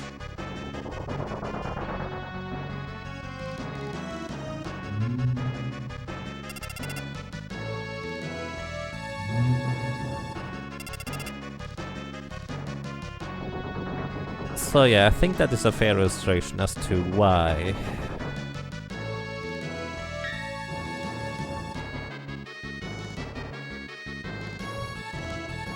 we need way higher level. Like, we need to defeat Sandworm in like 3 hits. Which is very, very unlikely to hit in the first place. But yeah. The virtual holes, where are they? Same location as the holes? Yes.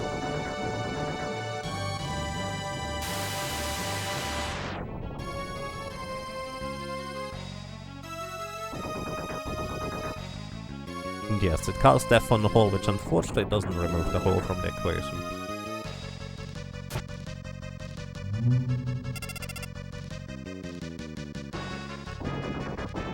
So, actually, it never visually attacks the worm and it was a hole, so no, that doesn't happen for some reason. I don't entirely understand it, but yeah.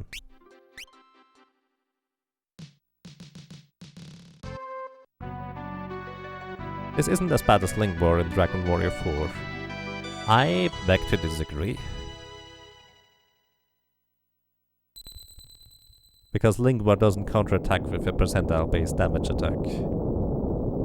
Which means it almost doesn't matter how much HP you have. But then again, I understand what you mean to an extent anyways. You feel like they really didn't playtest Berserker? Honestly, Berserker is fine for the most part. It's just one of the more awkward classes to use, but it does have its places.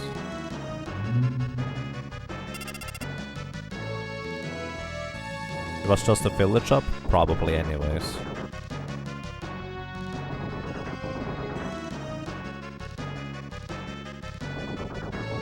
You know it's 1 in 4, but it's basically 1 in 100.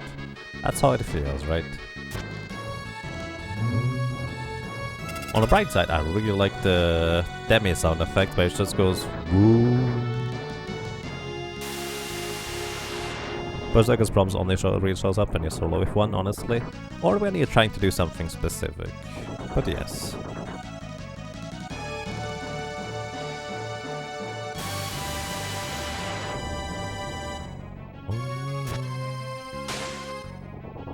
In case you're wondering why we're using the Death Sickle, which has a chance to proc, it just has so much more attack power than anything else, and we need to get lucky anyways, so using the Guardian Dagger would probably not exactly lead to any better results, even though it would actually result in some less counterattacks from demi.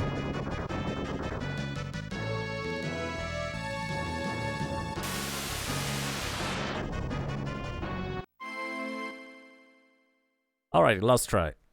I just figured let's give it a shot, but I didn't really expect any results here.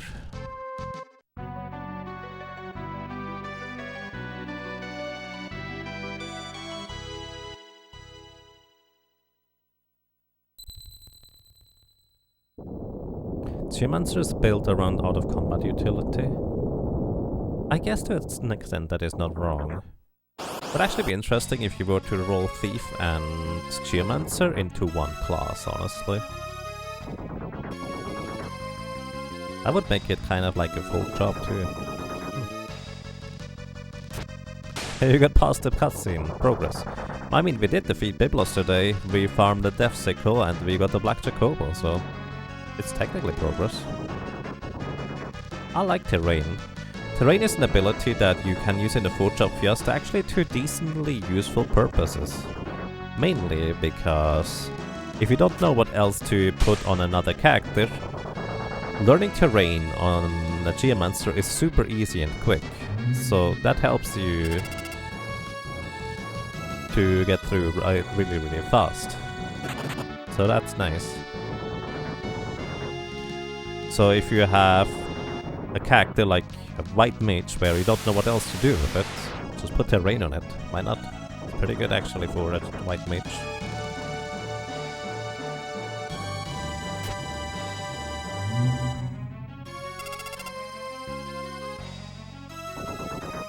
And yes, Geomancer specialty command is Inconsistency Incarnate. Especially in boss fights where it can produce percentile based attacks but they're immune to them. Like X-Def at the end of Worlds 2. Which is why we leveled up to level 76 I believe on the Geomancer. Just to be able to defeat X-Def with a Dancing Dagger as a Geomancer. And even then we needed a lot of luck. Thief gets check knife mug. That's nice. Rabbity. Yeah, keep in mind, this is a fan translation, well... Oh yeah, right, you also have 15% chance to miss. That was technically correct target, it's just a miss. I mean, we need like 6 attacks anyways. So, not like it really matters. But yeah, gravity is what it's called in official translations. But they basically just called Demi. Kind of the spell on what it does. It halves your HP. Kind of like Quarter actually reduces your HP by 7/8. Yeah, that's what it does. Either way. They call it that because it fit within 5 letters. That's actually a really good point.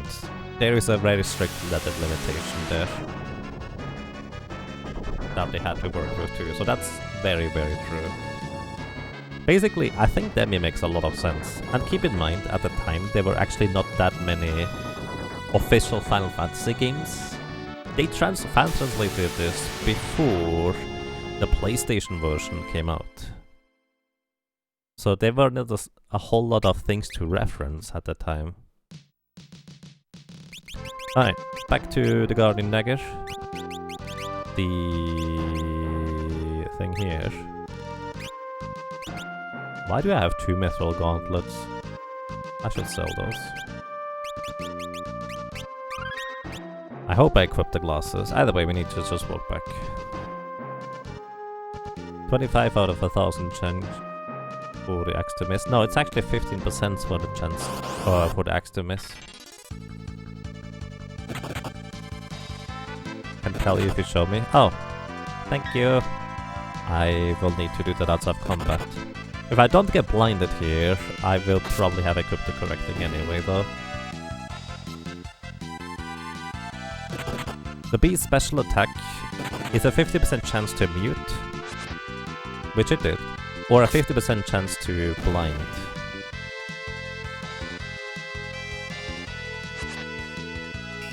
We're not blinded.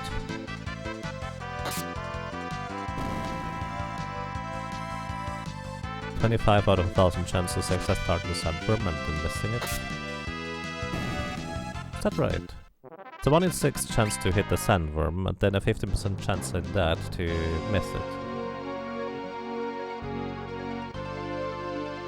Am I still grinding for sandworm? Yep.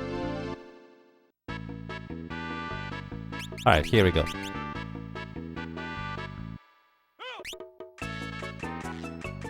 This is the Elf Cape, right? I think those are the Mithril Gloves. I think that's the Flame Ring, and I think that's the Angel Ring. You have them on. Okay, thank you. I appreciate the confirmation. Also, quick question, since you're here. This is a Mithril hat. This is a Bronze hat, I think. And this, I think, is the Plumed hat I have equipped, right? Right. I want to know whether I have the Plumed hat. says feather helmet? Okay, that's close enough. Thank you. Yeah, that's pretty much exactly what I want. So I'm going to go ahead and briefly sell the things that I don't need anymore. I still need the mithril hat just for more physical defense, but I want the plumed hat for various boss encounters. Maybe... Hang on. No, I don't have enough money to do that. I just wanted to say, I can just buy like 27 plumed hats, just so I know which one it is. That would be silly. Alright, let's see. I need to sell the mithril gauntlets, which I believe those are the mithril gauntlets. But bye. And... that's the glasses. I still need those. That's the flame ring. I still need that. Oh, I think that's the ninja armor. Wait, no. What's that? 10... no.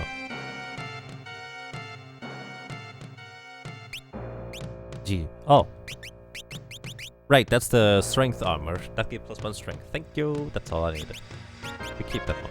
That's useful.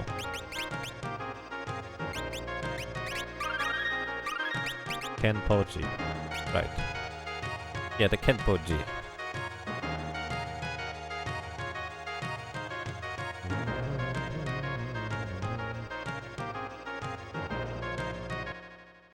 Ek.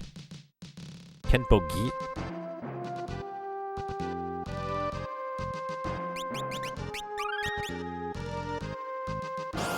Okay, Kenpo Gi.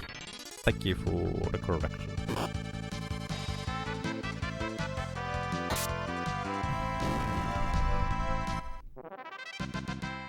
Kenpo Gi. Gi. Kenpo Gi.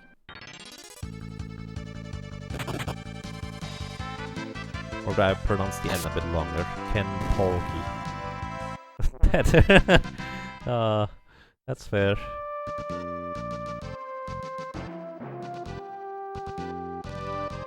Okay, back to Chimeras. Which... well, there's nothing else to do. As I've calculated, we need about another 6 hours and 40 minutes at this point to defeat, to level up to level 59, which is where I think we will start having a chance against the sandworm. But considering that this is probably the best grinding spot in order to defeat Soul Cannon, we might as well go way higher than that. Did you miss sandworm attempt? Yes, actually, we just did 3.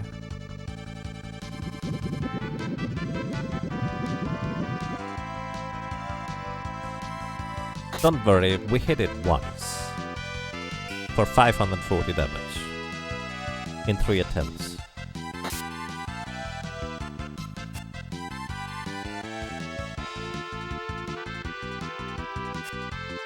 Sandworm Trump. And yeah, when I start one-hitting the chimeras, it's gonna be really, really nice, but I don't think that will happen within the next few levels. It will probably happen eventually, but I have no idea when. We still need over 300 damage.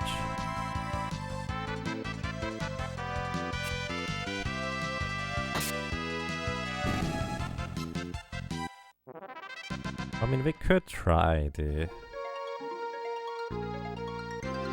Death or Doomax.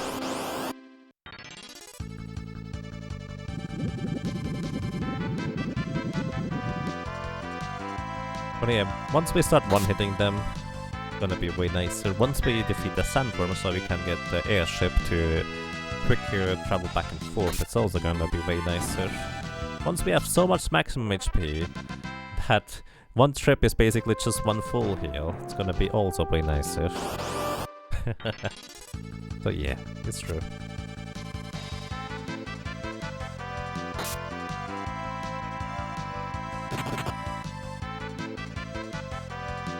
Can you see my accessory list for a few seconds? Sure, if you'd like to. We should now have an Elven Mantle equipped right now.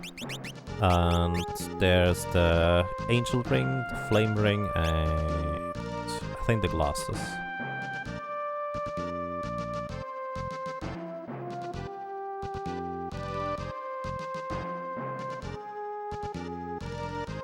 That worked. Oh, you were translating it via your Google Translate app? That's neat.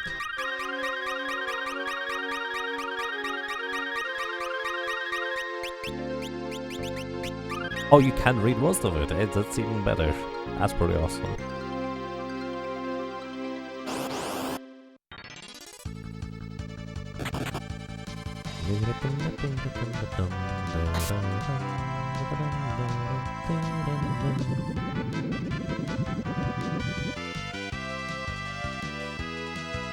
Oh, hang on. Quick question. Can you hear... Let's see real quick. If I do this. Can you hear that? In theory, you should not be able to hear it.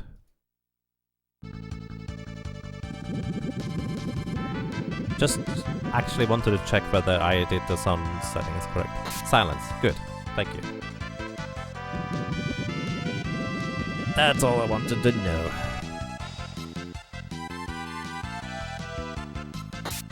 To keep it on a post-it. I appreciate that, Iceburner. But at this point I have a pretty good idea which one is which. Mainly because I know which ones are not the glasses.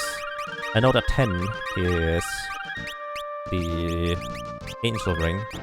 I know that... So here's how I translate this for myself. I know the E, so that's why I know the Eru.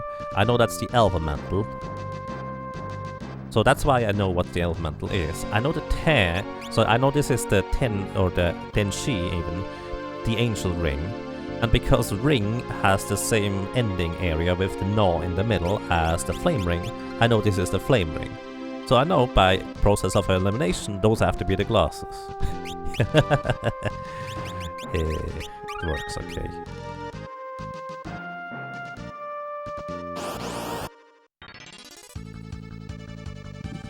Twitch goof up? Oh, no, I was asking a question, Iceburner, it's fine. I was asking a question whether people could hear a certain thing.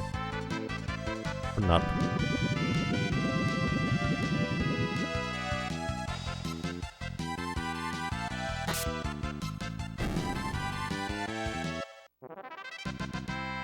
And hey, Ready Lion, happy 2020 to you as well. And if it's not gonna be happy, I hope it's gonna be at least happier than happy. Welcome, hope you're doing well.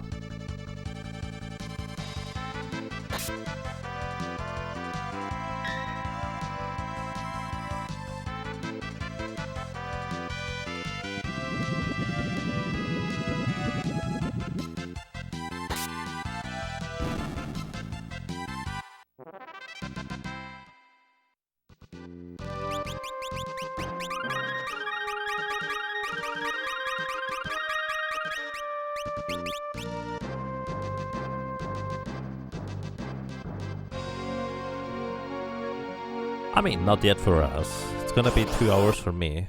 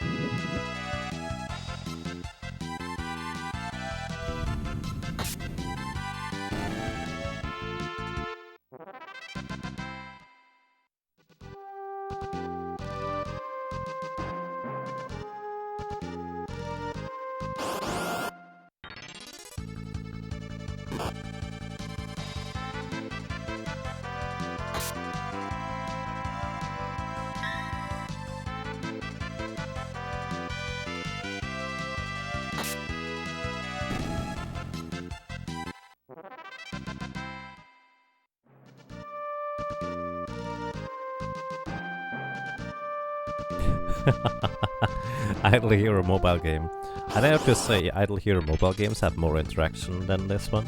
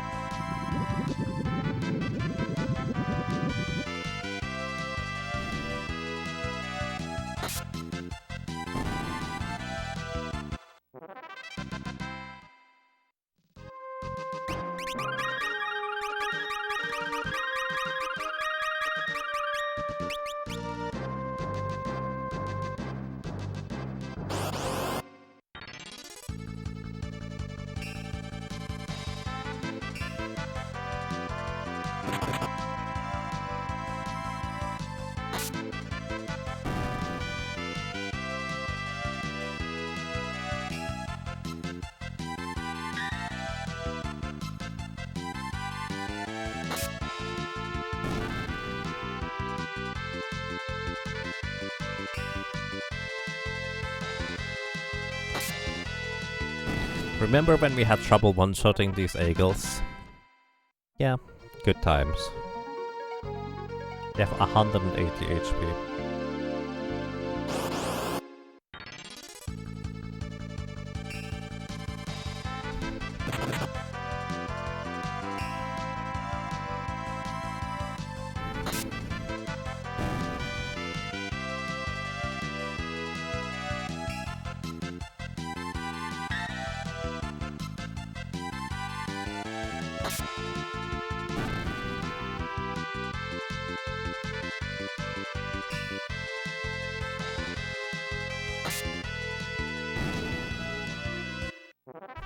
You know what? To change things up a bit, I'm actually going to go ahead and check out how long it's taking to... or how much experience per minute we gain over at Crescent Island. Like, I don't think it's going to be as much as the Chimeras, but... well... we also don't have to refill potions quite as frequently. So it might actually be able to be not too far away from it. They do give pretty decent experience, but the encounters can be significantly longer because of how, well, the enemies can just reduce my level to basically nothing if they feel like it, and I will deal pitiful amounts of damage instead. The other upside is of course that the potion shop is significantly closer. Also, we gain more money out of it. Not like that really matters, I guess, but hey, who knows. Either way, I'm going to set a timer here. And once we run out of potion, we are going to go and buy them and then start it again. Here we go.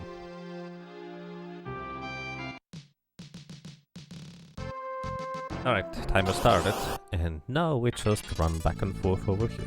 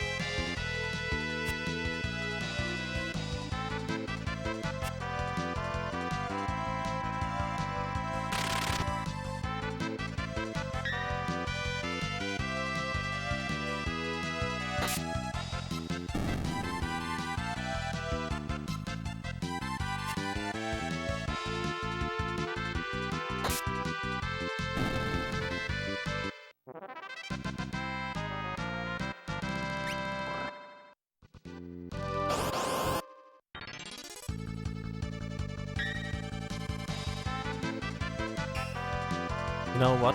I forgot to check the experience. So in order to check the experience, I actually have to reset my timer, reset my potions and health, and actually write down the number. I do this way too often. Oh, I want to see how much experience I gain in however much time this is going to be until when you have to restock potions. One cycle, that is, I suppose. And then I forget to note down how much experience we have currently. Oops. Alright, that's experience. Equipment. So we have currently 625,770 experience. That's the current amount. Has 4 ways to evade the attack. Up, we have a shield, we have a guardian dagger, we have an elf cape. Wait, what's the 4th one?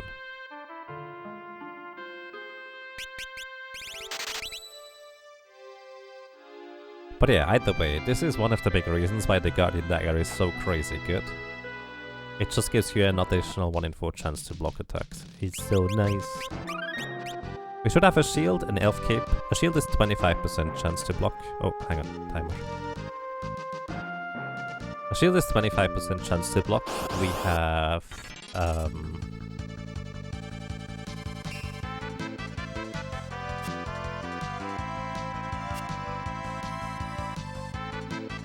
guardian dagger which has a 1 in 4 chance to block as well, actually. I guess that's the same number. 25% and 1 in 4. Then we also, on top of that, have an elf cape to block 1 in 3 attacks.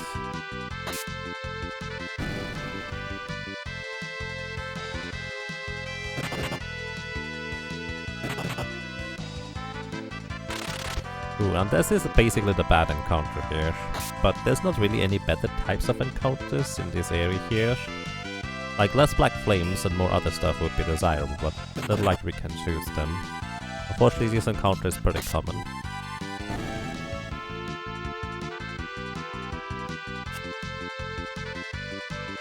In fact, I may want to equip the plume tats just to have more magic evasion.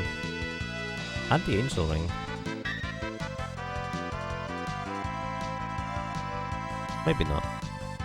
There's a plume tat. And yes, that reflect animation is an attack by the enemy that reduces our level by half, which is why we deal so little damage now. It's called Dark Shock or something like that.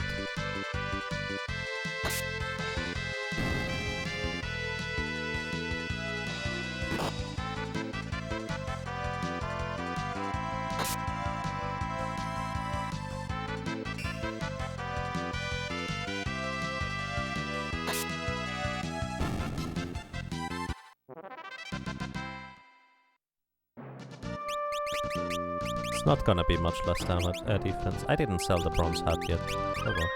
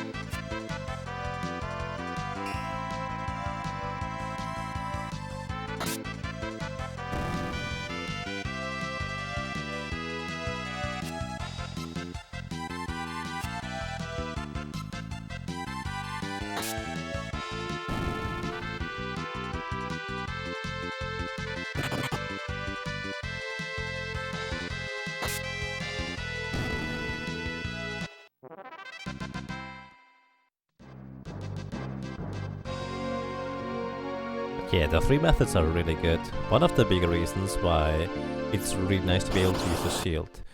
There's a 4th method, technically. If you have a samurai, they have the innate ability to dodge attacks. So that's gonna be the fun one, where we have a shield, we have the guardian dagger, we have the innate dodge, and we have the elf cape. It's kind of ridiculous how much evade you can get as a samurai.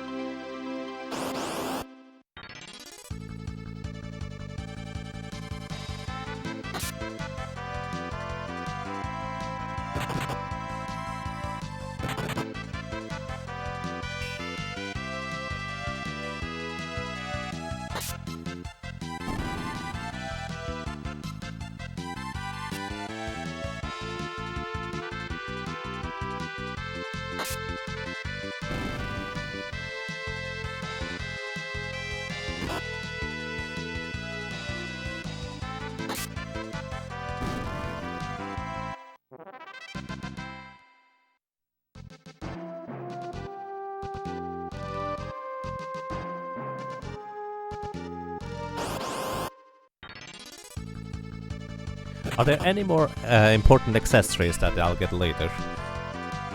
Kind of. Yes. The guard ring will allow us to grind indefinitely, thanks to having an automatic regen effect. But we unfortunately do not get it until the beginning of World 3, so this is way off. But at least the last, like, 6 or 7 levels are going to be easy. We just clamp down the up button, we clamp down the A button, and then we just let the game run for 2 nights or so. And then we will have the maximum level reached.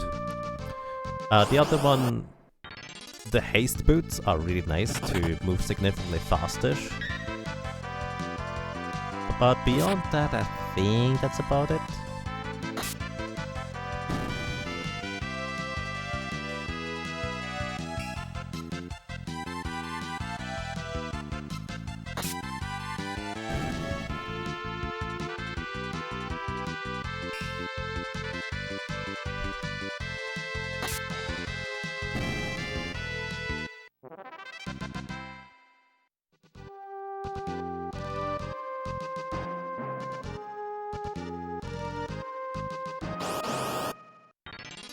Honestly, I like grinding here more, just because I don't have to menu quite as much. I don't have to run around nearly as frequently as with the chimeras. I just hope it is comparable experience, because if it's much less, it's just, wow. Going to mean if I stay here instead, it's going to be multiple hours more in the end.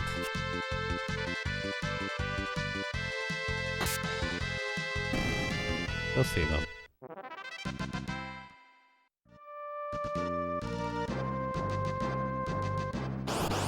I already hear fireworks outside, guys. You are 1 hour and 45 minutes early. Come on, I don't even like fireworks.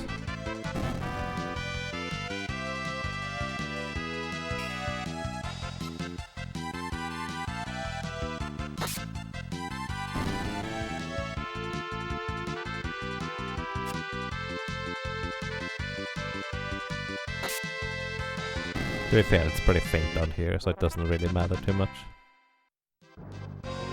For anybody who is wondering why I don't like fireworks, I have something called audiophobia, and basically sudden loud noises, or even the possibility of sudden loud noises, is just kind of very anxiety-inducing.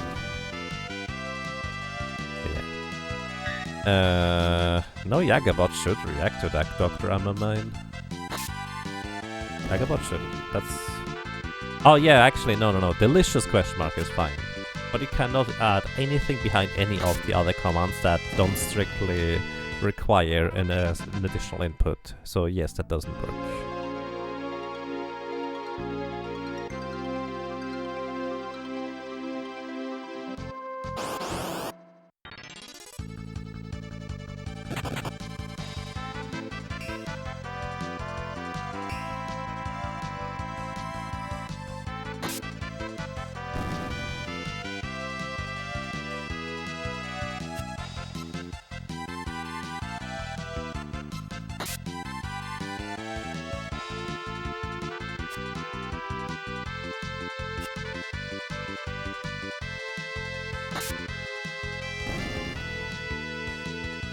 That was a delicious steak. Nice. That's good to hear. Welcome back.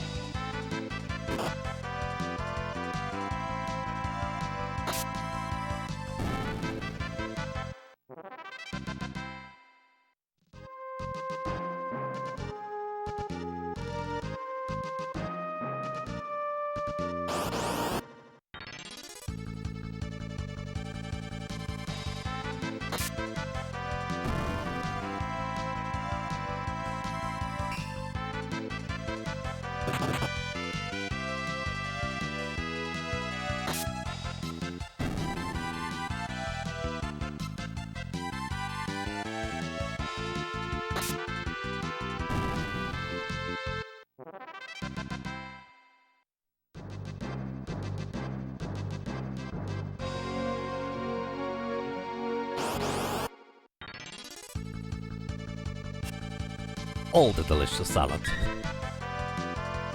I like salad.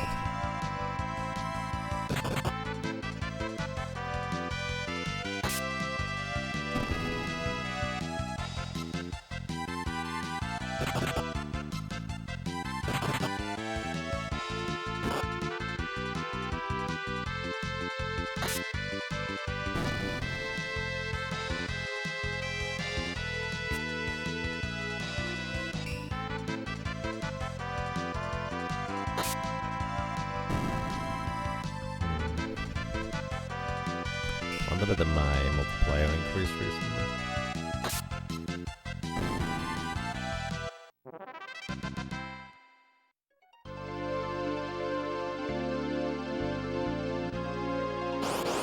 $51 actually. But in theory, deal more damage.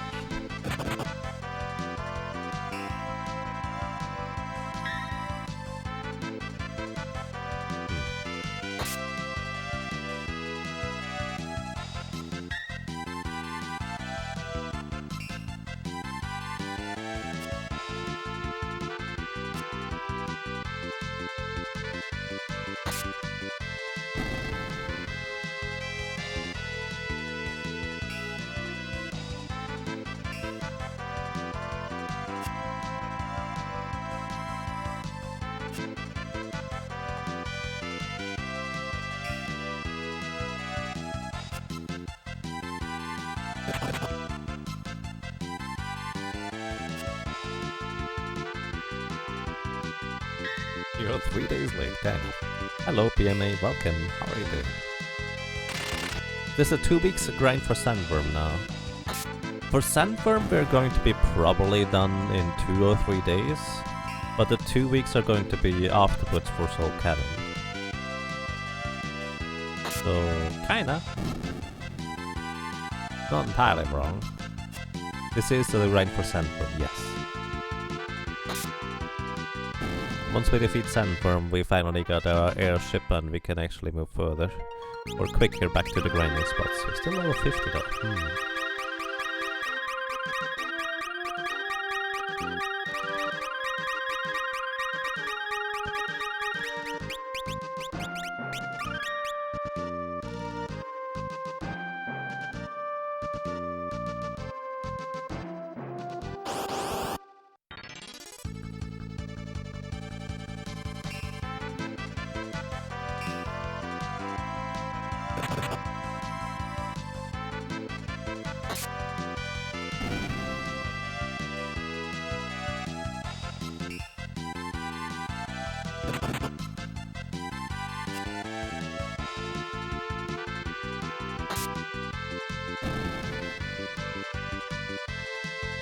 But yeah, welcome to you. I hope you're doing well.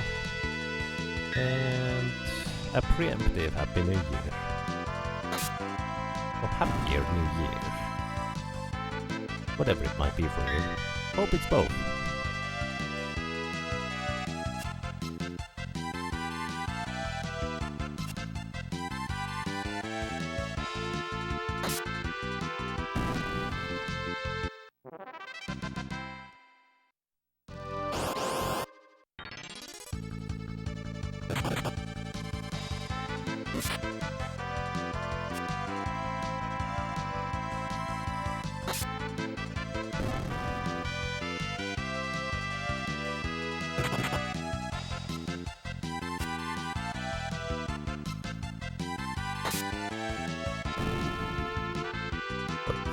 So this is what we don't want to see, the Bio Soldier alone in the fight at the end. Because he will deal a lot of damage, most of the time with Bio Spell, which I think is like 300 or 400 damage. And in Blake's HP League status, it's a lot of damage that we don't want to take. It's not inherently dangerous, but it's the reason why I want to heal before my HP reaches like 1,000. Or under 1,000.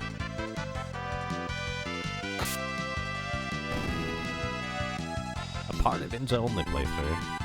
Nice. That's pretty awesome.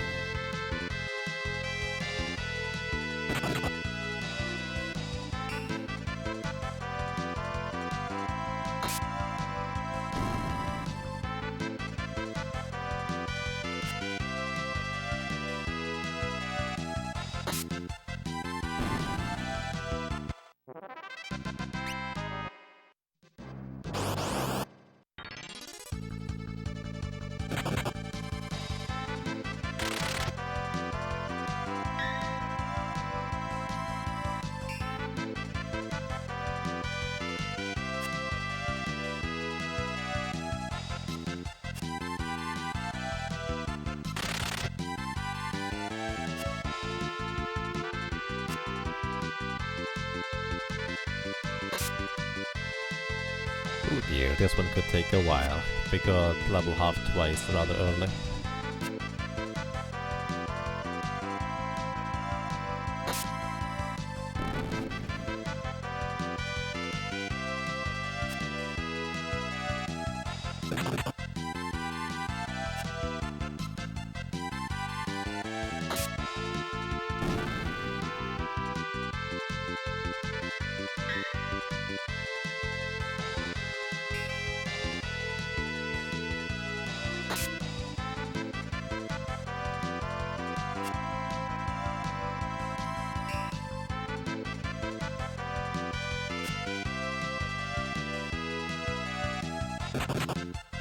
Hey Dark JDL, welcome. How are you doing? What are you doing? A pot. A frog in the food box. Frogs are friends, eat food. Put something else random in there instead. A candy.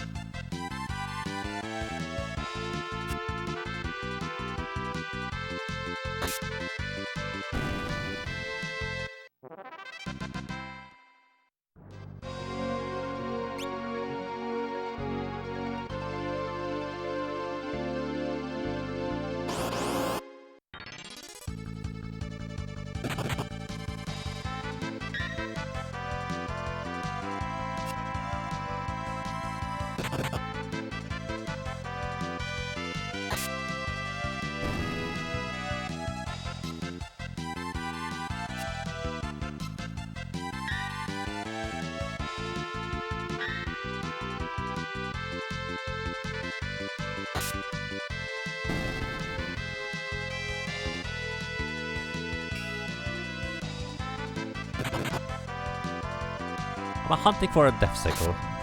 No. We're just grinding levels here. I'm currently actually testing how much experience I get in however much time it is for a full cycle. As in, restocking health potion after I'm done. I have like... I sold already 6 Doom's axes and I probably picked up like 3 more by now.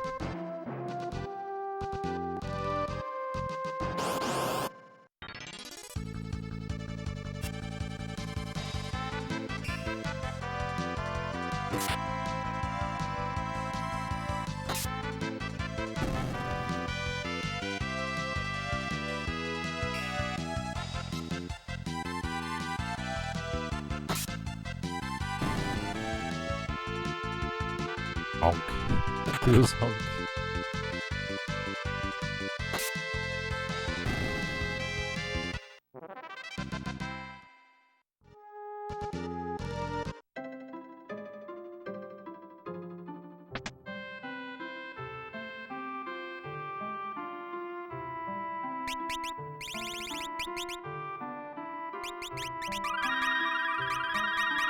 But not by the...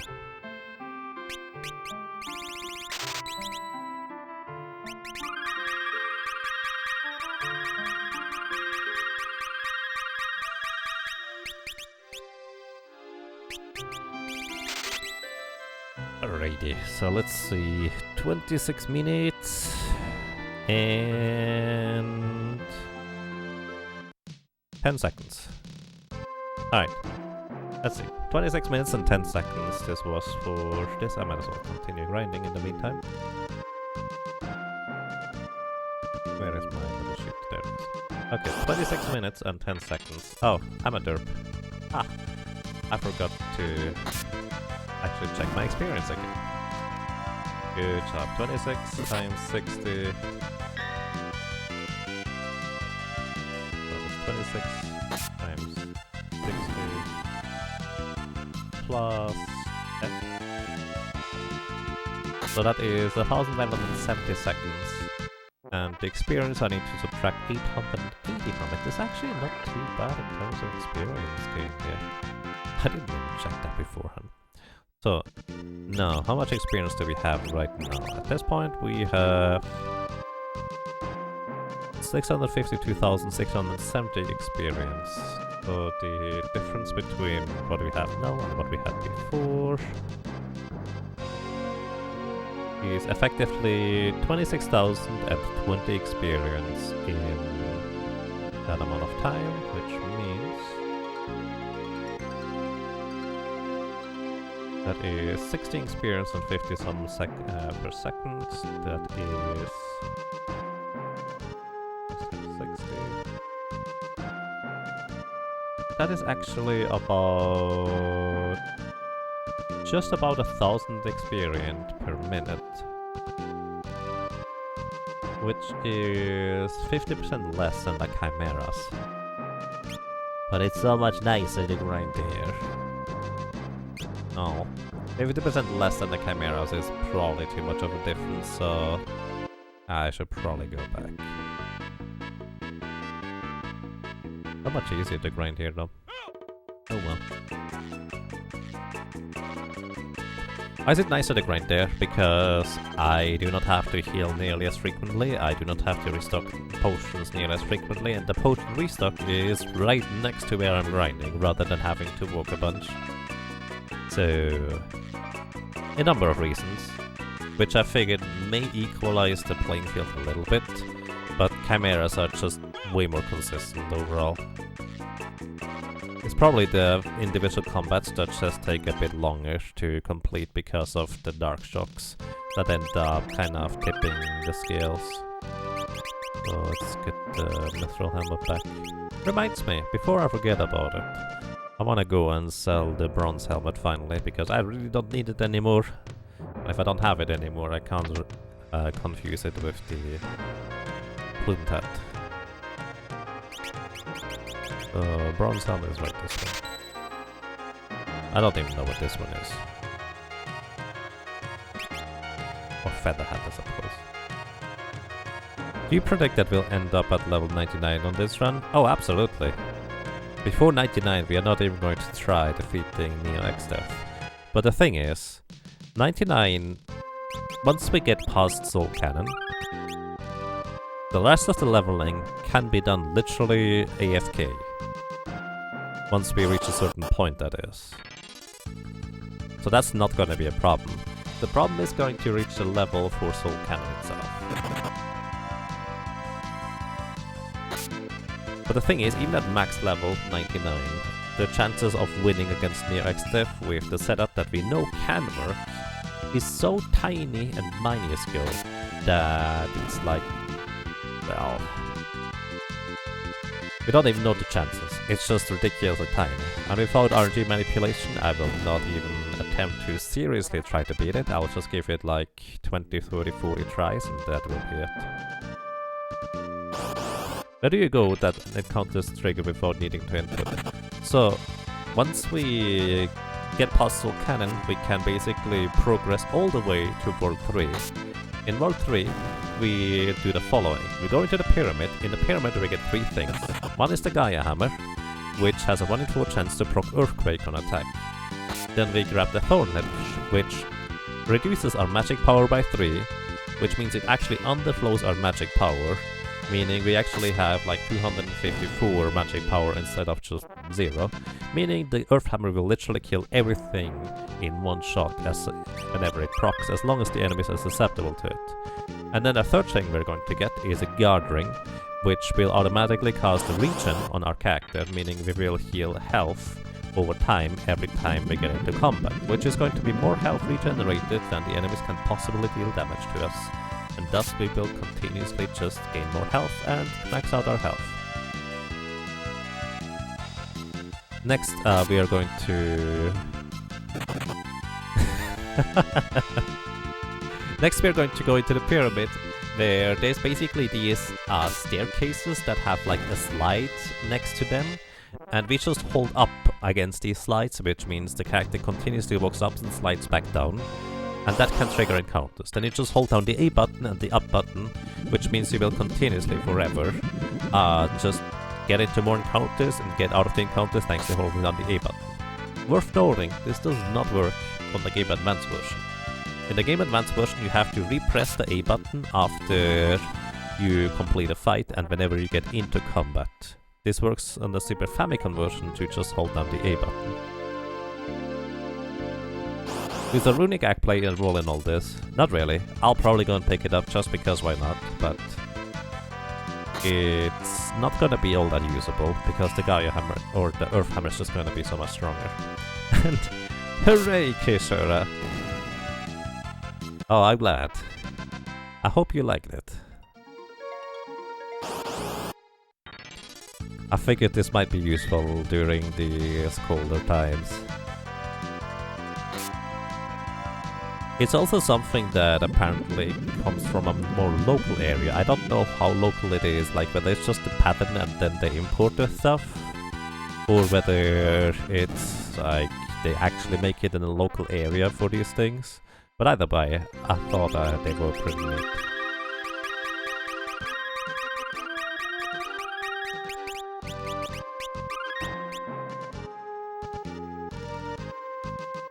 Next we're going to equip arm fight enemies who can cast death spells a lot. Would be interesting, but auto combat is going to be tricky. Plus I guess that's not going to be entirely reliable. Would be an interesting idea though. So there's one input you need to can just hold the button down permanently. Yes, Jade Ghoul. Exactly. You just need to hold up and A for the rest of the levels. It works in GB, but when you get a drop it stops working. Okay. That kinda makes sense actually. But yeah, the thing is, in the pyramid there, where I'm thinking of in particular, we will probably get up to 99 Lamia's tiaras just by drops. And those are drops, and they keep dropping even if you have had 99 of them. So yeah, I guess you can get through combat, but you can't get past the item screen. That makes sense, okay. Because in the Super Famicom version you can get past the item screen just holding down the A button. You can buy Lamias here, I know, but that's gonna be the rare drop in there, but because we're going to be running against that thing and killing a ton of Lamias, or Blunt Lamias, whatever you want to call them in the pyramid, just to level up to 99 very easily. We'll just kill a lot more of them. Lamia Queen? Sure. Probably more accurate.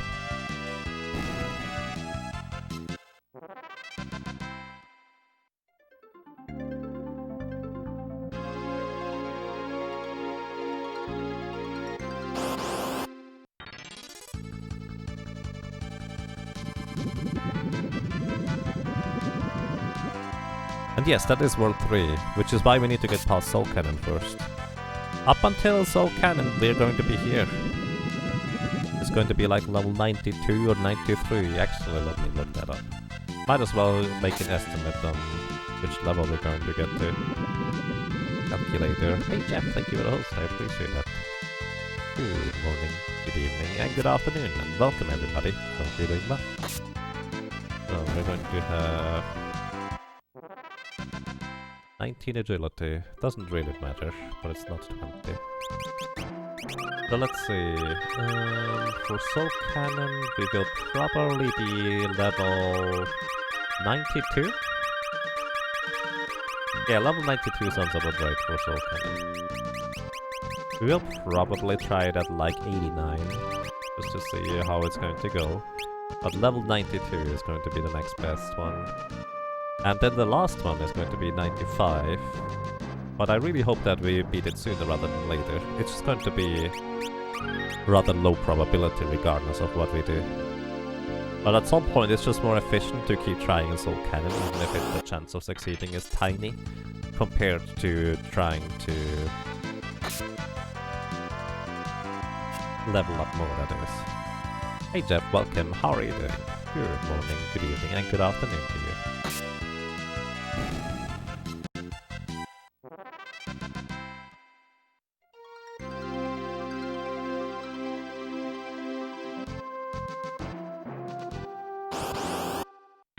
And Iceburner, thank you. I just saw that in Discord.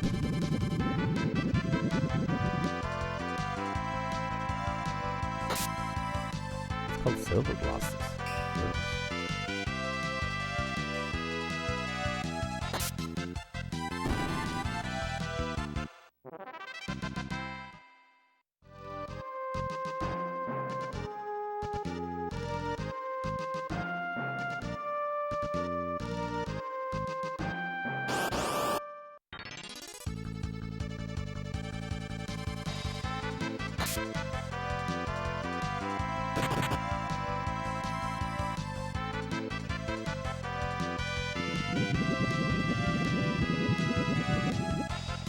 You thought that, but then, yeah, we were going to be, like, really close to level 99. But effectively, it's still going to be a ton of experience by then, and it's still going to be worth it setting up the grind in the pyramid, I think. Like, I will probably just have the console on overnight. Once I figure out how to, like, push down the button or so. Also, we are almost at 800 damage, just 200 more in order to one-shot the chimeras. If someone would like to mathematically figure out what are probabilities of one-shotting a chimera with the death sickle and whether it's on average worth it compared to using the guardian daggers guaranteed 2 hits, be my guest.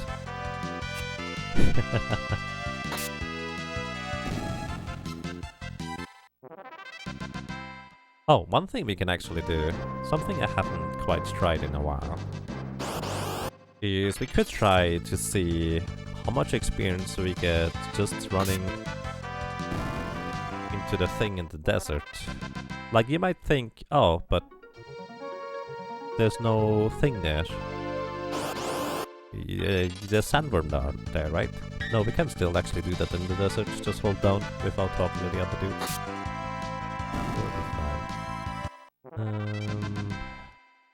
Oh yeah, there's still the problem of how do I even hold down that button? Right.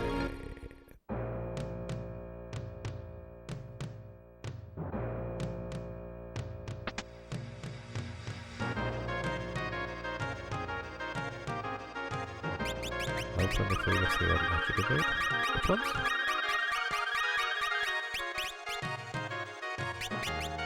Oh, the chimeras? You think? No, that's not quite what I was wondering, because it's about average damage. We need to deal 1000 damage. I do believe they are immune against instant death. Because at least I haven't seen a single instant death proc.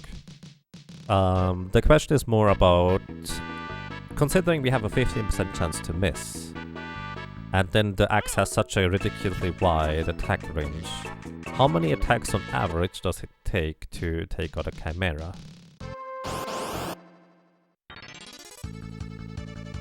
That's basically the idea.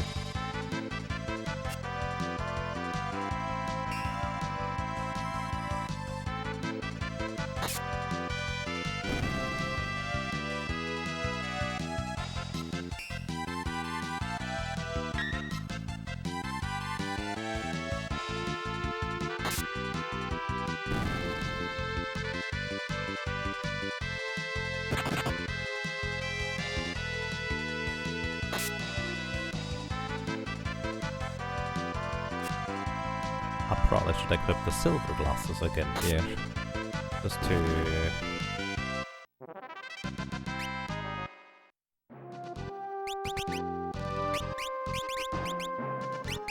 prevent the blind from happening if we run into the bees. Good call, I would say.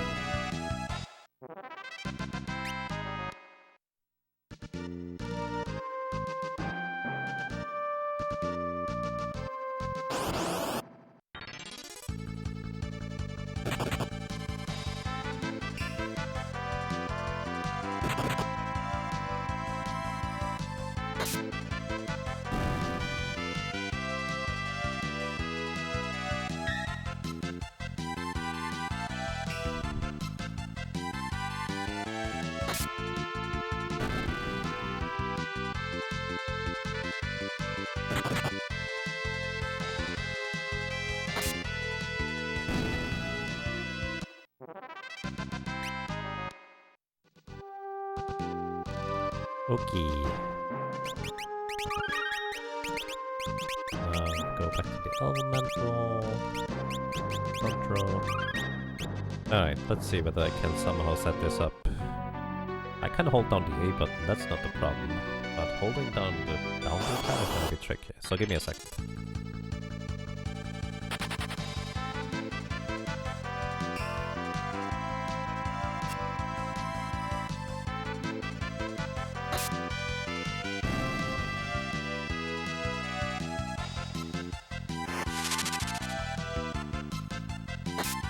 Although this is precisely what we don't want to see, because if we get poisoned, each step is going to take 1/16 of my maximum health and damage.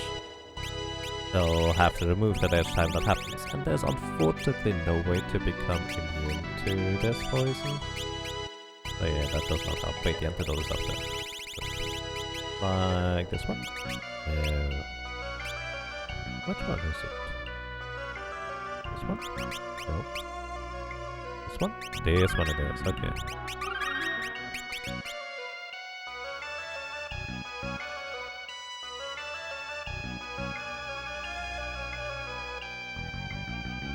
But yeah, there is pretty much no way I can clap this down without actually having clamps, really. So, okay. I need to go to the bathroom, so I'll be right back.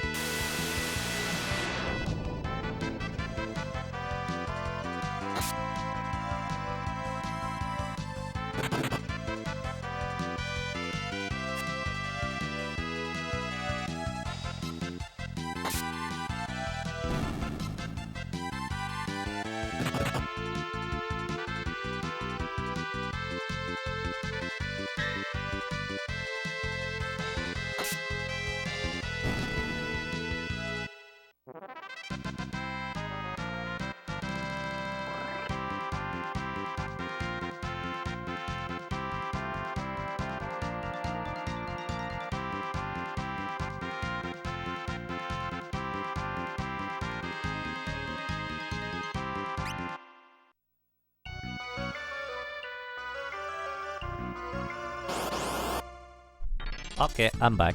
Ha! 2 pack attacks in a row. Can't even run away. Goodbye. Let's see. So, a range of 27 to 91 attack power for a dude match, while Berserker vs Chimera's 20 defense quartered by the X. Not 2 pizza, but 2... Ah yes, a Raving Move, that's what I was looking for.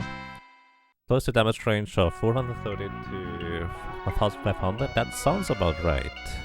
That sounds about right. Half of my hit would one-shot the Chimera. I guess it's better than the Guardian Dagger then. 3 back attack in a row. I'm going to go away from here. Yeah. Yeah, actually that is probably close enough that I should probably do that. Berserker is the most turbo mode class in the game. Well, depends on what turbo mode is, I guess, but sure.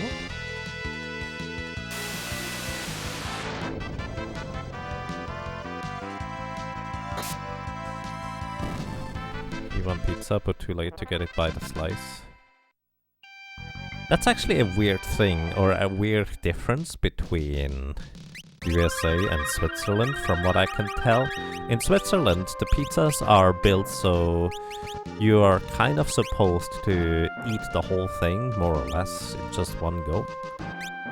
Whereas in the USA, it's pretty common that you eat a bunch of slices of pizza and then that's it, you're satisfied, rather than the entire thing.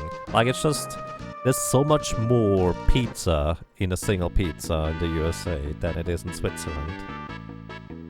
At least the ones I'm eating. So it's kind of a weird thing to me.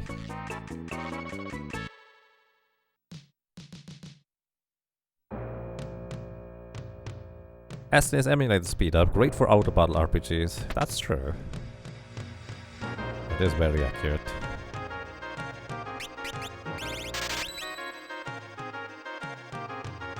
But since I don't usually use speed up in these challenges, might as well play it on the original console, which I'm doing in this case, so... However, I do agree, it's great for grinding. You don't even have to speed up necessarily, as long as you can just auto-battle. Very nice and quick, without any thinking.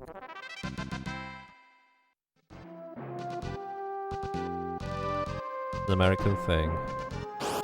Yeah.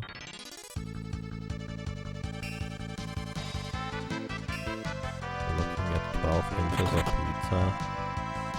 I have no idea what that is. Sounds like a lot. Maybe. Hard to tell.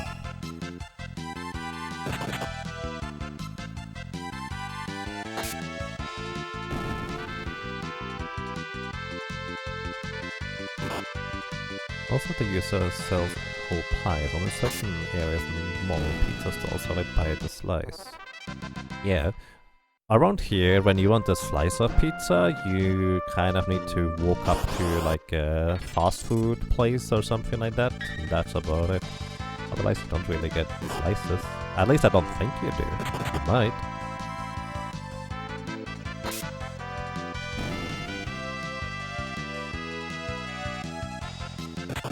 Salads are gigantic, like 3 to 4 normal salads. Kinda reminds me, isn't it also so that the salads from the fast food places mostly have sugar in it? Which basically means if you eat salads from these places, for diet purposes, they are completely useless. I think that was something along these lines. I don't know how accurate that is.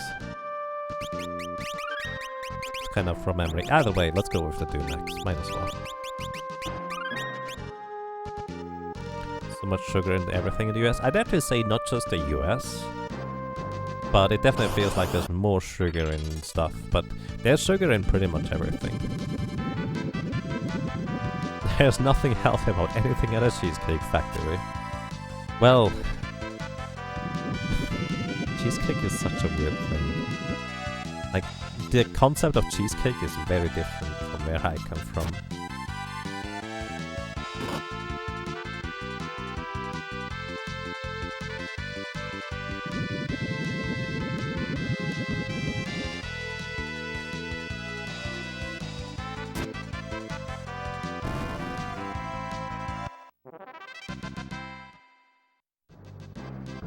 Go out of your way to get condiments and even canned vegetables with less than all the sugar. That's nice. Makes sense to me.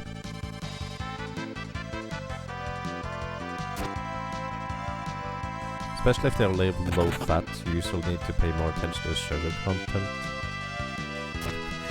That kind of reminds me, completely, I guess mildly unrelated, but concerning labels per se. For Christmas, my sister, as usual, had no clue what to give me, so she just gifted me, like, a deodorant. And on the top of the deodorant it says, no aluminium in it. And it's just like, those things have aluminium in it? What does that even mean? Basically, from what I understand from other sources and things like that, it's basically just a marketing thing where no ants in your food. It's just kind of implying that other foods have ants in them. It's just like weird to write that on it. gluten-free milk, exactly. All these kinds of things.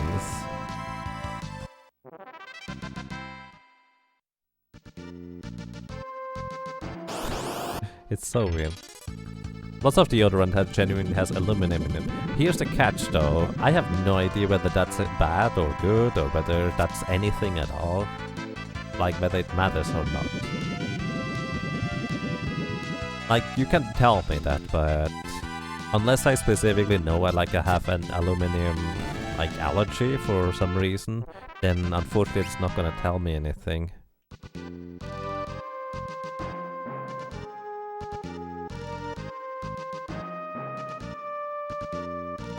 There are some studies linking it to Alzheimer's and dementia risk. Right, linking. But I assume that's kind of difficult to make conclusive. I feel like we're healing significantly more without having the Guardian Dagger, but that's probably just variance. Also, we're level 51! Hooray! We have gained 10 levels since we started today, I think. That's pretty good.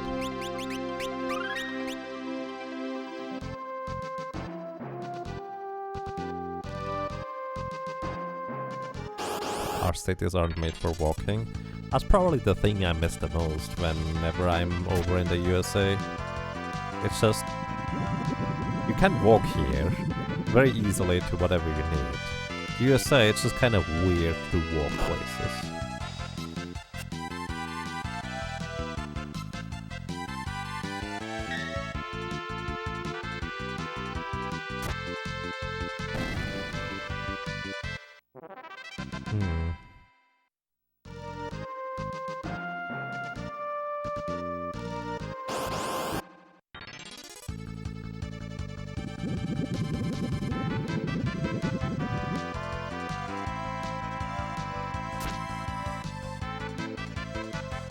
It's always unfortunate when we just get slightly under 1000 damage, because it's just not enough to make a difference. Am I going to use the Dancing Dagger or Chicken Dagger? Dancing Dagger? Probably, just for fun. It's actually probably not as good as the Doom Axe on average. But the Chicken Knife, unfortunately, is going to be just kind of off limits. Because if we proc the Chicken Knife's flee effect with only Berserker in the party, or with the entire team full of Berserk people, for that matter, on the Super Famicom version, you soft lock the game. It just locks up and you cannot continue. So the Chicken Knife is completely useless. Plus, even if we wanted to use the Chicken Knife, we couldn't even really use it, because it actually... what's the word? We couldn't even really use the Chicken Knife because we cannot exactly run away from combat. And it would feel kind of cheap to just run away 255 times before I get the Berserker per se. So I just decided that the Chicken Knife is just off limits for this. At least for damage purposes. No, the Berserker can proc the Chicken Knife. Wait, I didn't buy this. The Berserker can proc the Chicken Knife, and that's exactly the problem in the Super Famicom version. Right, well, this is this one here, by the way. If you proc it with only characters that are berserked in the party and nobody not berserked, you will softlock the game.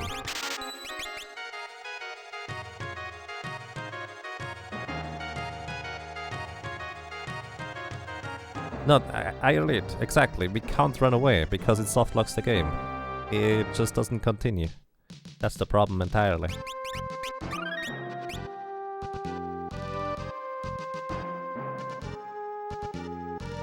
$560 to about 1900 is the range you're looking at here, some real heft. Right. Yeah. Okay, thank you, Ravenloon. It should still, in theory, be better. But I guess that doesn't necessarily count for the 15% chance to miss. And the additional healing we need, because we don't have the additional 1 in 4 chance to block stuff.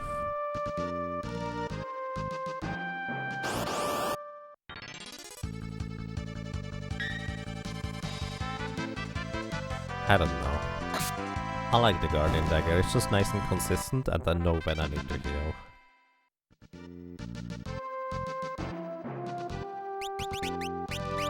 will we have more luck this time though?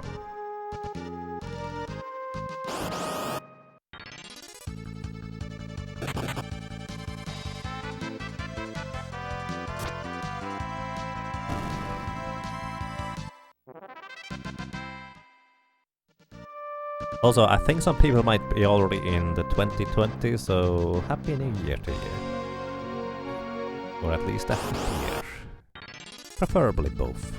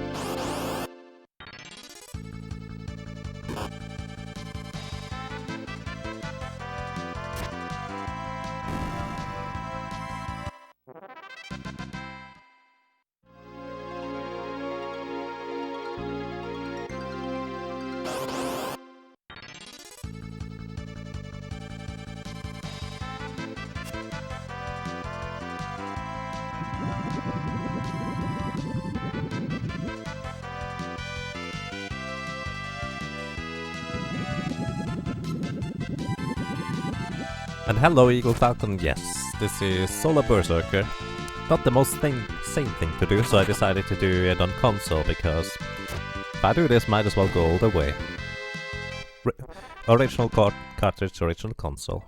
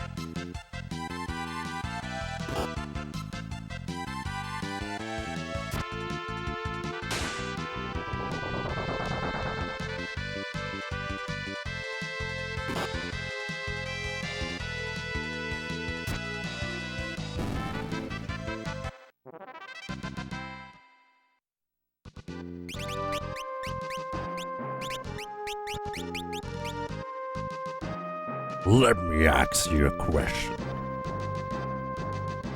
And then you wonder why they never answer, because you already asked them.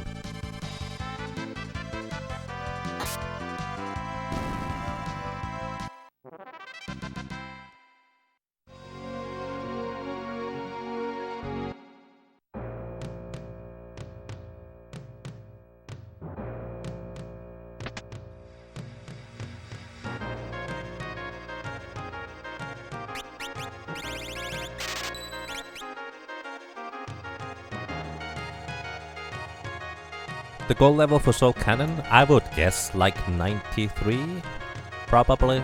We'll see, I don't really know. Haven't exactly decided. I'll probably just give it a few goes every few multipliers.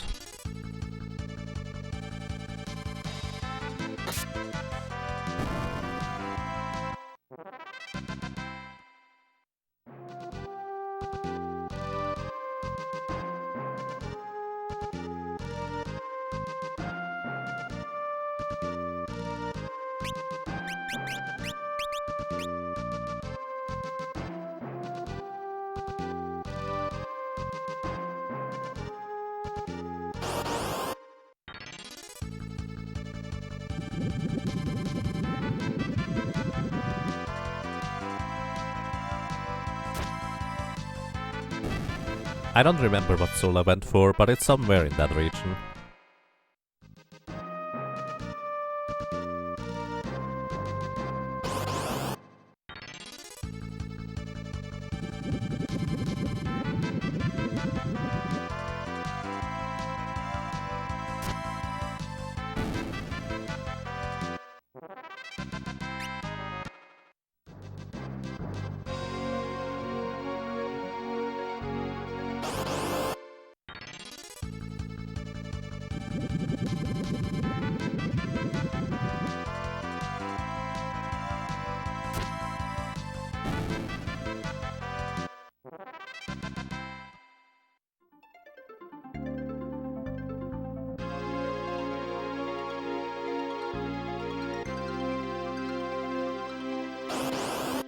Yeah, exactly, Jade Ghoul. That's what I was thinking about as well, because that's going to be a pretty big problem overall.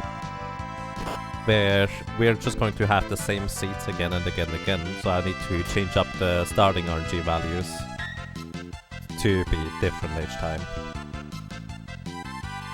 Which I can do by just rearranging my inventory, saving and then reloading.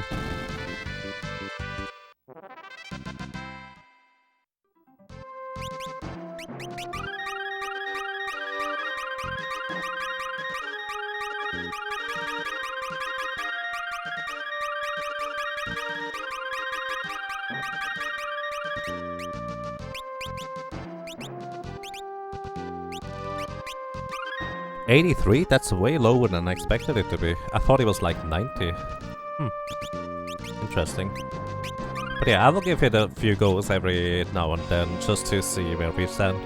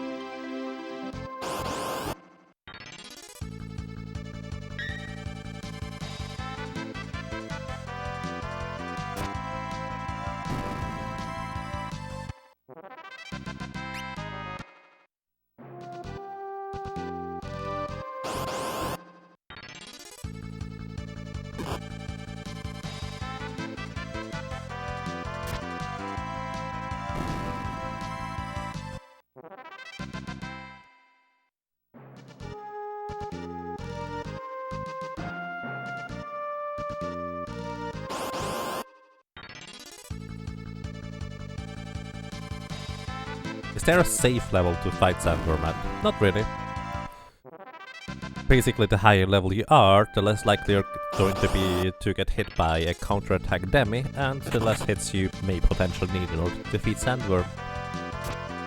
So that's just going to be a numbers game. How high am I willing to grind before each time I attempt again? And right now, my goal is to get like to level 62, 63, 64 before I even try again.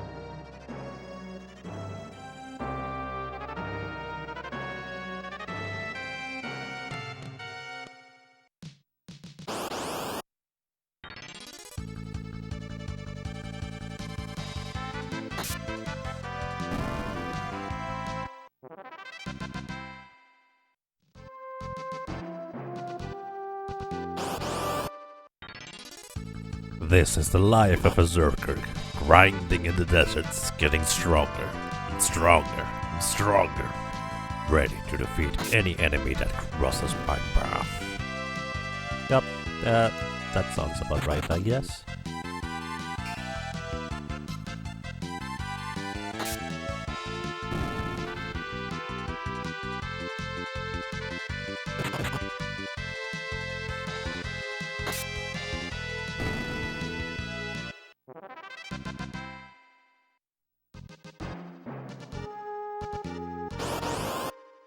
Get mad, hit things. Hit them harder, and then a bit harder. Then eventually, after hitting many things mad and very hard, you hit them even harder. And hey Regasin, welcome, how are you doing?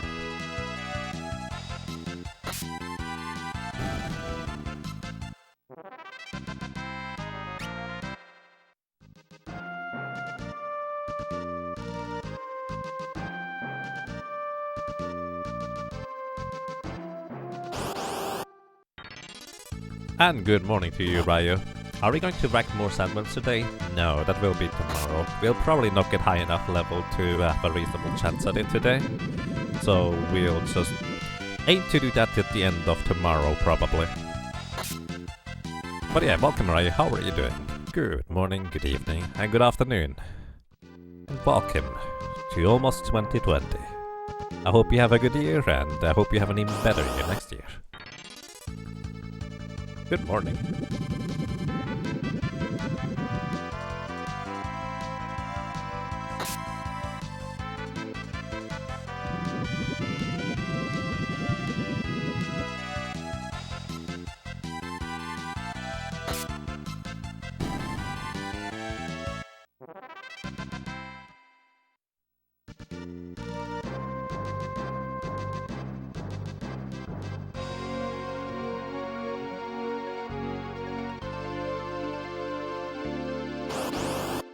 Thank you.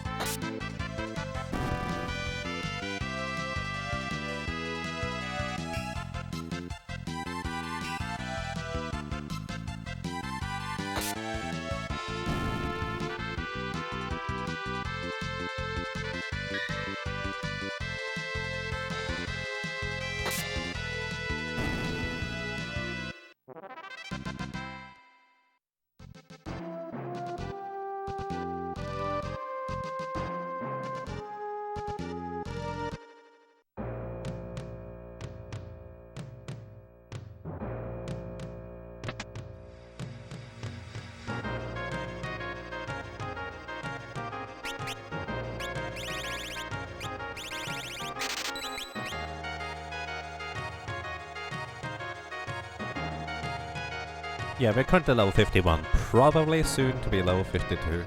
I'm not sure, I haven't checked recently.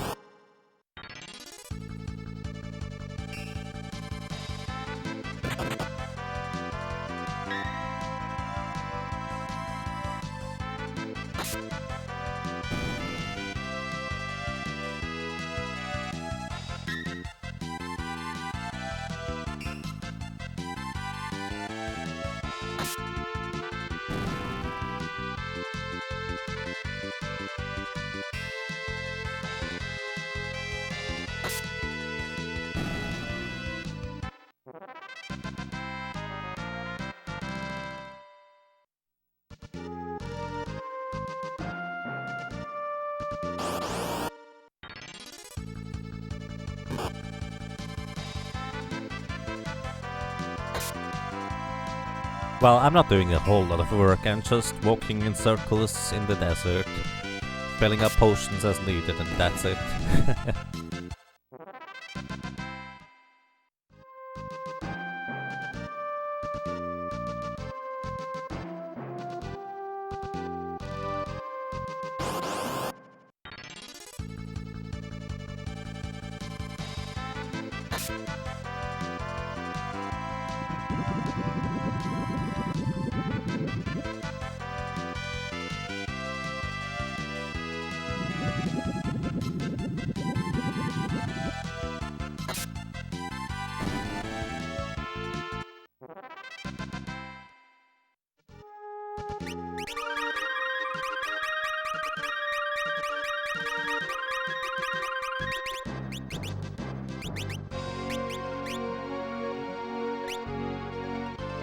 Ah, that's why I was wondering why we're not dodging attacks.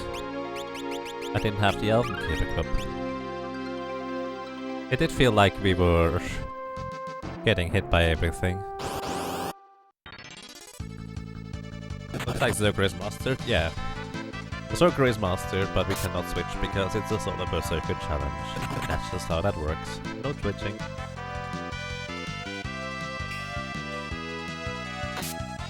Yeah, we still had the silver glasses on from way earlier. I just didn't pay attention.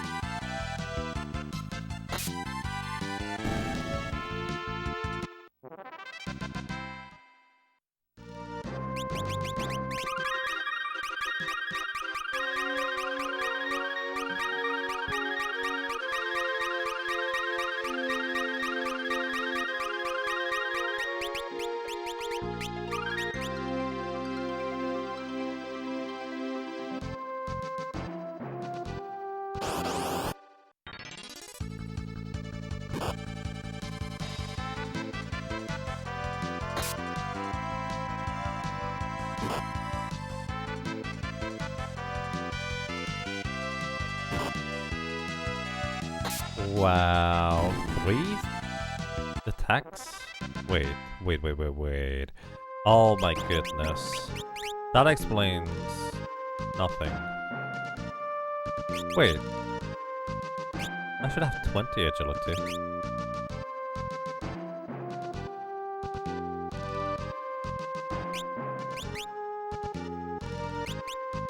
Oh,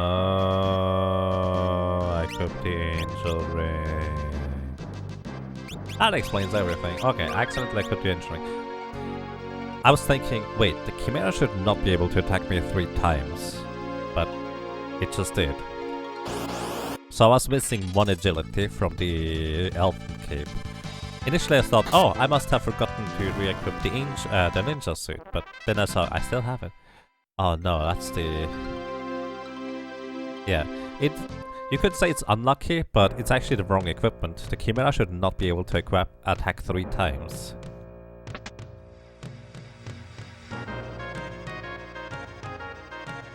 So now we should finally make money again rather than losing it all the time, because I was starting to worry here.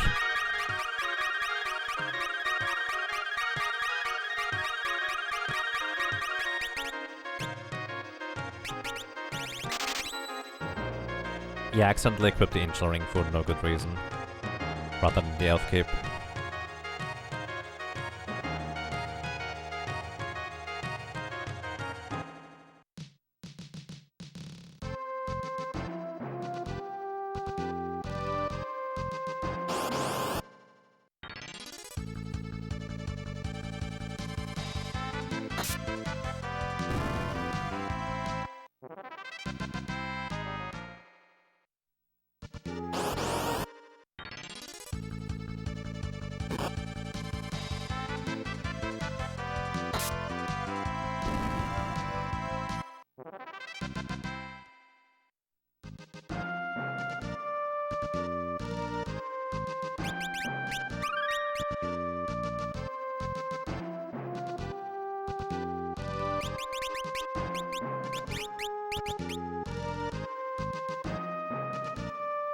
Hey, on the bright side, at least my impression that I was taking significantly more damage than before with the Garden Dagger when I tried out the Doomsickle was not wrong.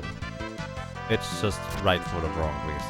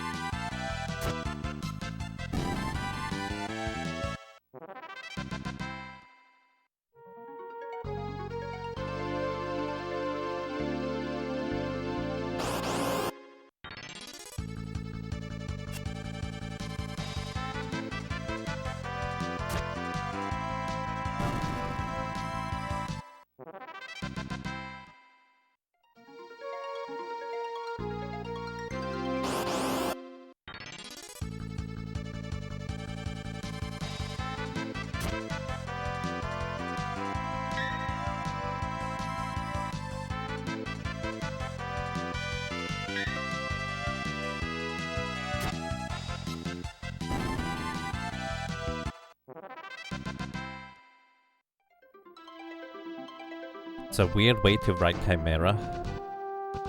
I have no idea how... Actually, the second one is a meh. I would guess the first one is a key in that case.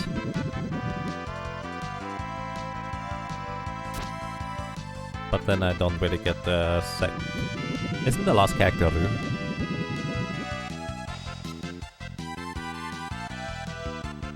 I don't know what that weird T symbol is though.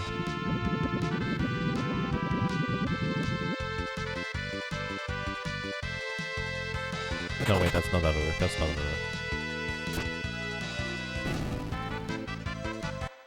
Do, re, mi, ki, ma, I, ira. So it's Kimaira. Eh, close enough. But fair. It's a bit weird. Kimaira.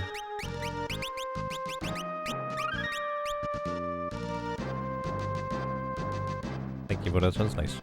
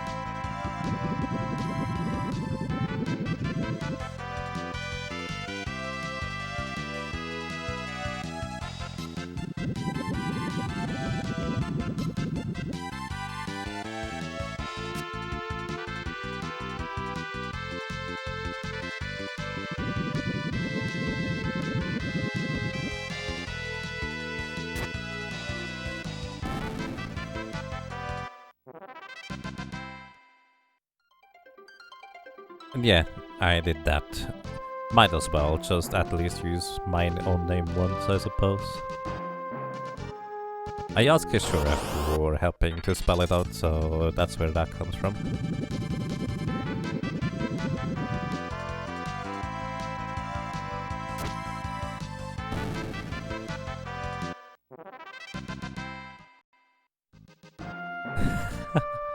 I asked you how to spell Yagamoth in Japanese. That's the first time I asked like 2 or so months ago when I prepared this save file here to start at the water tower. So this is still the spelling from there. It's Babu. Sure.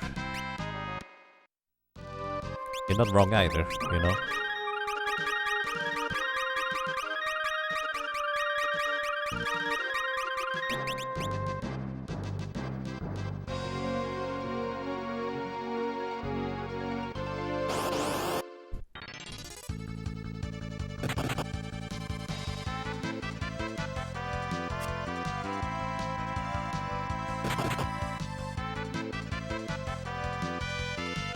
You can just read the letters. Hey, it's still better than me, I can just read some letters.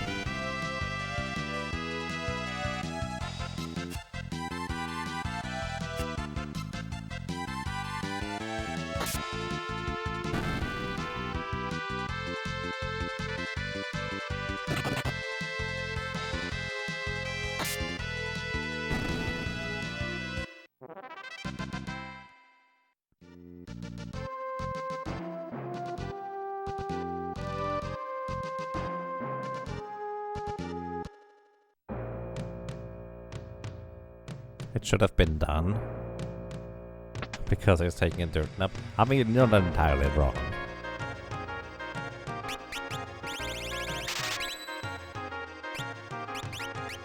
Oh, why? Stop replacing my potions slot.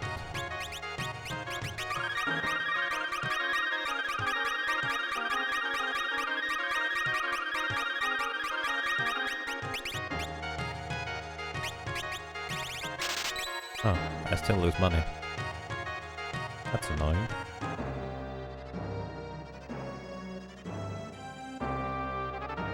I guess I'm just going to actually go back over to Crescent Island for a while, just to make a bit of money.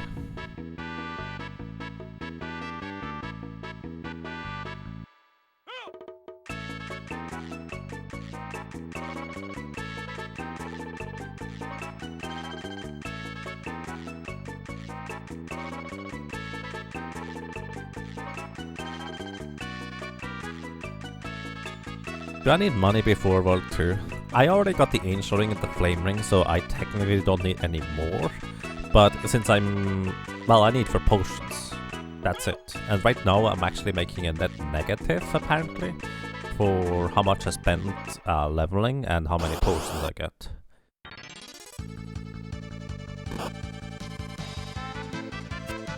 No, nothing else really. At this point I bought everything that is relevant.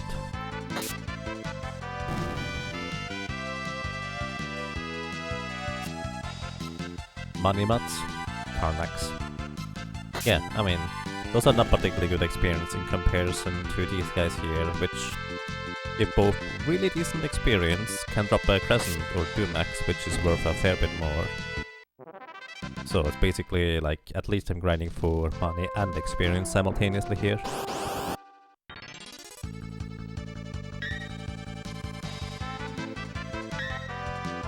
Rump.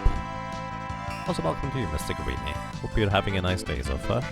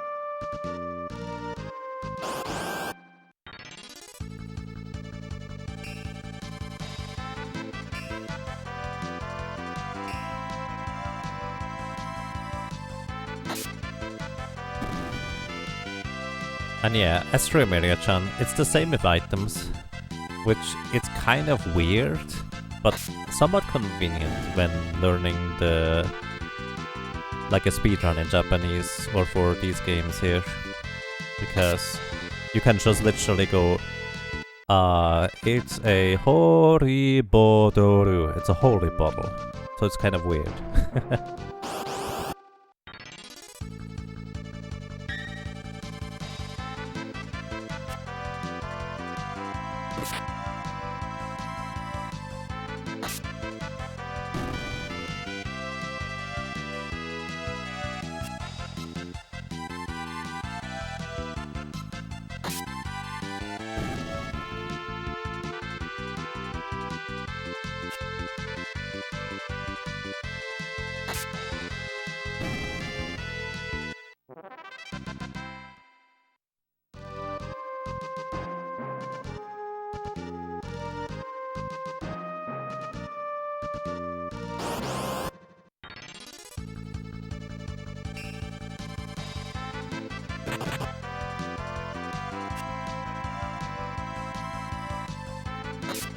Yeah, that sounds about right.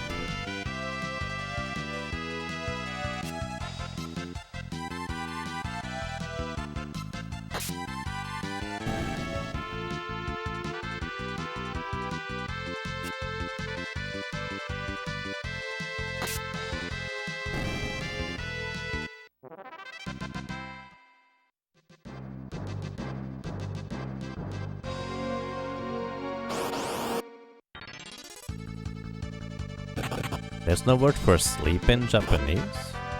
Really?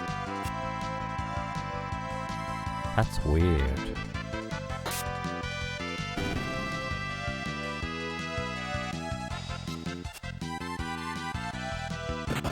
And immediately two people come over there.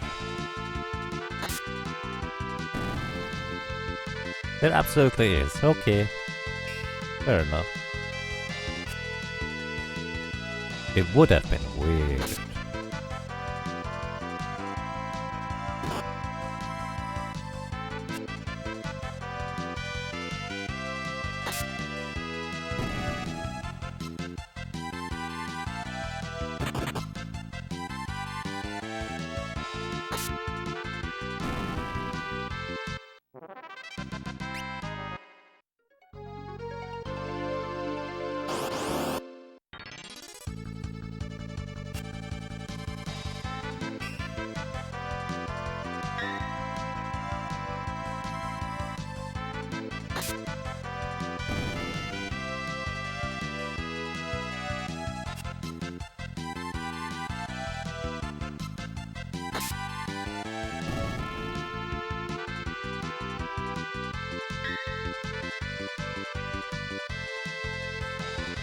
Maple cookies. Are they any good? Sounds good. Enjoy.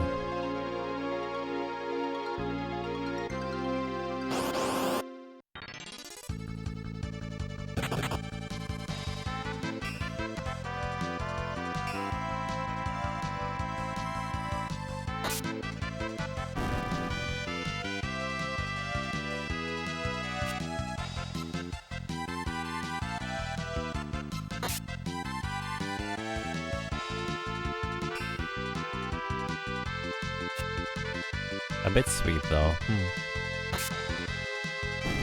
Can't really unsweeten them. Ah, I understand.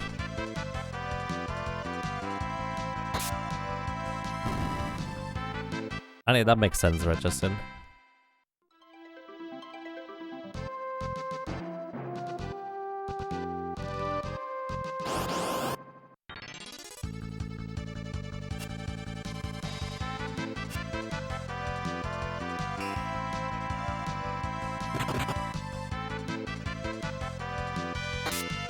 Chimera bullet too hard? Actually, kind of, yes. I'm here because I'm trying to get a bit of money. Because I've used up more money for potions than I regained, which is a bit surprising.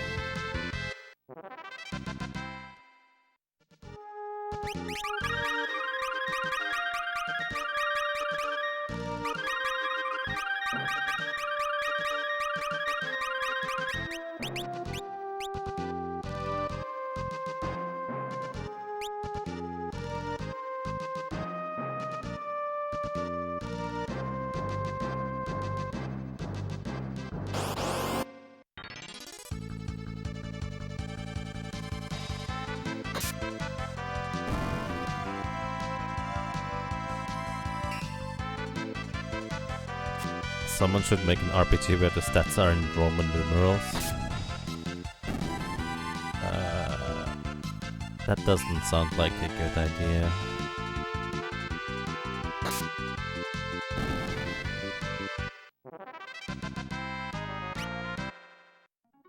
Also, we're level 52. Hooray!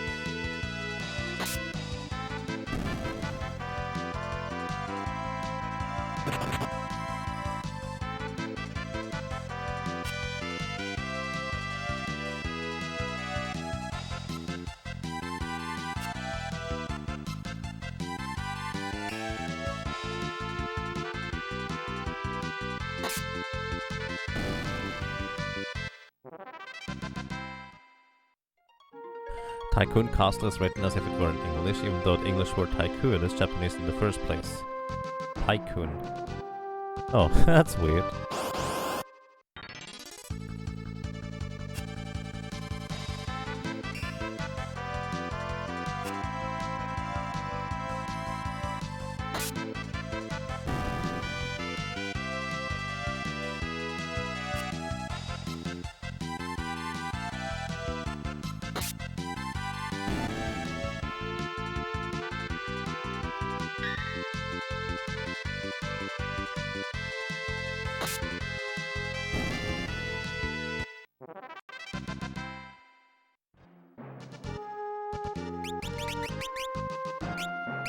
So far we have one Doom X drop, which is worth quite a bit of money, so that's nice.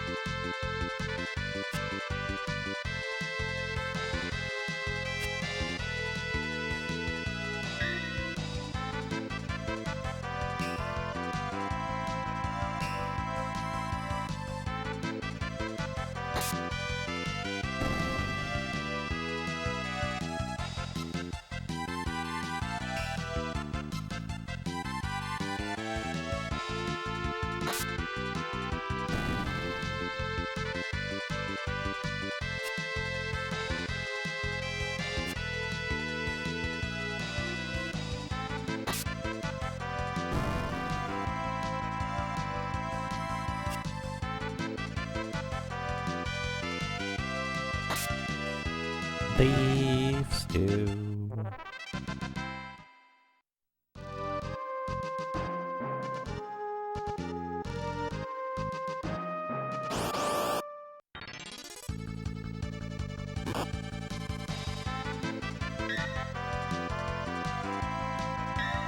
The training involves petting this cat over and over. Well, sounds like a decent way to spend time.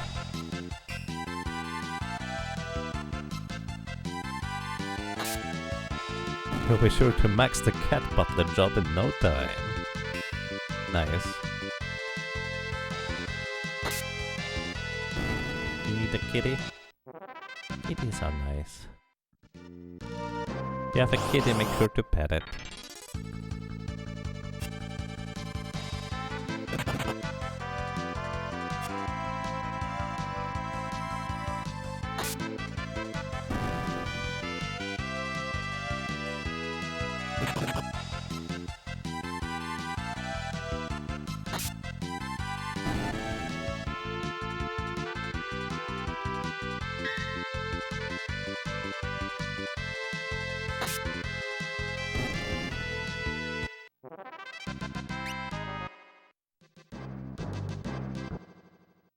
Bum bum bum bum bum ba da ba da ba dum bum ba dum bum.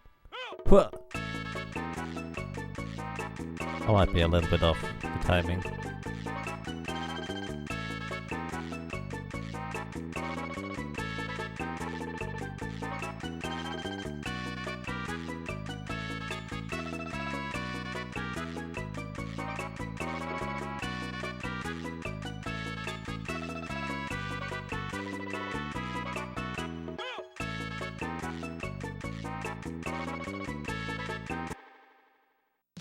Just grinding. Basically in that specific scenario I was grinding mostly for money, because I was actually losing money grinding on chimeras.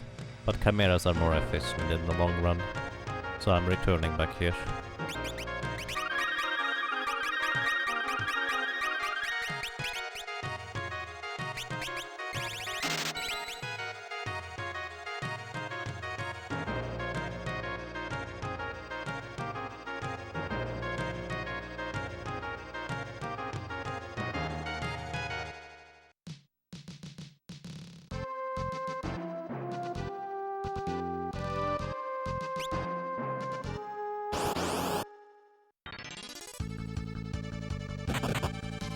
Makes sense. Experience grind, then guild grind, then experience grind more. Yep, pretty much.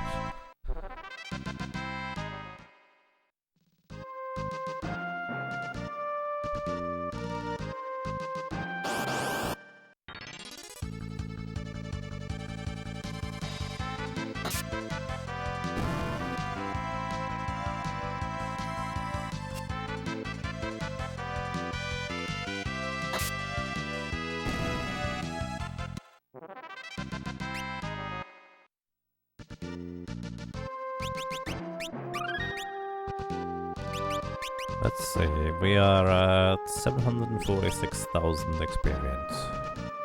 Probably not going to break a million today. Let's see, 746,000. About double would be 2 millions. 1.5 million experience. 1.5 million experience would bring us approximately to level 62. So hey, we're halfway there to being able to grind or try sandworm.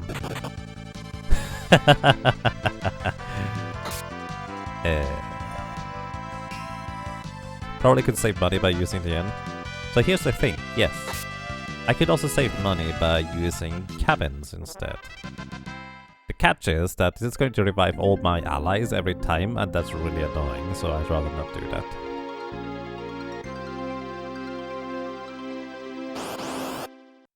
But yeah, we're halfway to the level we want to have for Sandworm. I kind of hoped we would be a little bit quicker than that, but maybe not. But hey, that's what I'm here for, just for the big grind.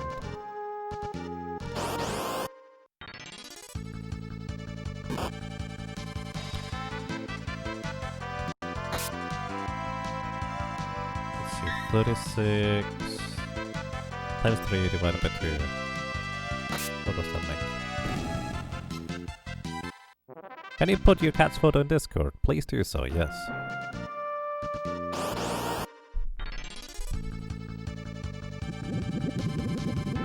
36 times 3 divided by 2 is 54.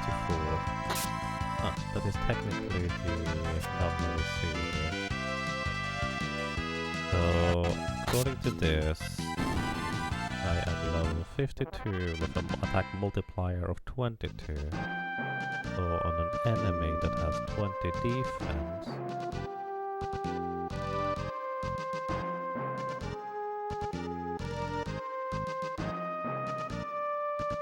yeah, my calculation is definitely kind of busted somewhere there. This doesn't make any sense. So let's see, 54 times 22 is, well, I guess that calculation is technically... So my multiplier must be off for some reason. And I just don't know why. Yeah.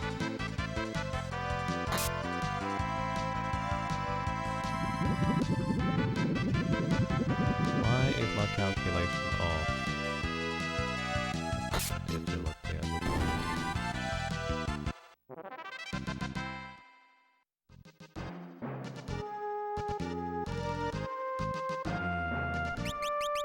According to my calculation, I should already deal 1,000 damage and more to a Chimera.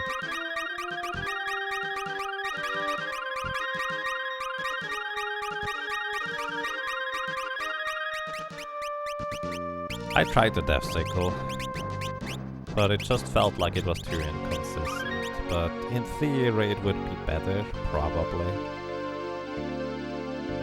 Yeah, it's 15% chance to miss.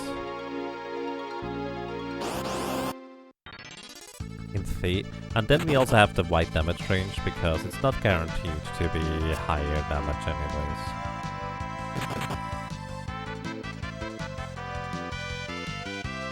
anyways. You must be very late in the game, like going to the library or so. We've already passed the library, but yeah, the sentiment is accurate. Exactly, the Mangosh also reduces the amount of physical hits we take, which are definitely the biggest damage dealer if they hit. It's just like, I dare to say both the Death Sickle and the Mangosh probably break about even. It depends on how lucky we get on each individual Death Sickle strike here.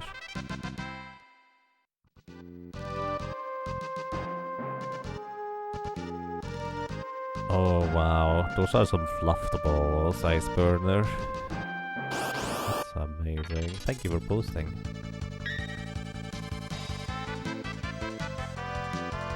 I like those kitty cats. Have we killed Piblos yet? Yeah. He was pretty easy, second try. Because we leveled up to 46 before we even tried. First try, he immediately reduced the level by half, which is pretty unfortunate. The second time, we kind of absolutely demolished him despite him casting armor on the very first attack. Yeah, I'm just going to go back to the target here.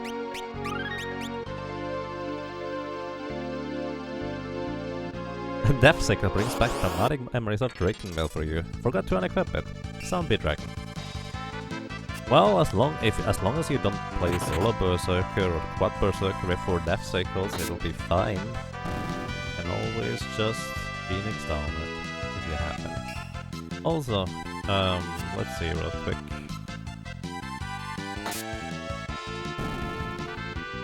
Did I do a countdown? No, that's silly. Happy New Year. Indeed. So, I am now speaking to you from the future, from the year 2020, so Happy New Year everybody. Or at the very least, a happier New Year than before, and hopefully both. Yeah, Happy New Year to everybody. And Shiva, thank you so much for 10 months of support. Welcome back, and I'm glad you enjoy your stay. Yeah. Happy New Year. Alright, I'm going to go upstairs real quick and wish my parents a Happy New Year as well, so be right back. I mean, just berserking into New Year sounds like a good thing to me. Give me a second, just starting one new battle before I move up. You know, even if I wasn't looking at the clock, there are just fireworks so many outside, I would definitely notice. Be right back.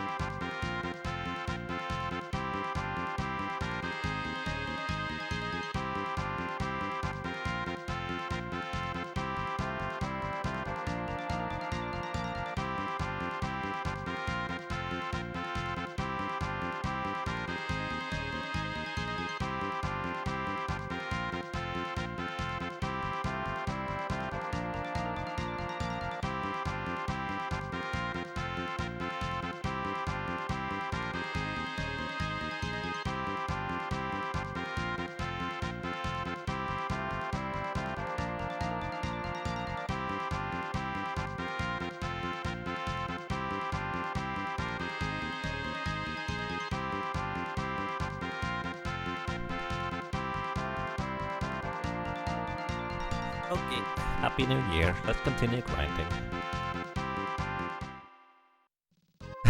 Thank you, everybody. Did you know you're really awesome here? I like you guys.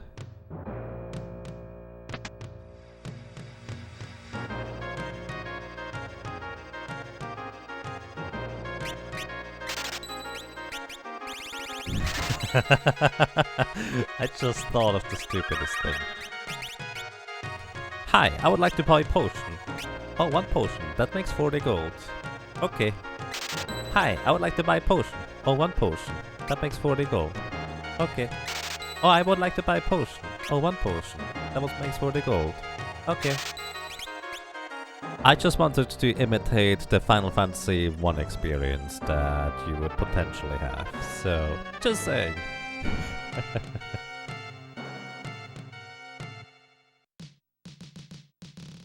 Oh yeah, Happy New Year. And as I said before, if you think it's not gonna be necessarily a Happy New Year, I wish you a happier New Year than it was before.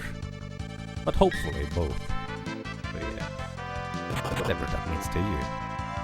Hey, Bowie, Happy New Year to you as well.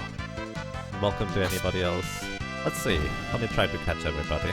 Happy New Year to you, Fraggle Shiva, Lucius, Iceburner, Richter Shade, Husaroni, Ether, Dark JDL, Redison, Richter Shade, Fraggle, Mr. Greeny, Ryok, Jagabot. I might just say a few names twice, Two Pairs, Jacob Banter, Thalfon, Jamblar, Bowie the Hero, Xdeath, K-Shura of course, Ricodactylus, and anybody else who's lurking and just watching or listening. A good new year. Oh, thank you. For Crafts, subscribed. Thank you so much. Welcome to you, and well, Happy New Year, and I'm glad you enjoy your stay.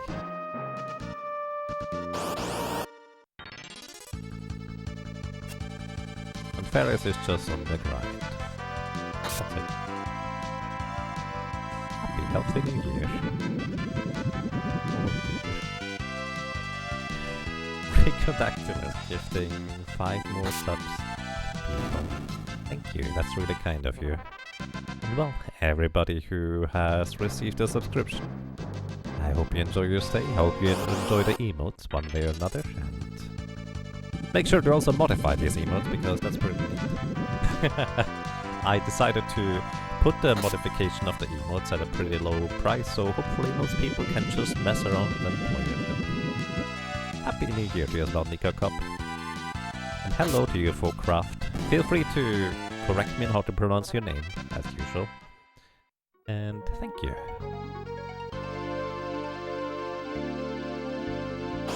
Ba-da-ba-bum. Back attack by Chimeras. Or Chimaira.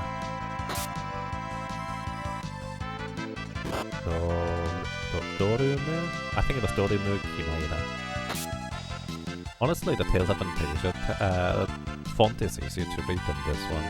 But then again, I guess that kinda makes sense.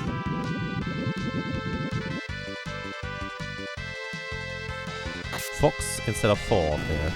Oh, Fox Crafts. Is that correct? Hopefully. Romp. I love that one next up. Dink! Oh wow. Thank you for the tier 3 subscription. That's pretty crazy. Welcome back for 5 rumps. And well, I'm glad you enjoy your stay. Thank you so much, Dink. That's really kind of you.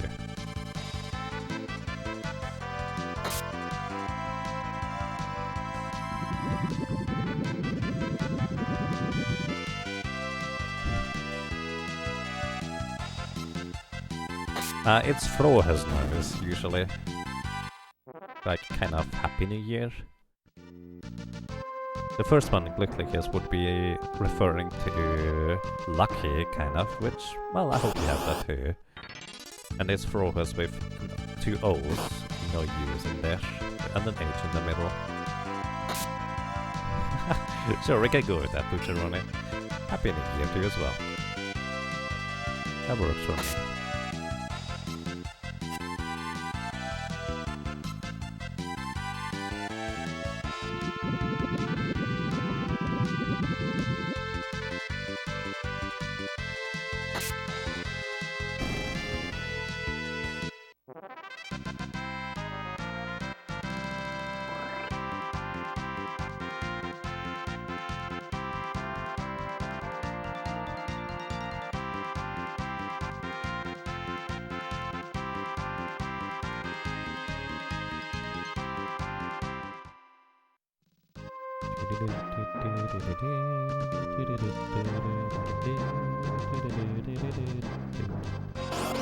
Why does that song thing in my head?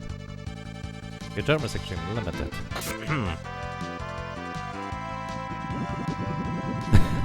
I mean, that seems sufficient for German knowledge to me, Fraggle. Nice.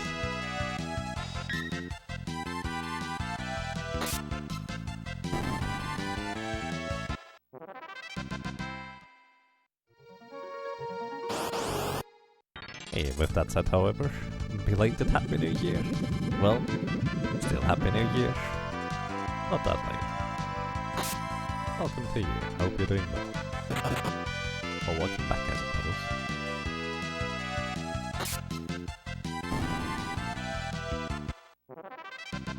Let's see, how close are we to level 53? 28 chimeras it is, and some, well, 27 and some change, I suppose. So, I think I'm going to go up to level 53 today, which means we have gained the whole 12 levels. And then I will probably be done for today. How far will it grind here? Well, first of all, we're going to be probably grinding up to about level 62, 63 for Sandworm to have a reasonable shot at being successful at that. And then we will be probably grinding here to like level 87, 90, somewhere along those lines in order to be its own cannon. Yeah, Sandworm is not that big of a deal. The big deal with this old cannon, unfortunately.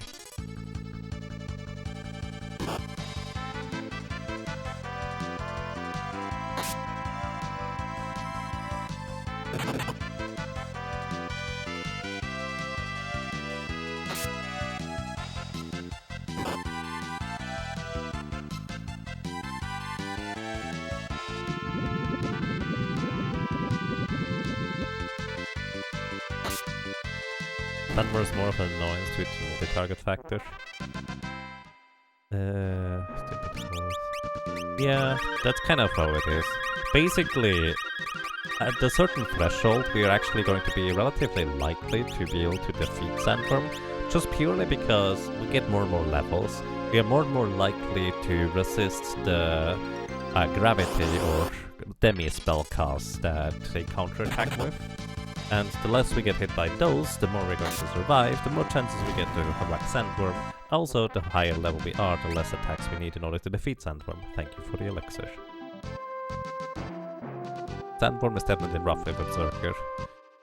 Fun fact, in the Final Fantasy Fiesta, where Background Guy and Seven Sins did basically a Forge Fiesta style, they had a Bard, Berserker and White Mage at Sandworm, which meant they didn't have a particularly good time trying to take out Sandworm, because they did not realize it was a 1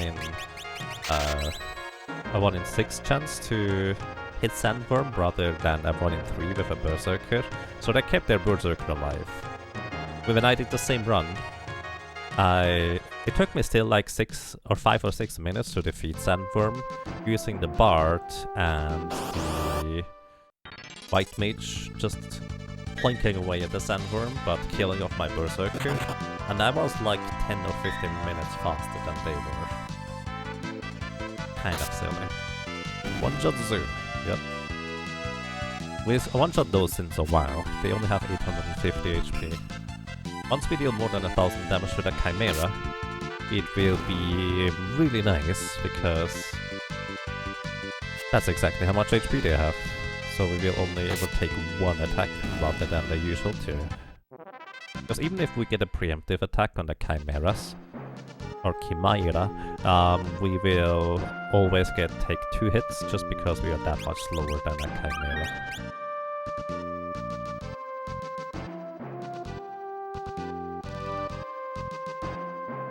You remember the other circle run we heard of getting 92 here? Right, I thought 92 was going to be my goal as well. I thought I might have gone to 92 when I did emulate the speed up. This kind of, what was that ago? That's like 2 or 3 years ago now. so I just kind of did a solo Berserker run with SNES and NX, but in particular, just because it has a faster emulator speed up, and just decided to do that in like 2 days. It was actually quite entertaining.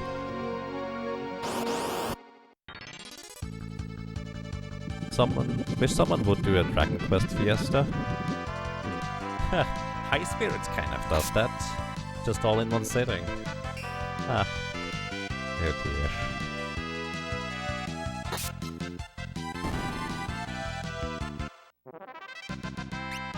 But yeah, I'm not familiar enough with Dragon Quest, or I guess I just don't really like the battle system enough to necessarily even think about it doing myself, but I understand. It is quite intriguing as a thing overall. The concept anyways.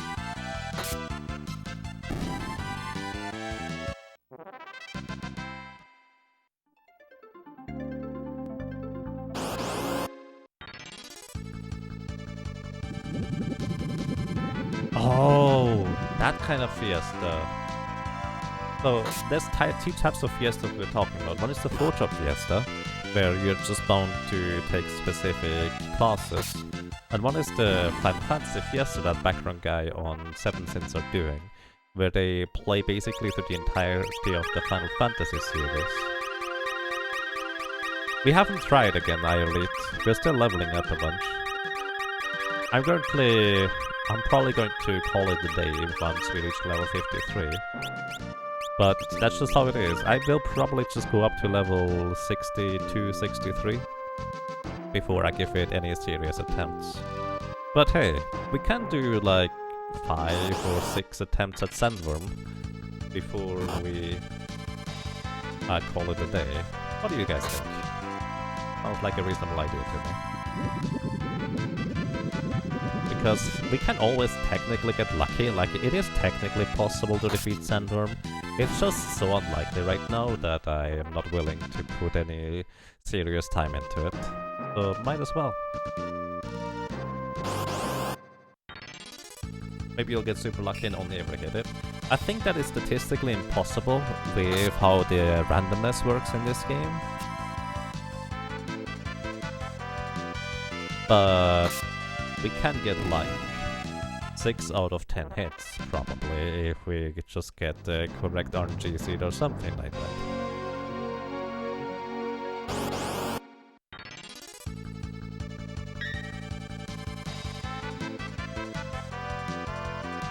We can host Loon, we can continue with a different fiesta.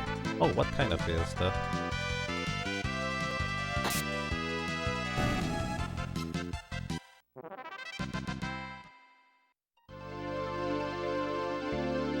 A Swerve chance to hit is better than XCOM chance to hit. I don't know, I've never played XCOM. I have played the game... I think the closest I've played to an XCOM type game, I think...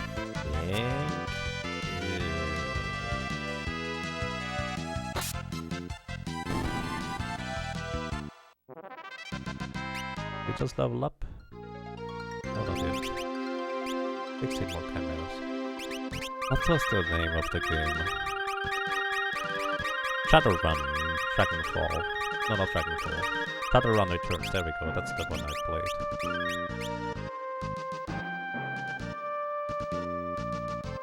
3 times in a row, missed with about 90% chance. That's pretty unlucky to say the least. The 0.1% chance. But then again, Ragnarok Online, when you are looking for a card drop from an enemy, that's a 0.01% chance. Yeah. Questionable fun. But I definitely do understand that when it's like, oh, I have a 95% chance to hit, let's just hit... Oh. Because honestly, if it's like a 90% chance to hit and a 10% chance to miss, I don't mind as much as if when it's like a 98% chance to hit and then I miss. Like, statistically, it could still be that in 2000 attacks I only miss once with a 98% chance to hit, which is way above average. But that one time you miss is still like not fun. But when you're prepared that you will miss once in a while with a 90% chance or even 85% chance, then it's actually is much better for your mental health, it feels like.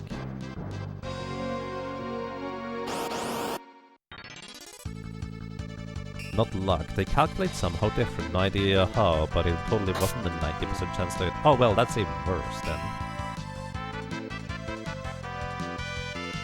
A Ravenling was running Solar Circle was omniscient while reading Les Miserables and providing commentary. It's actually quite lively.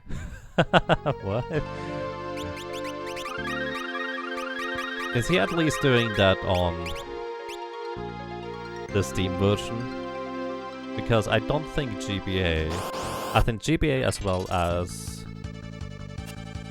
this version here, the Super Nintendo version, would very quickly get into an AI loop where you would just see the same results over and over again. Hey Bonsai, Happy New Year to you as well. Rump. Also welcome to your Life Tactics, Happy New Year.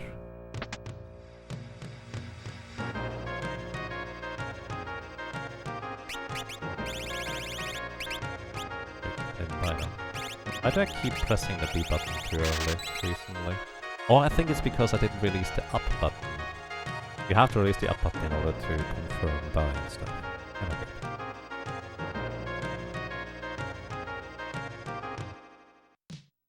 In the Steam version, the fight is actually imposed. Omniscient is immune to silence in the Steam version. Why? Yeah, that's literally impossible. Never mind then.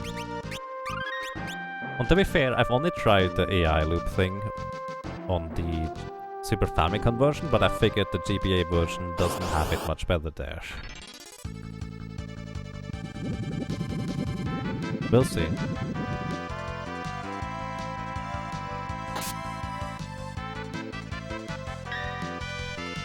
You wish you could turn down the outside noise, it's too loud to hear you with microphone speakers. No. Happy New Year, Ryok! Maybe I've got through.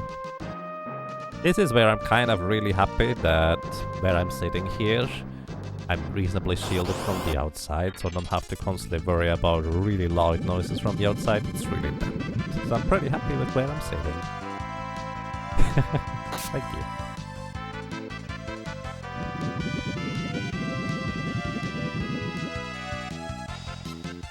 Call it the unspeakable version in your tribe. PlayStation version?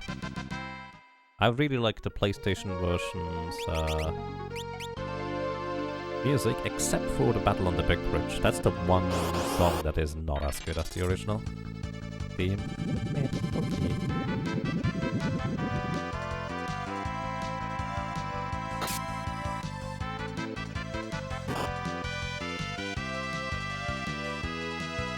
Countryside of a small town. I mean, I'm kind of living in a village too. Like, it's nothing bad over here. It's just, right now they're already done. Like, there's nothing to hear outside anymore, pretty much. It's just me who doesn't like fireworks. Or more specifically, the booms of the fireworks. Hey, Happy New Year to you as well, Hyden Brother. Welcome to the next decade. I hope you're doing well.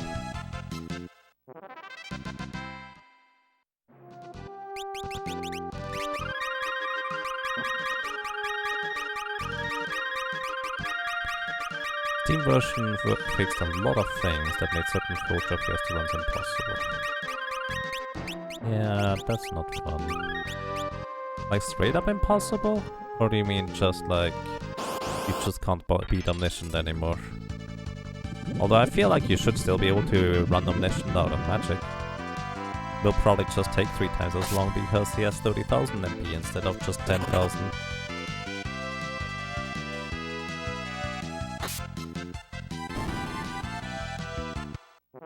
All good here? That's nice. I'm doing quite fine indeed, thank you. Arrive on Friday. Nice. Hope you're going to be good, Ryok. I've actually started to appreciate speakers recently a bit more, because it gives me a bit more freedom walking around my room doing stuff, rather than just having headphones. But other than that, I actually prefer headphones, just because then I don't have to worry about louder noises, such as my old PC being stupid loud, actually. Kind of crazy. Which is also a big reason as to why I really liked my laptop.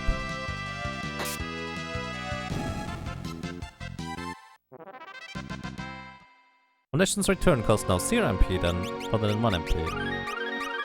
Does at least the timeates return also cost 0 MP?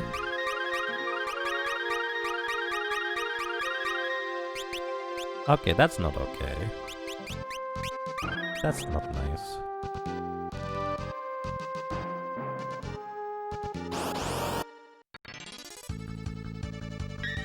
Like, it feels like, from what I hear about the Steam version, it's just... they narrow your choices down dramatically by removing options. Just to put you down the path of how it was intended by the designer.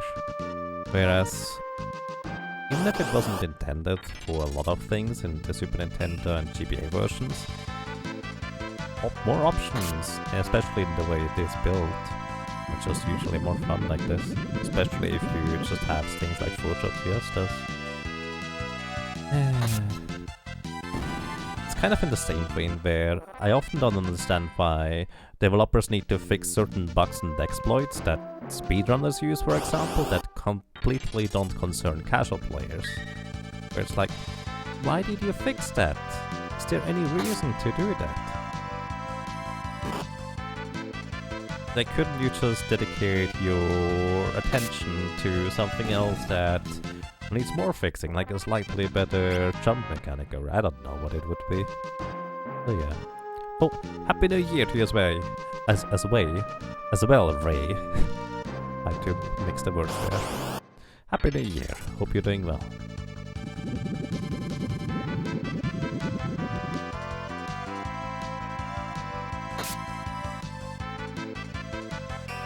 It gets blank keyboard back. 4 options, Jaku?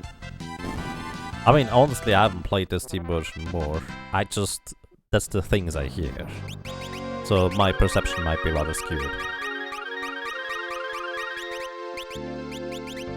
I think it's the principle of if it doesn't work as intended, it's broken. I mean, that's not entirely wrong.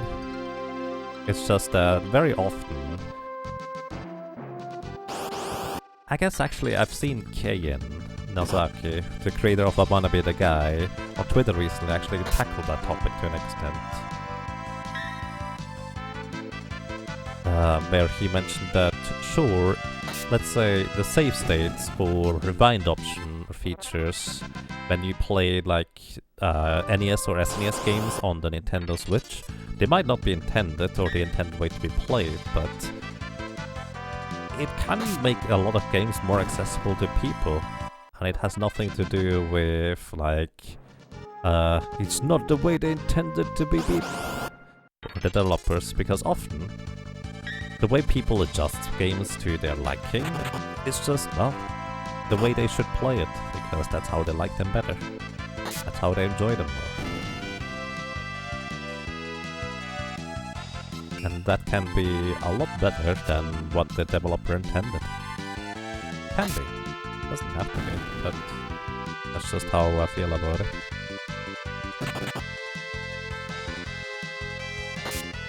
For what it's worth, the Steam version was made by a third party. Yeah. Honestly, I think the most jarring thing for me personally about the Steam version is that the assets just kind of look completely out of place in a lot of cases. Like, it looks like an RPG Maker game, but like an RPG Maker game that somebody did not know how to properly use RPG Maker then, and had no idea about asset resolution and all these kinds of things in order to adjust them and make them even. Also, we're level 53. So... yeah. I don't know.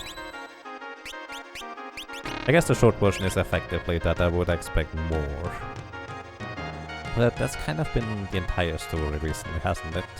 And I still hope that they learn from these things and the consumer backlash anyways.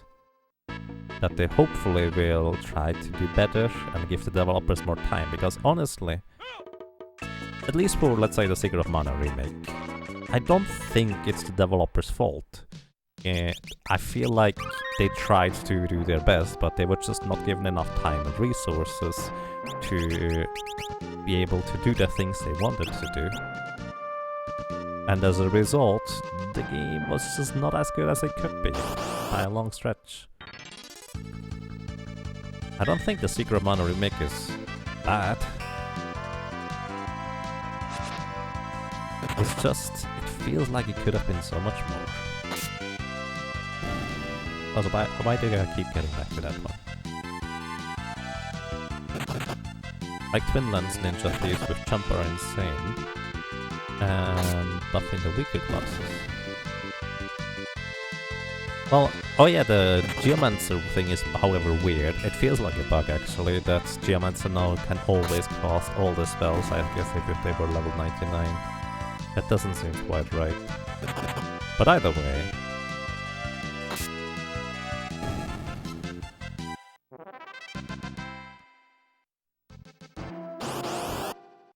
A lot of people prefer the Final Fantasy 1 versions with MP for casual play, but that's obviously different from the original design, so it's silly logic. I'm not sure about the silly logic. Or I don't know what you mean with that.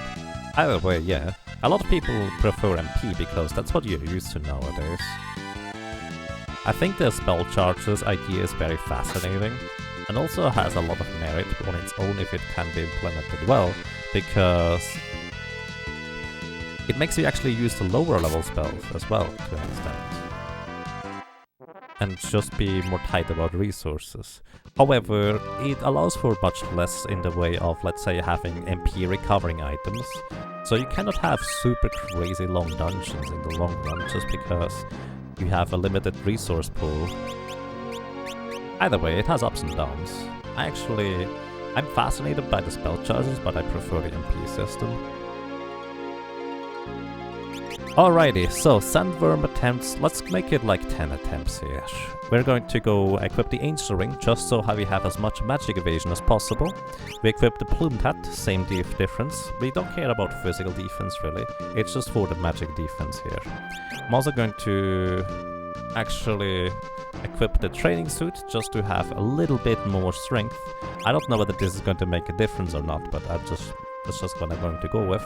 And the Death Sickle, because if I hit, I want it to be a hard hit. And that's going to be my loadout. Let's give it 10 tries. What do you guys think?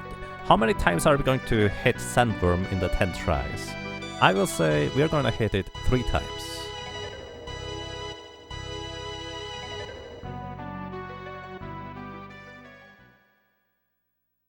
Crackle says 5 times. Woodstock says 9. Smoothie calls for his first try Sandworm incoming. Falfon says big 6. Pucharoni meant 1. With that said, however, says 2. Jakku says 5. Nathal says once. Alright, let's see. As I said, it's gonna be 10 tries. The first miss, but we also resisted it, so still okay. So this is basically always dealing exactly 60 damage and an HP leak status, so it's about 150-ish damage usually, if you will.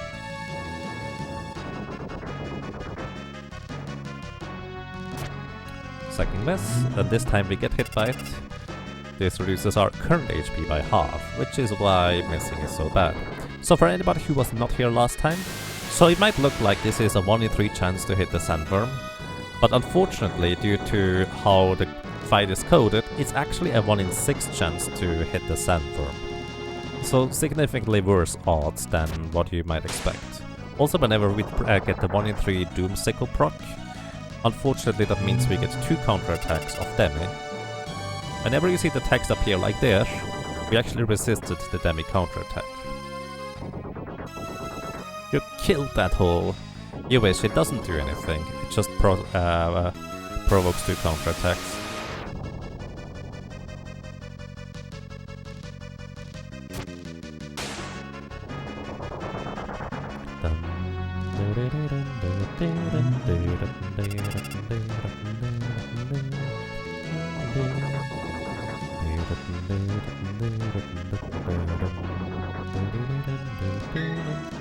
Three falls, 3 worms, 1 script. That sounds about right.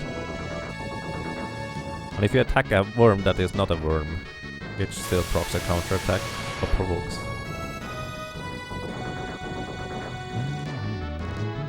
Oh, by the way, on top of that, we are actually, or the sandworm is always considered to be in the back row, meaning even if we do hit, it is going to only take half damage. So if you're wondering why the Death Sickle swings are going to be relatively low, that's why.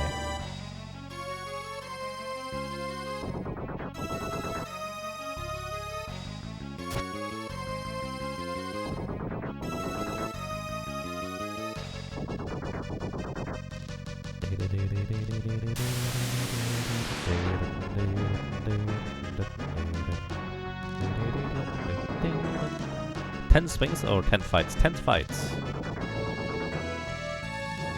We're going to go 10 fights. This is the first one. And I think it's pretty much impossible to win at this point, because we haven't hit a single time. Yeah, alright. Just shortening this sequence a little bit. Attempt number 2. Do we talk to Sid, or do we talk to Mid? I think I talked to Sid before, let's talk to Mid now, but for the subsequent attempts, just tell me. Always top hole, or is the top hole where it appears if one of the vanilla targets is hit? Maybe? Probably, who knows?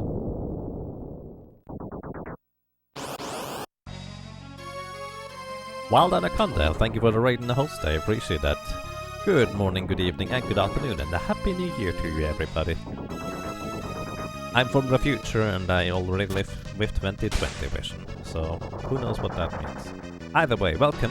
We are currently playing Whack a Worm, or we're trying anyways. We have a 1 in 6 chance, no, not a 1 in 3 chance, a 1 in 6 chance to hit the correct target, and our physical damage is halved.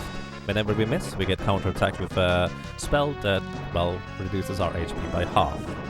I'm going to give it 10 tries and then I'm probably done for today. Ooh, hey, we hit once. Nice. 539 damage. So I guessed that I'm going to be hitting it 3 times in these 10 attempts. This is attempt number 2. Solo Berserker? Yup. It's gonna be taking a while. We're not actually at the level yet where I will be doing serious sandworm attempts.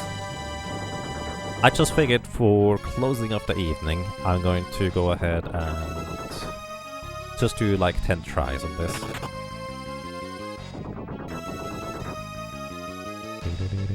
How many hits are needed? With 500 we need 6 hits. It has 3000 HP total. It could be that we actually deal a lot more than just 500 and some change damage, but we're not really going to figure it out if Ferris doesn't hit anything anytime soon.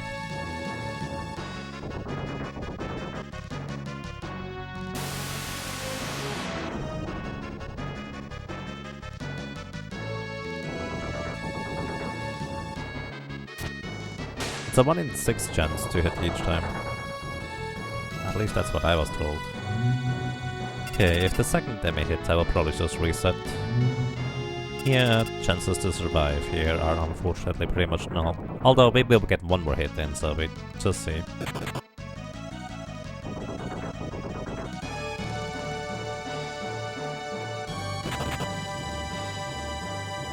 Oh, never mind, no more hits. That was attempt number 2, attempt number 3. Sid or Mid? The guy on the right is Sid, the guy on the left is Mid.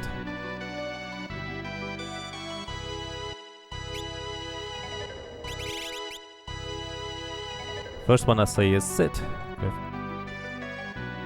Always Sid for a year.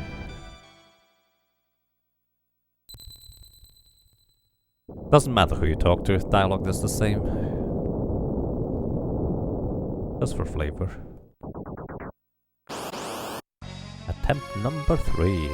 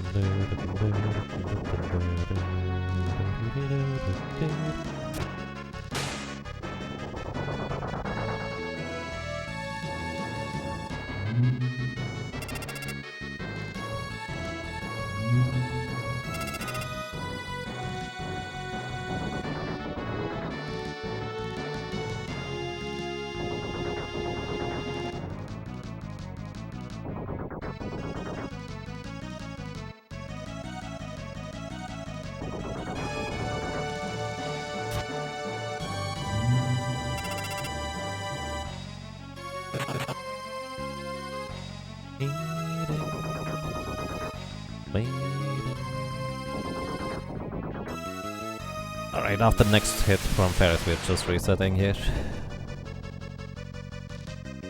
We hit once in 3 attempts so far.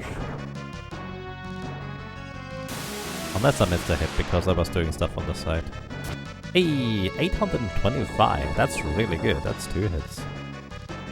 That's a lot of damage. 4 such attacks would actually kill the sandworm. Pretty good. And there it is.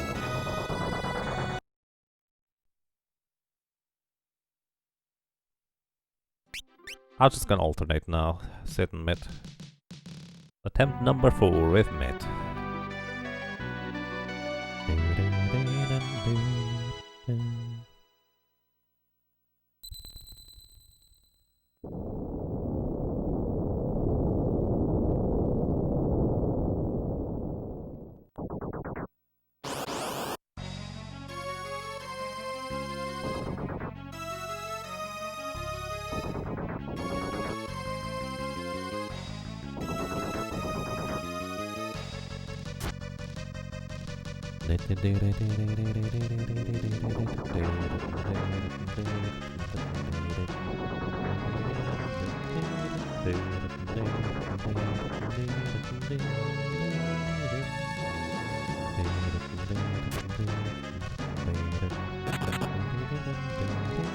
I mean, as long as we resist the attacks, the missing part is really not that bad.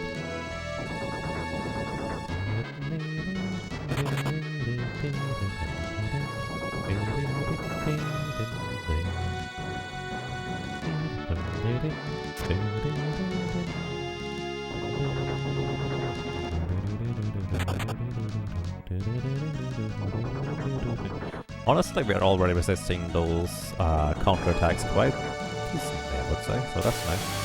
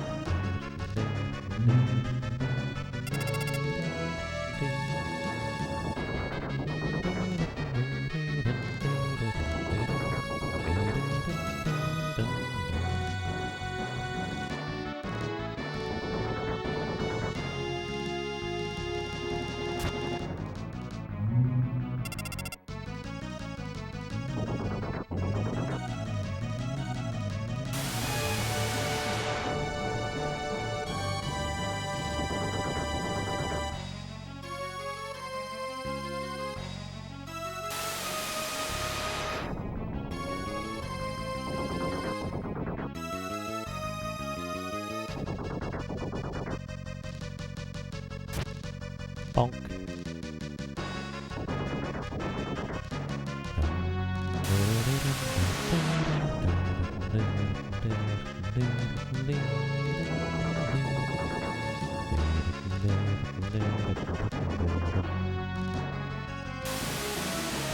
to you, Kai, or Kay. And thank you for your kind words. I'm glad you like them.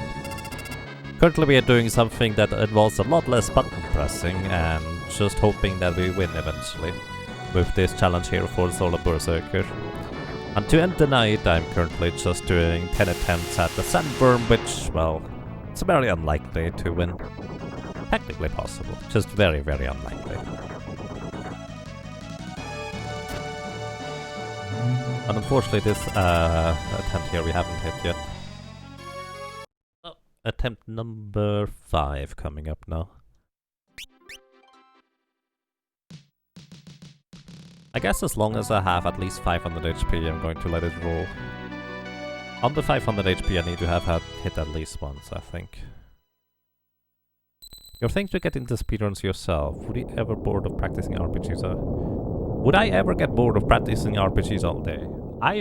Yes. Well, me certainly. I do. There's people who can actually just play the same game for years and they don't get bored. Personally, I actually need a bit of, like, change. It's why I kind of haven't played Secret of Mana in quite a long time, until the classic games done quick thing came up. Because I was kind of burned out on it to an extent.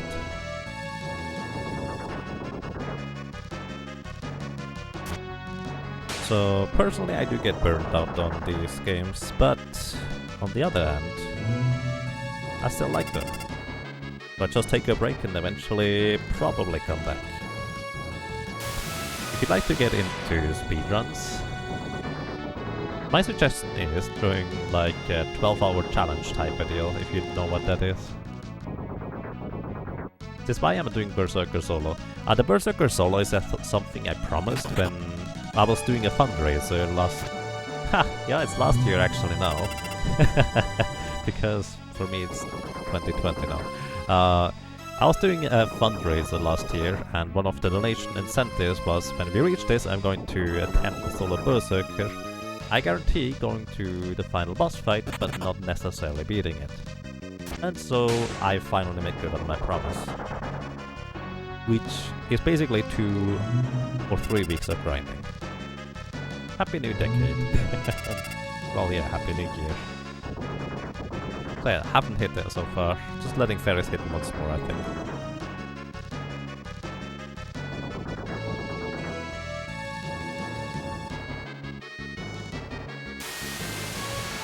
Come on, Ferris, hit at least once more, please.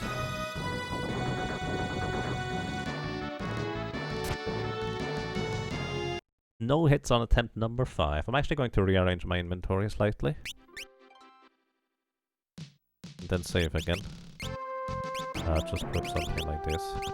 Actually, just rearrange it a little bit more. Because rearranging your inventory actually makes you start with a different initial RNG setting. RNG is basically luck, but because it's in the game, it's technically manipulatable if you knew how to read, like, electricity waves. That's not true. Basically, it's, for all intents and purposes, it's luck, but it is influenceable to an extent. Happy New Year! Happy New Year to you as well, Team Leon. Welcome, hope you're doing well. Welcome back, I suppose.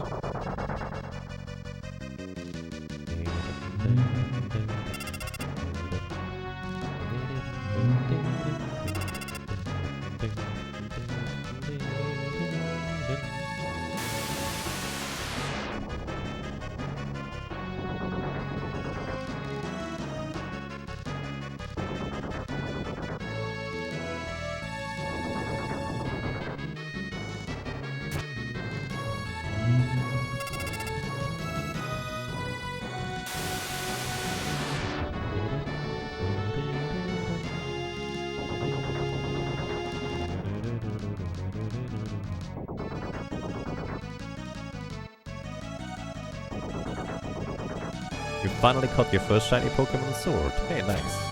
That's pretty awesome. What did you catch? Please don't tell me you're taking notes on the RNG for those 5 tries. Oh, in this case, I'm not taking notes yet. I will be taking notes once I do actual serious attempts. Right now, I'm only level 53. I will probably start doing serious sandworm attempts at around 62, 63 or something like that. When we have a better chance of succeeding.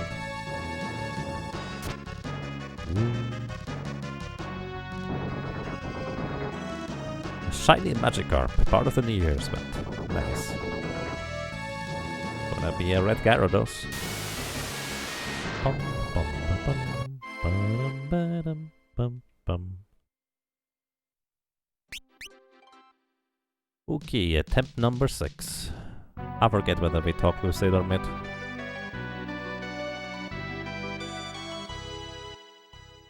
You get your red sweeper. Have fun. Since generation 2, I only ever caught 1 shiny.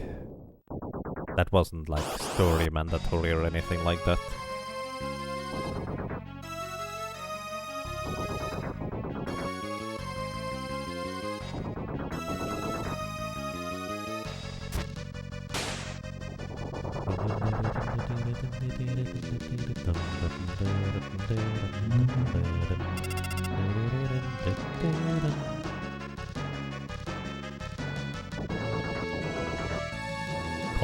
Red alone in Gen 6.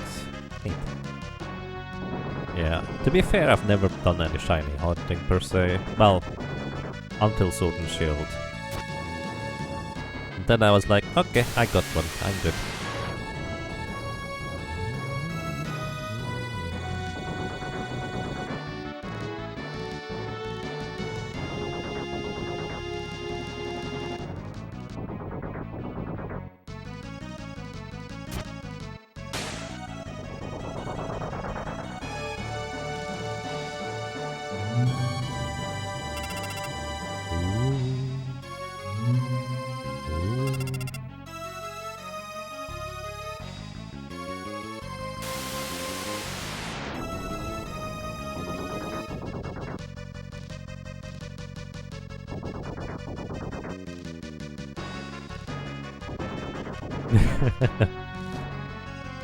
I mean, why not, Fraggle? Might as well.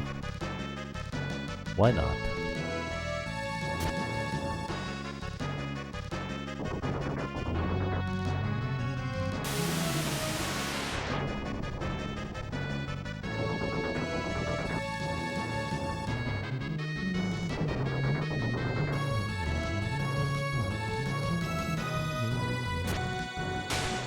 Okay.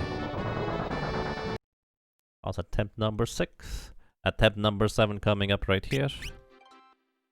I haven't increased the death counter recently, have I? I know we started at 9. So after 10 attempts, it's gonna be 10 deaths. I'm just gonna increase it to 59 already. Attempt number 7 right here. 3 more attempts after this, and then I'm done for today.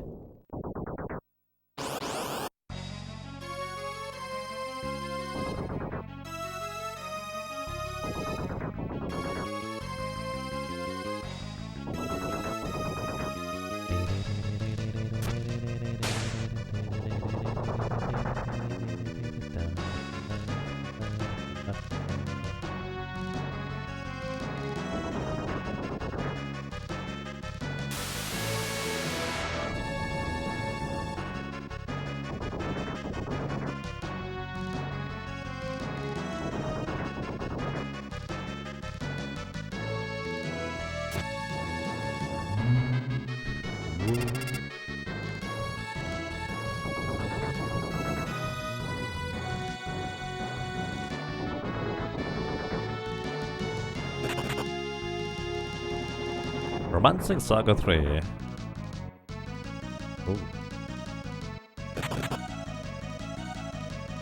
That sounds interesting. At least not in English. I actually have no idea about the game, but I wish you good luck with that. Not sure where to start. Oh, where to start? Generally speaking, where you can start is on speedrun.com. You should find the I don't know the game, honestly. But generally speaking, a good start is on speedrun.com. You can find the game Romancing Saga 3 you're looking for. So this would be here, for example. There's no guides over there, you say. Well, there's also basically no runs. There's runs by Zuzuru, Inagi. It looks like only Japanese ones are running. So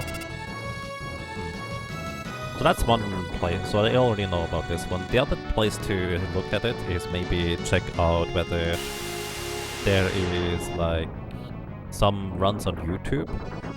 If there's nothing, it might actually just be a case where there is just not really any runs there yet. What you could also do is you could check out like related games like Romancing Saga 2, for example, and see whether there's like a Discord or something like that where you could ask for more information. Often people have like overlapping Discords between the series of games. It's pretty famous in Japan, just not many Western runners. Yeah. Doesn't seem like Romancing Saga 2 has particularly many things either.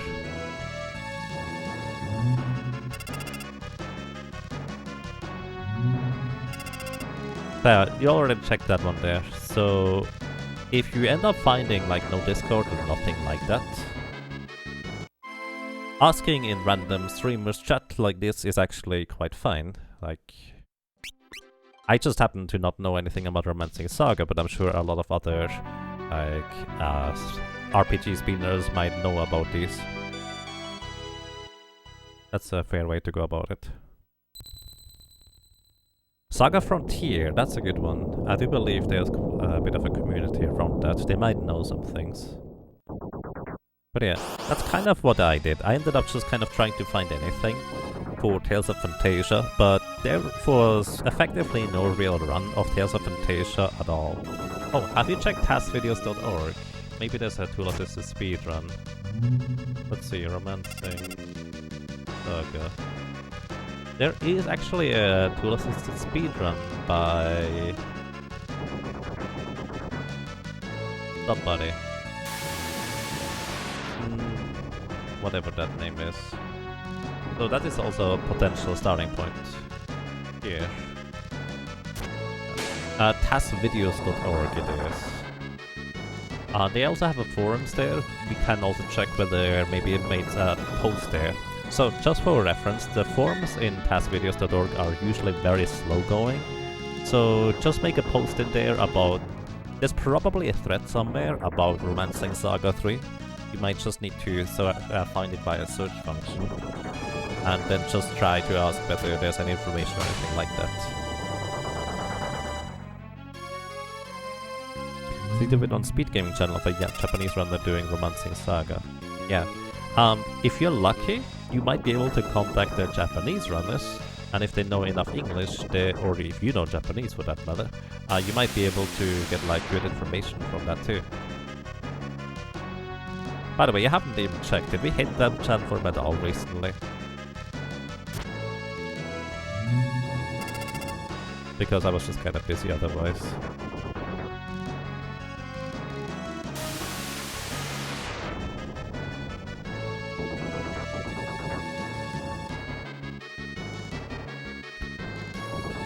I don't think so. Either way, the way, as I said, the way I did it for Tales of Fantasia for the Super Famicom was... no, I don't have to do anything during this. This is fine, distracting me. This is actually welcome during Berserker grinds.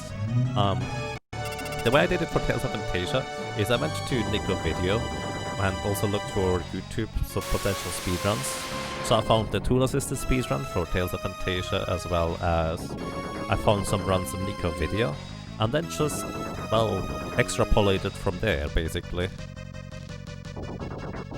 Made my own route just by trying stuff, really. Just piece things together one way or another, try to just use the runs that exist in the tool-assisted speedrun community as well as the original ones as a template. Maybe you can just adjust it to work for you or something like that. Very intense gameplay. Maybe. Yeah.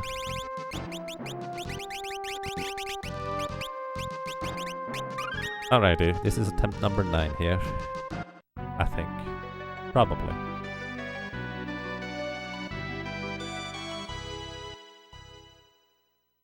Would you just copy their routes and strats first? It's definitely a good starting point, honestly. That's what I did. Like, I honestly did not know much about the game or how to even approach the route, so it was a really good template.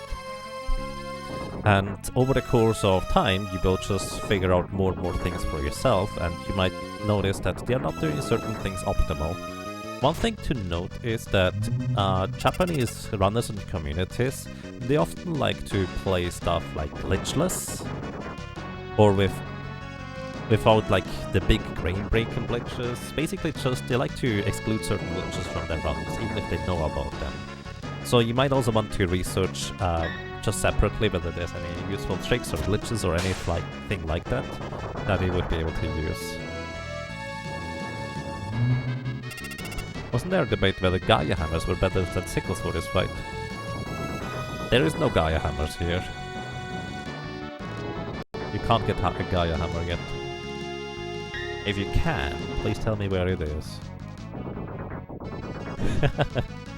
Happy New Year to you as well, Fraggle.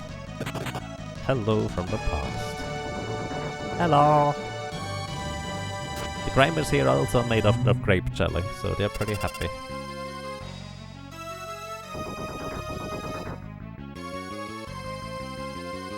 Did we hit the sandworm? Greetings from the present. I dare to say that's at least 10 seconds ago.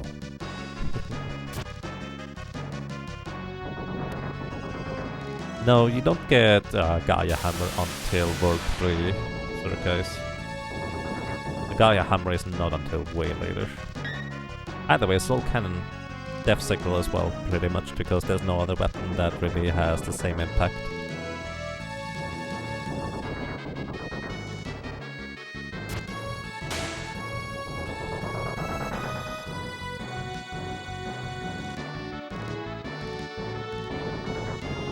Or a rando? I might have been a rando.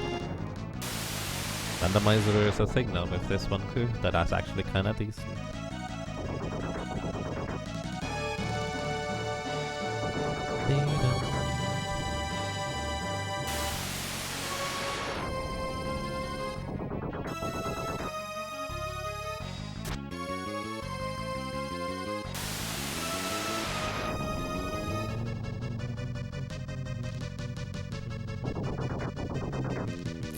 I do believe we hit it so far 3 times, so my prediction might hold true. Isn't that weird? Worms are jerks? Eh, they're kind of related to birds, considering that worms are normally like bird food. So close enough, I would say, to being a jerk. Right? A jerk by proxy?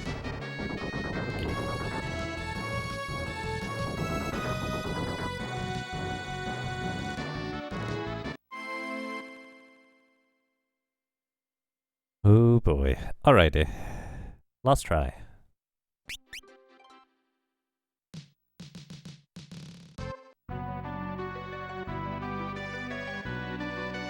And I like... That's it.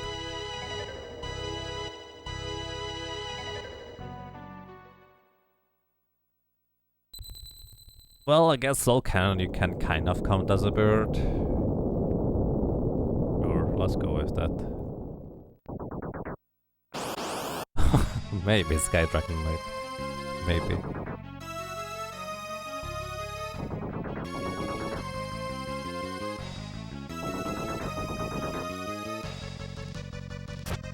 Oh wow, that's a really good hit there. If we land 2 more of these, we would win, but chances of that are just really tiny. What level is she? 52 right now. 53, right. Hey, this is the most damage we ever did to the sandworm. Unfortunately, there has been plenty enough runs where we didn't hit the sandworm at all, so chances of hitting again, yeah, pretty small.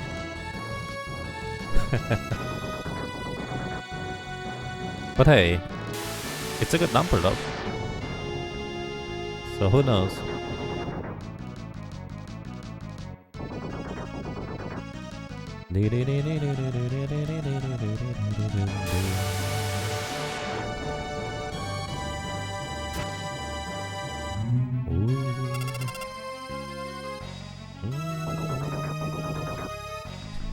But yeah, mainly because I'm playing console and there's no emulator speed up here, I think it makes more sense to grind up higher than what Sola did, honestly.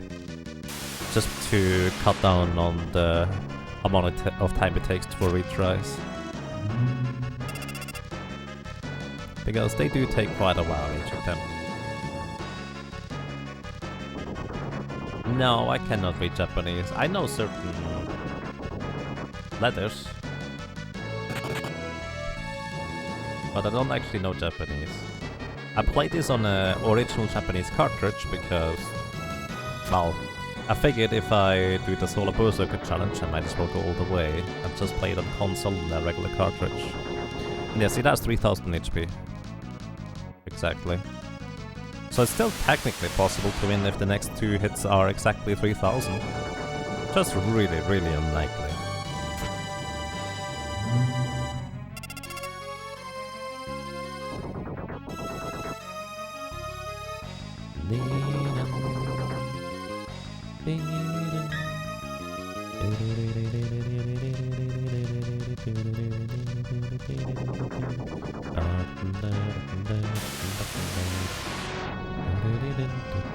I don't think Ferris is even going to get a second attack here.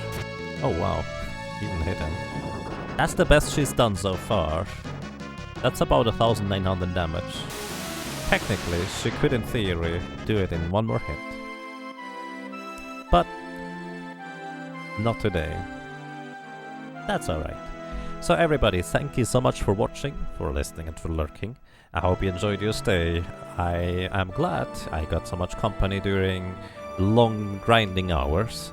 And there's going to be more tomorrow. I wish you all a good start into the new year. I hope it's going to be a better one for everybody. Even if it was good last year, I hope it's going to be even better for you. Good luck to everybody, and until next time. Or I guess until next decade. Or something like that. I wish you good night and rest well.